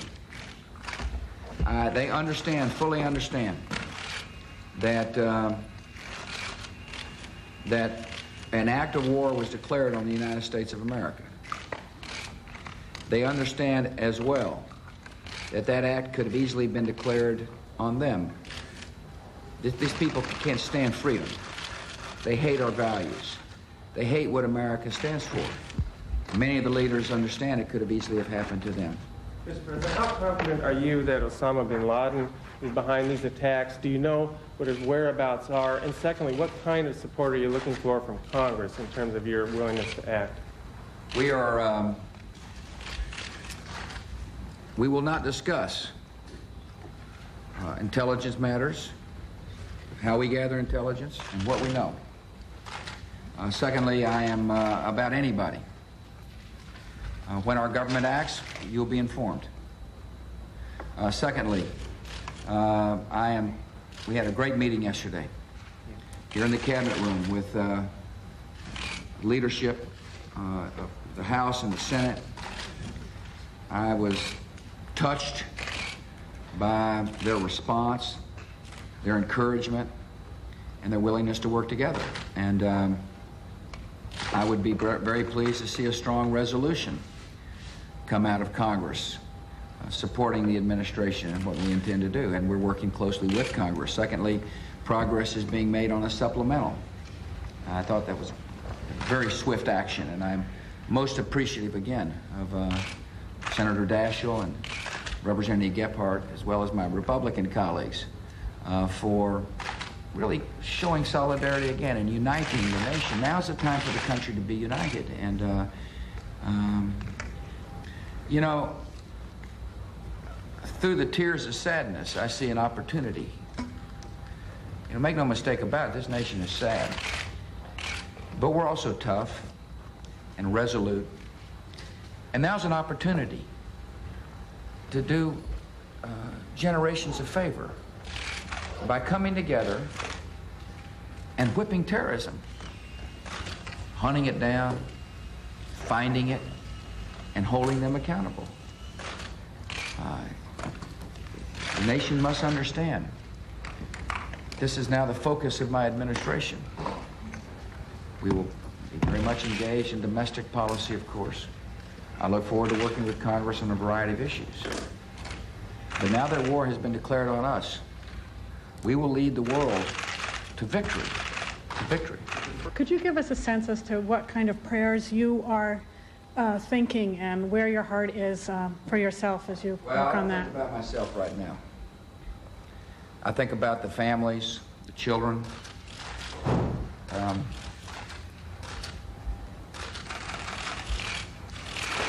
I'm a loving guy, and I'm also someone, however, who's got a job to do, and I intend to do it.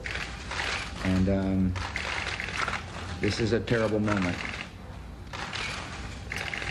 but this country will not relent until we have saved ourselves and others from the terrible tragedy that came upon America. Thank you. Thank you. President Bush talking to reporters in the Oval Office, obviously very emotional. The smoke, the rain, the rubble, that is what is left now of the World Trade Center. New Yorkers who have seen so much of so many things still trying to get their minds around the idea that that's all that's left of the largest, tallest structures in this city in Lower Manhattan. Tonight, the search and the digging goes on despite the bad weather as people in this city struggle to get some sense of normalcy. And of course, normalcy in New York City and in fact across the country means opening the stock markets, opening part of the economy that has been basically closed down since Tuesday. Well, those markets will hope to get going again on Monday if a test of their systems tomorrow works out. Robert Hormats of Goldman Sachs and former Labor Secretary Robert Reich spoke with ABC's Ted Koppel about just how important that is to the nation's recovery. The reason for getting the market open relatively soon is because this terrorist action really was a terrorist action which, among other things, aimed to cripple our economic system. That was certainly one objective, as well as, of course, the horrible human carnage that we've seen. And one of the symbolic elements of getting the stock exchange going again is to demonstrate that our economic system is resilient, that it can come back, that the institutions that are the basis of our economic system, the stock exchange is one of them, will survive and will come out as resilient as it was 2 or 3 weeks ago. We're still going to have problems adjusting, but I think the fact the institution survives and comes back is symbolically extremely important.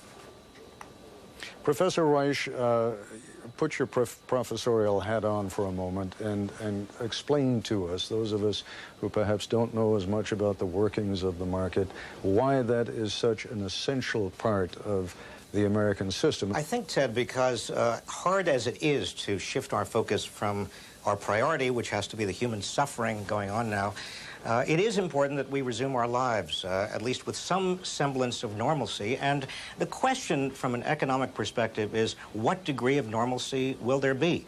Consumer spending, for example, is 2/3 of the economy. And even before this horrible tragedy occurred, consumers were not feeling particularly confident about the future.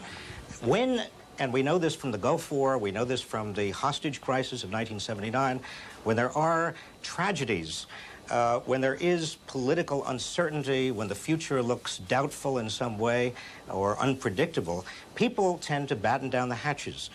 They tend not to spend, they tend to save more, and that could have even graver economic consequences given where we were before this tragedy.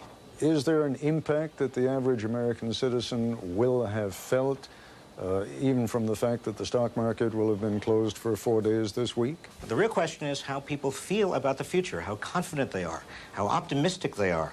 A lot of people right now are shaken. It is understandable that they are shaken.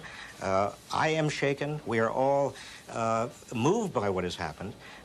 But when the market opens, and we're not just talking about the stock market, we're talking about our lives as workers, our lives as consumers. The question is next week, the week after that, how much confidence are we going to have in the future?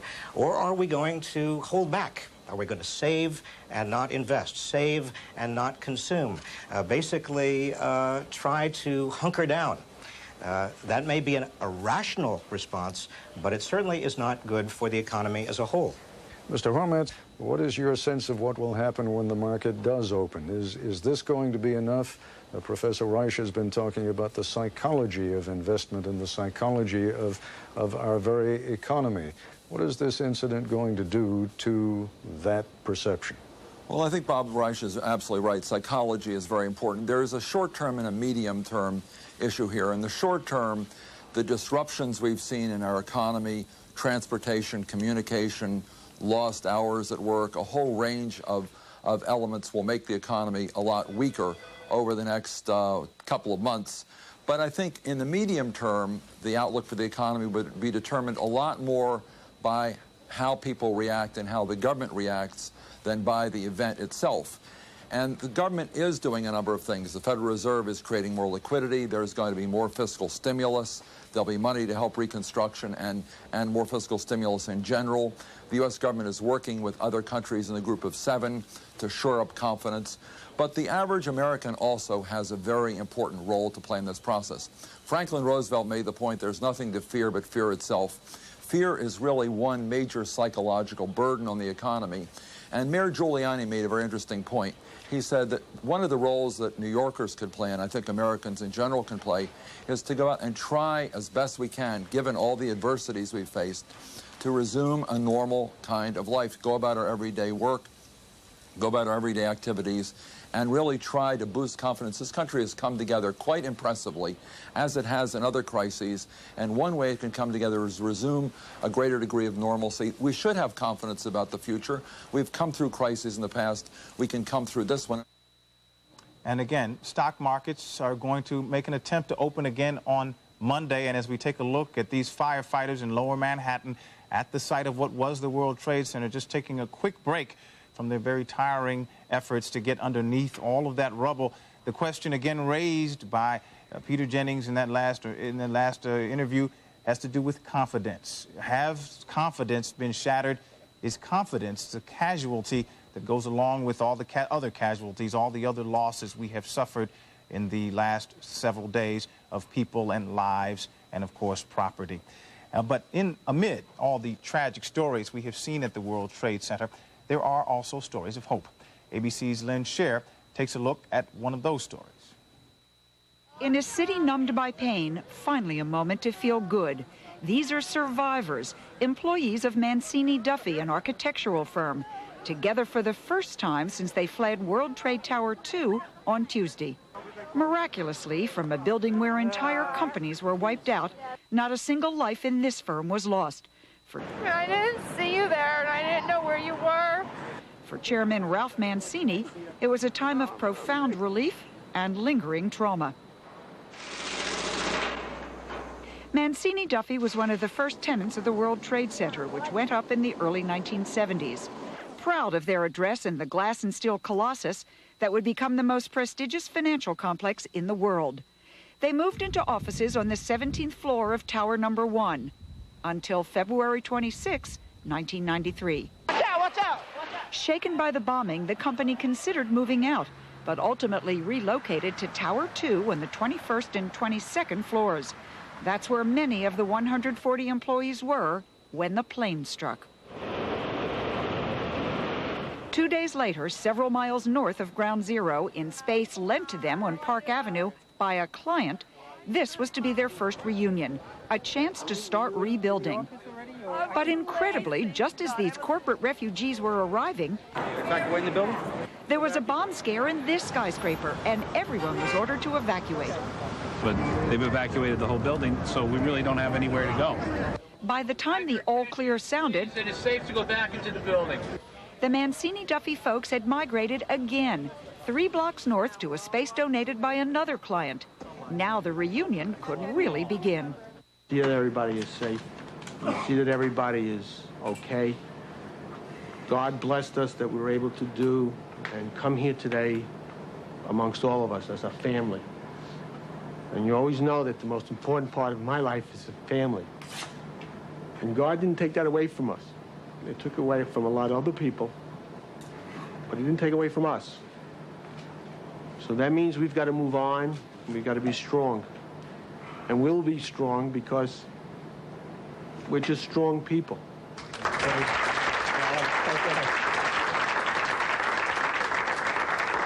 Our competitors who have absolutely nothing to gain by helping us have offered space in their offices, desks, computers, whatever we need.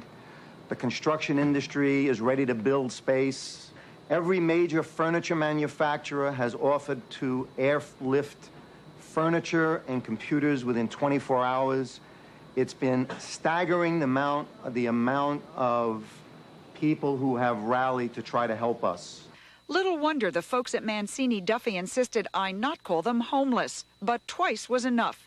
Even in this desperate moment, they have their limits.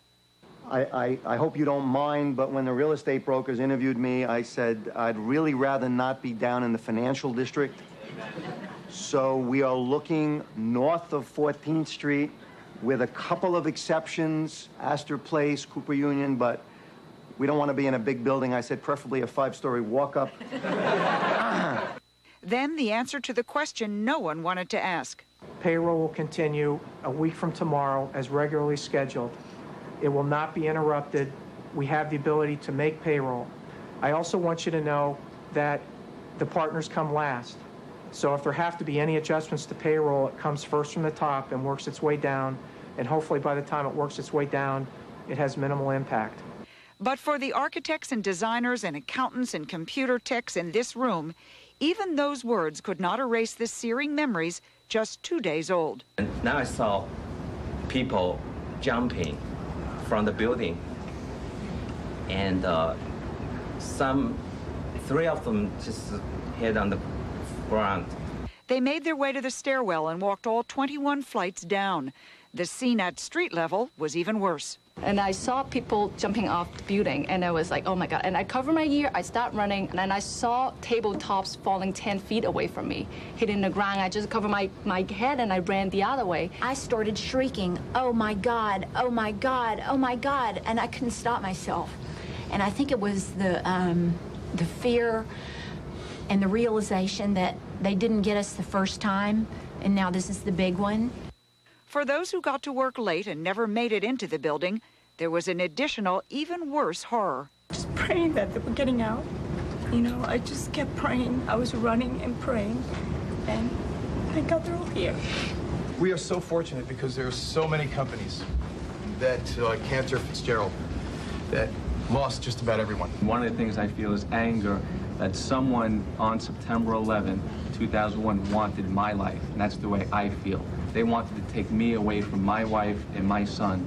On Monday, this company that lost everything but what counts most, its people, will be back in business. We're not going to give up. We're not going to give in. I will carry you as far as my body could carry you.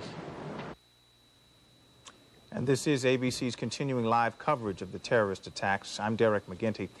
There are new safety concerns this morning. As the investigation into the attacks intensifies, several people have now been taken into custody at New York airports. We'll have details on that in just a moment. But we begin with the latest on the rescue efforts. My colleague Allison Stewart has been out in the pouring rain at the World Trade Center site in Lower Manhattan. Good morning, Allison.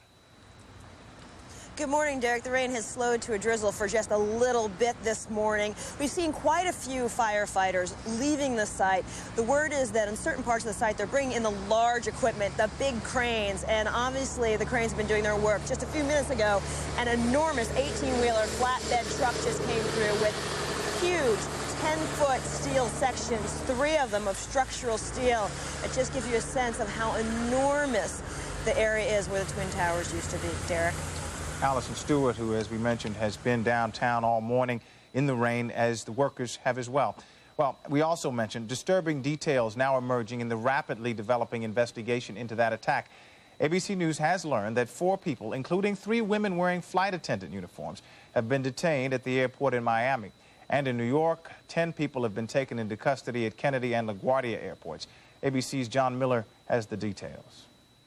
Based on this information about what federal authorities clearly now believe was 2 new attempts to hijack planes and have change-off pilots, is what were the next targets? There is no more World Trade Center.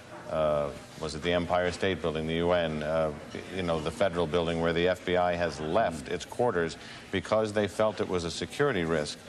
And then the second question you have to wonder was, along with, was there a Washington target? Was it going to be a White House this time, as the White House has already suggested they felt they were on a target list? What would have happened? Both in the airspace in New York and in Washington, D.C., there are now fighter jets on patrol in these no-fly zones. Would there have been an engagement? And would somebody have had to make the difficult call to shoot down an airliner filled with innocent passengers and a crew of terrorists? ABC's John Miller explaining that even as folk were beginning to sort of get a little bit of normalcy, that has been taken away by the fact that the attacks, or the potential for attacks, is still very much on the minds of people in Washington and, in fact, all over the country. In Washington, ABC's Rebecca Cooper can bring us up to date on the latest on the possible security threats. Rebecca. Good morning, Derek. ABC News has spoken to some of the passengers who were on board the flight that was scheduled to leave JFK, and they tell us of a terrifying few minutes while passengers were loaded onto the flight, and they had been told over the intercom that the flight would be departing in 30 minutes, and the next thing they knew, a team of heavily armed SWAT agents had descended on the plane, telling the passengers to get down and stay low while they took away the 2 individuals believed to have been planning to hijack that plane. So tensions are continuing to fray as passengers are trying to get home and off of the ground from the places where they had been stranded since Tuesday. And one more new update for you, Derek. The government of the Philippines is telling the Associated Press that they have reason to believe that the U.S. Embassy in Manila was targeted for attack on Tuesday as well. So not only are citizens living inside the United States feeling quite vulnerable right now, but U.S. citizens living and working abroad realizing that they were vulnerable on Tuesday and remain vulnerable as well. Derek? Now, Rebecca, we understand the White House has said basically that today it will say officially what people have been saying behind the scenes and in the news media and everywhere else for the last 3 days, that Osama bin Laden is the chief suspect and that all the evidence points his way. That's right, Derek. Secretary Powell has pretty much all but come out and named Osama bin Laden officially, but the government has not done that yet. But senior administration officials have told ABC News that they are prepared to name Osama bin Laden perhaps as early as today, cautioning us that it's really up to the FBI, and they may have some reasons to delay the official announcement by 1 or 2 days. But they say that certainly all signs point to Osama bin Laden, and they are prepared to make that official announcement quite soon.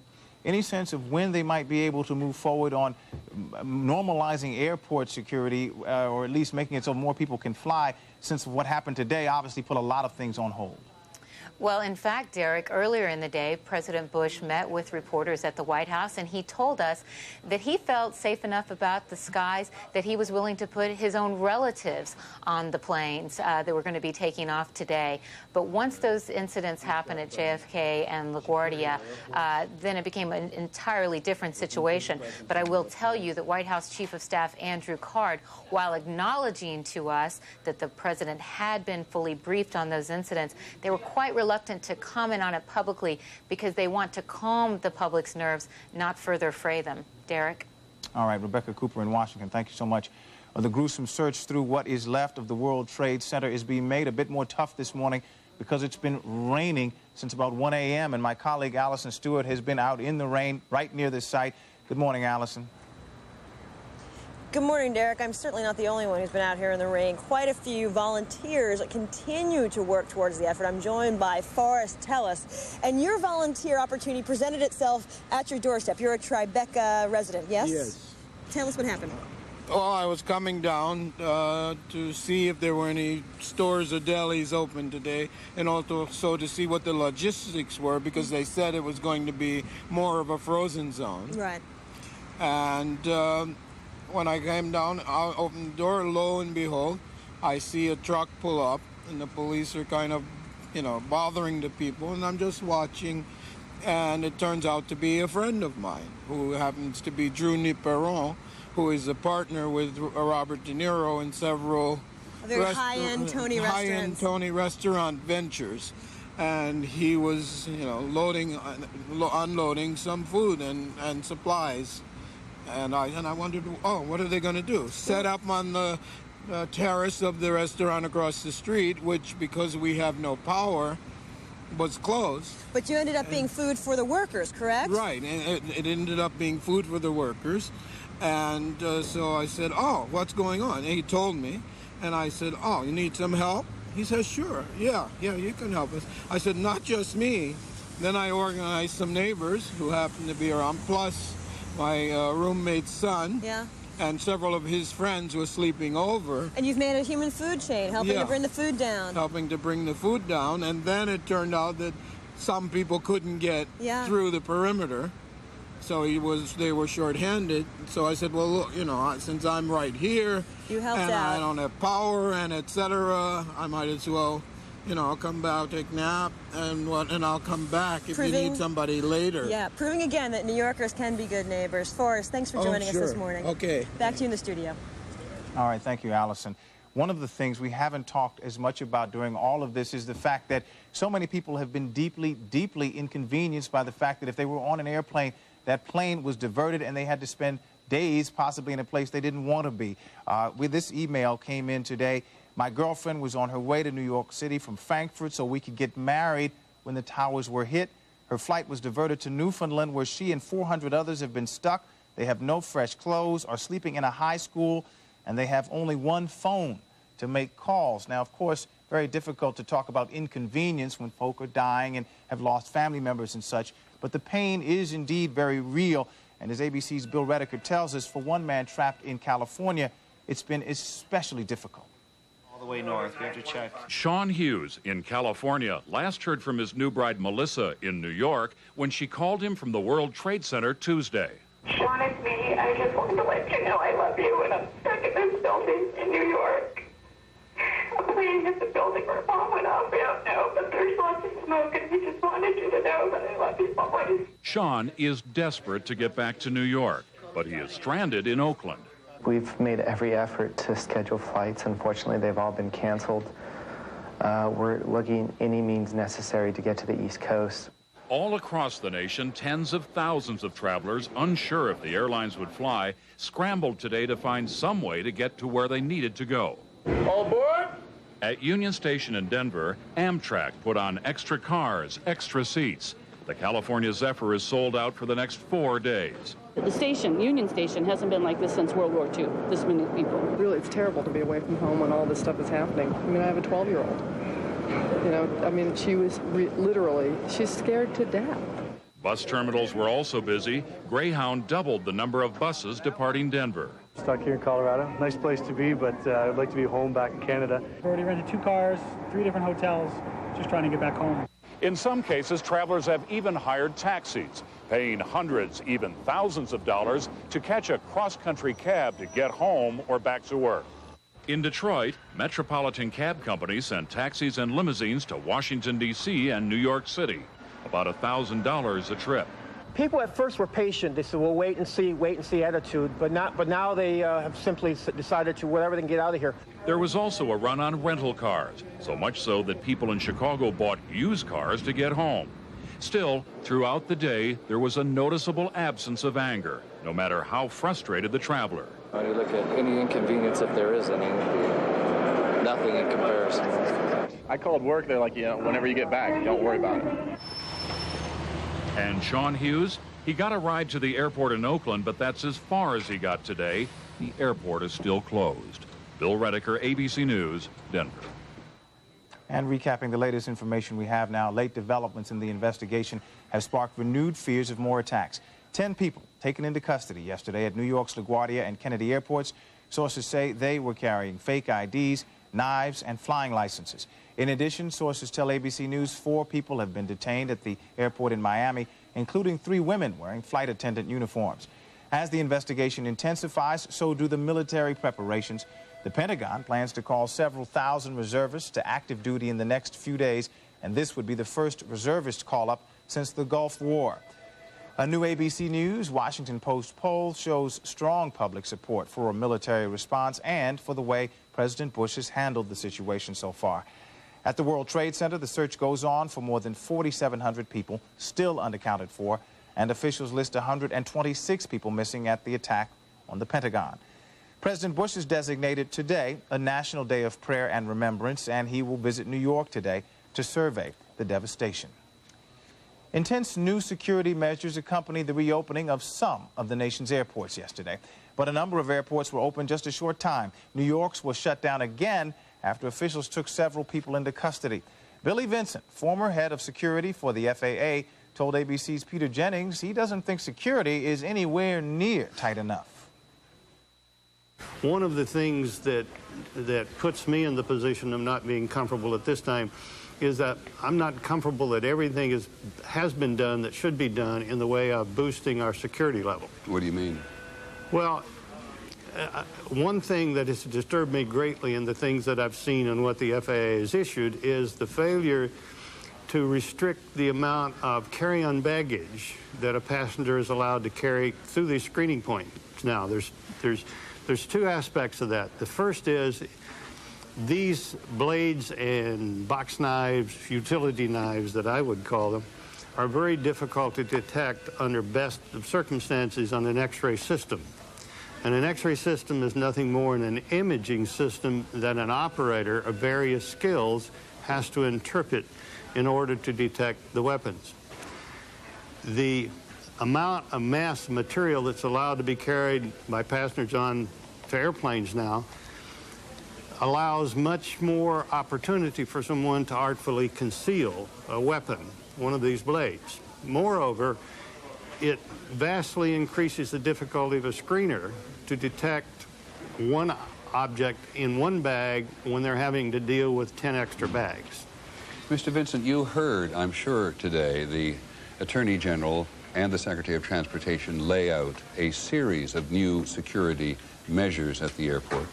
And there's some question in aviation minds as to whether or not they are strict enough. Do you think that the government has gone far enough imposing these new restrictions, aside from the hand baggage issue?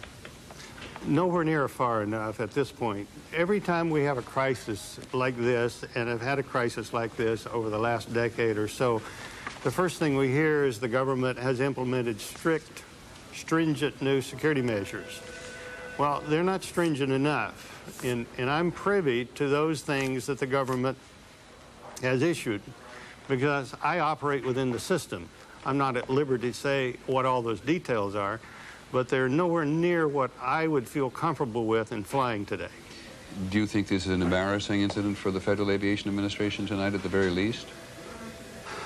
Well, I think the FAA is probably in a real difficult struggle now, them vis-a-vis the airlines and the industry, on what they can implement and what they're willing to implement. The carry-on baggage is one illustration that I'm astounded that restriction hasn't been placed already. I gather... I beg your pardon, go ahead. No. We're already also sitting here after many years arguing about the full baggage passenger reconciliation process, which has not been implemented. What does that mean? Well, today we're worrying about suicide pilots, but someone can also put a bomb in an airplane and not get on the airplane.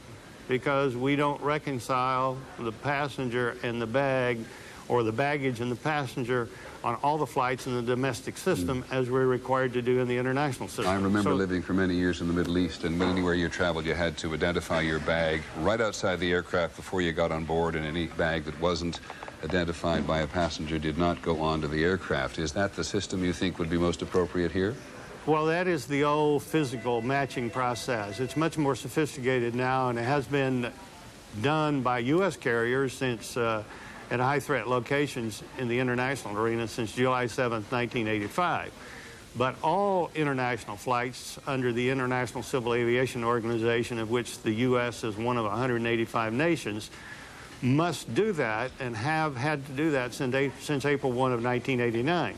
I gather there has been something of a struggle, may be too strong a word, but a difference of opinion in the last 24 or 36 hours between the aviation industry and the government as to whether or not the government should take over in the fullest possible sense the security at airports throughout the United States and on board the aircraft, including either reintroducing it, or by reintroducing in a full way something called the Sky Marshal program. Can you talk a little bit about that in general? Well, in struggle is, I think, a very appropriate term, but that's always what happens under one of these crises, when we should have been dealing with this under more sane and rational times and making the right decisions at that time. If you would allow me for a moment, think of the enormous, absolutely enormous cost that we've incurred now. And the argument by the airlines and others is always, well, we can't afford that, and so on. But the consequences of not doing it, we can see now, which is much, much more onerous. Now, as far as the air marshals are concerned, the federal air marshals since the mid to late 1970s have been an entity of the Federal Aviation Administration. They reported to me when I was head of security in the FAA. They report to my successor 4 or 5 times removed now, General Michael Canavan. They are in existence in the FAA. They are considerably reduced in what they used to be in the numbers. They are very professionally trained, and they are a very viable, useful part of a true layered security system, and they should be used. There are other, though, ways to go about this to boost that protective system in the U.S. domestic system, however, because when an FBI agent travels, he usually travels armed on an airplane. So do some local and state and other law enforcement officials. We could broaden that program temporarily, perhaps, to put more armed people on the airplane, provided we did all of the right training with the Federal Air Marshal Group that's located in Atlantic City, New Jersey, at their headquarters. Do you believe, Mr. Vinson, that at this moment tonight, the situation in the country warrants putting armed agents of one service or another on every commercial airliner that is traveling in the United States? Well, that would be a virtual impossibility, but I certainly believe that that is warranted at some of the larger major airports in as many flights as we can, and we don't let the adversaries know those that we put the agents on and those that we don't. And as I say, I think we ought to expand this program, at least temporarily, to include most of the law enforcement organizations in this country. And I think we're in that condition at this moment until we get this system stabilized and we know what exactly we have to deal with. So even the greater flying and travel restrictions that are going to go on at airports may not be enough, at least so say some. Meantime, though, investigators are hoping to get important new evidence from the black box recovered from the hijacked plane that crashed in western Pennsylvania. It is the flight data recorder, and they are still looking for the cockpit voice recorder.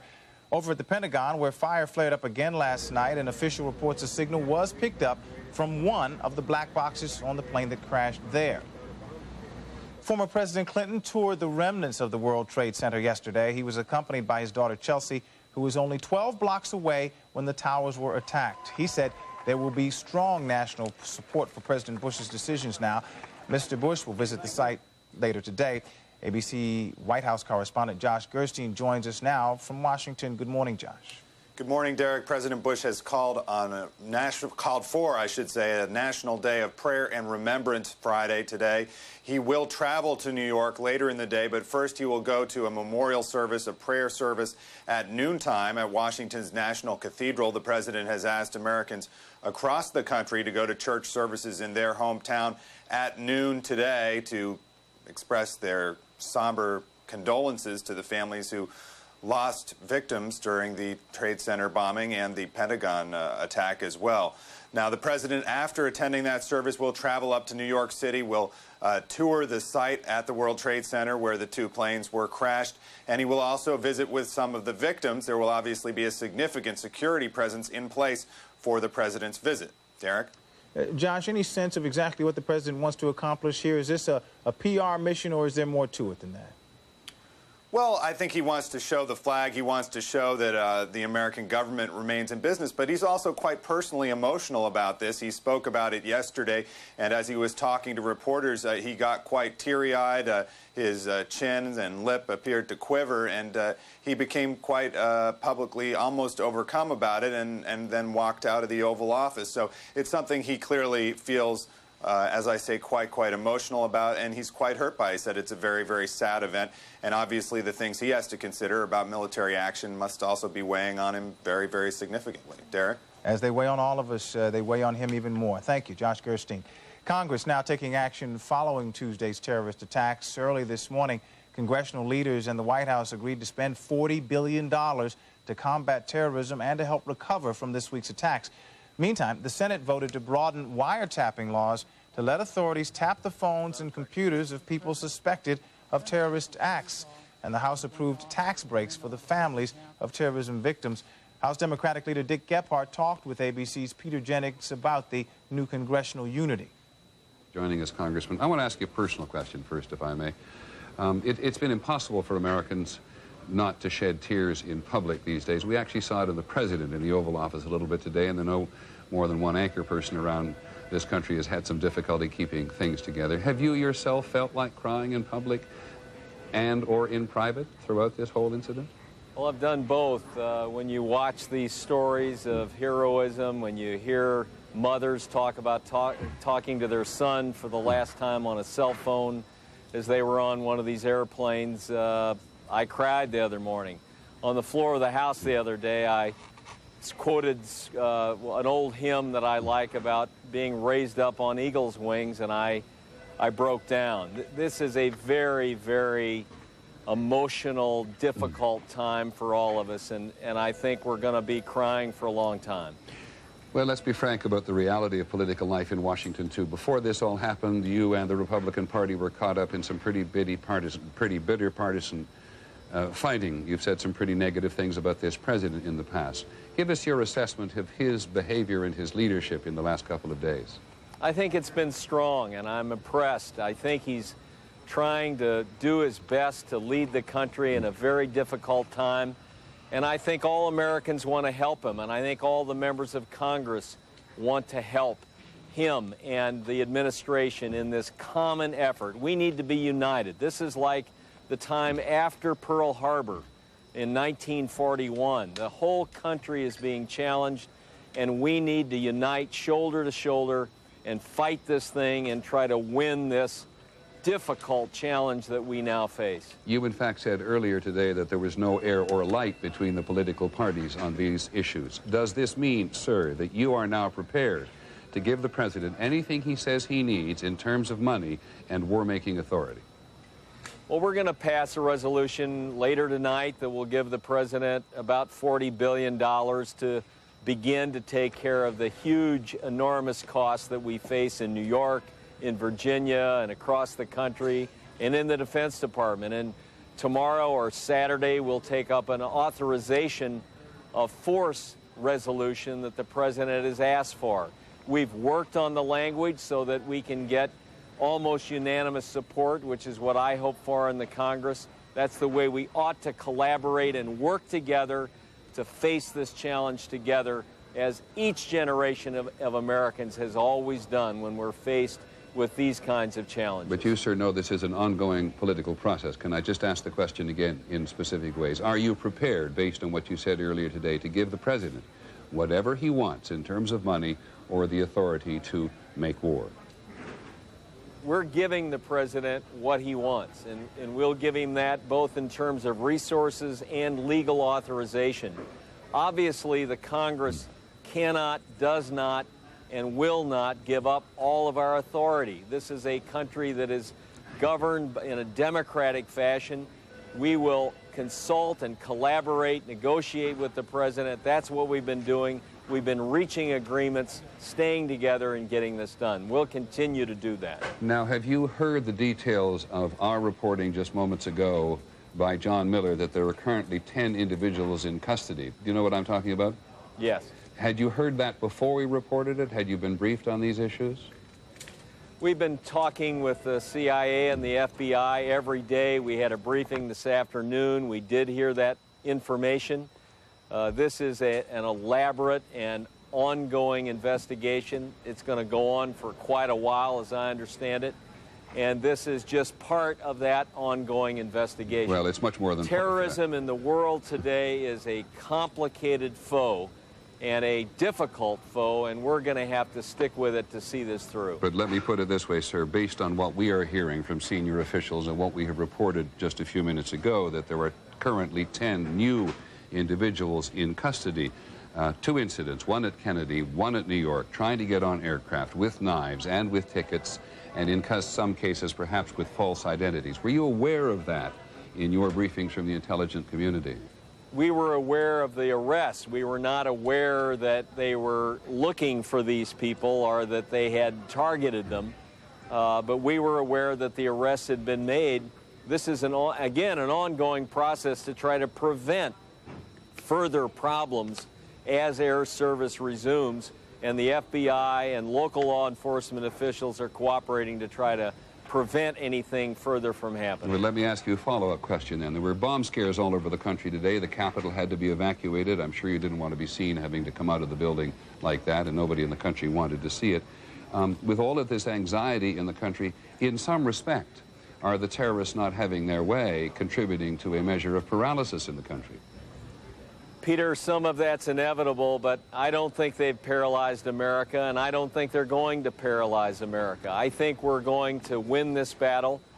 We've got to improve our reaction to some of this. We're working on that here in the Capitol. I'm sure people all over America are working on that, and we'll continue to improve. Clearly, some of this is going to happen, and we have to take precautions, and we have to try to be safe. But understand that now and in the future, we need to find a new balance in this country between freedom and security. We're in a new world, and we got to meet that new challenge. And finally, Congressman, what do you think the specific goals of any military response by the United States should be? Well, I think we've got to see that down the road as we go along. I think the president has got to face those decisions. I think he's got the authority and will have the authority to take action on behalf of the United States in his role as commander-in-chief to try to find the perpetrators of this violence and then to prevent it from happening again. We will support the president, and I told him the other day, we trust you and you must trust us. We must work together, shoulder to shoulder, to face this threat and to win it. Congressman Gephardt, the House Minority Leader in the House of Representatives, thank you very much indeed. And this tragedy has inspired much that is noble, but some things that have not been as noble. There have been reports of some attacks on Muslims. 7 million Muslims live in this country. Some have been attacked. Some Sikhs, some of whom wear turbans, have also been attacked. And then this email from a Muslim viewer who says, I can't leave my house. It might be another month before I can. My Muslim friends and I worry our husbands may not return home. This is not the right way to react to this. There is a lot of fear, a lot of anguish, and a lot of pain. But let's not put that pain on the whole community, just as it has been put on our community.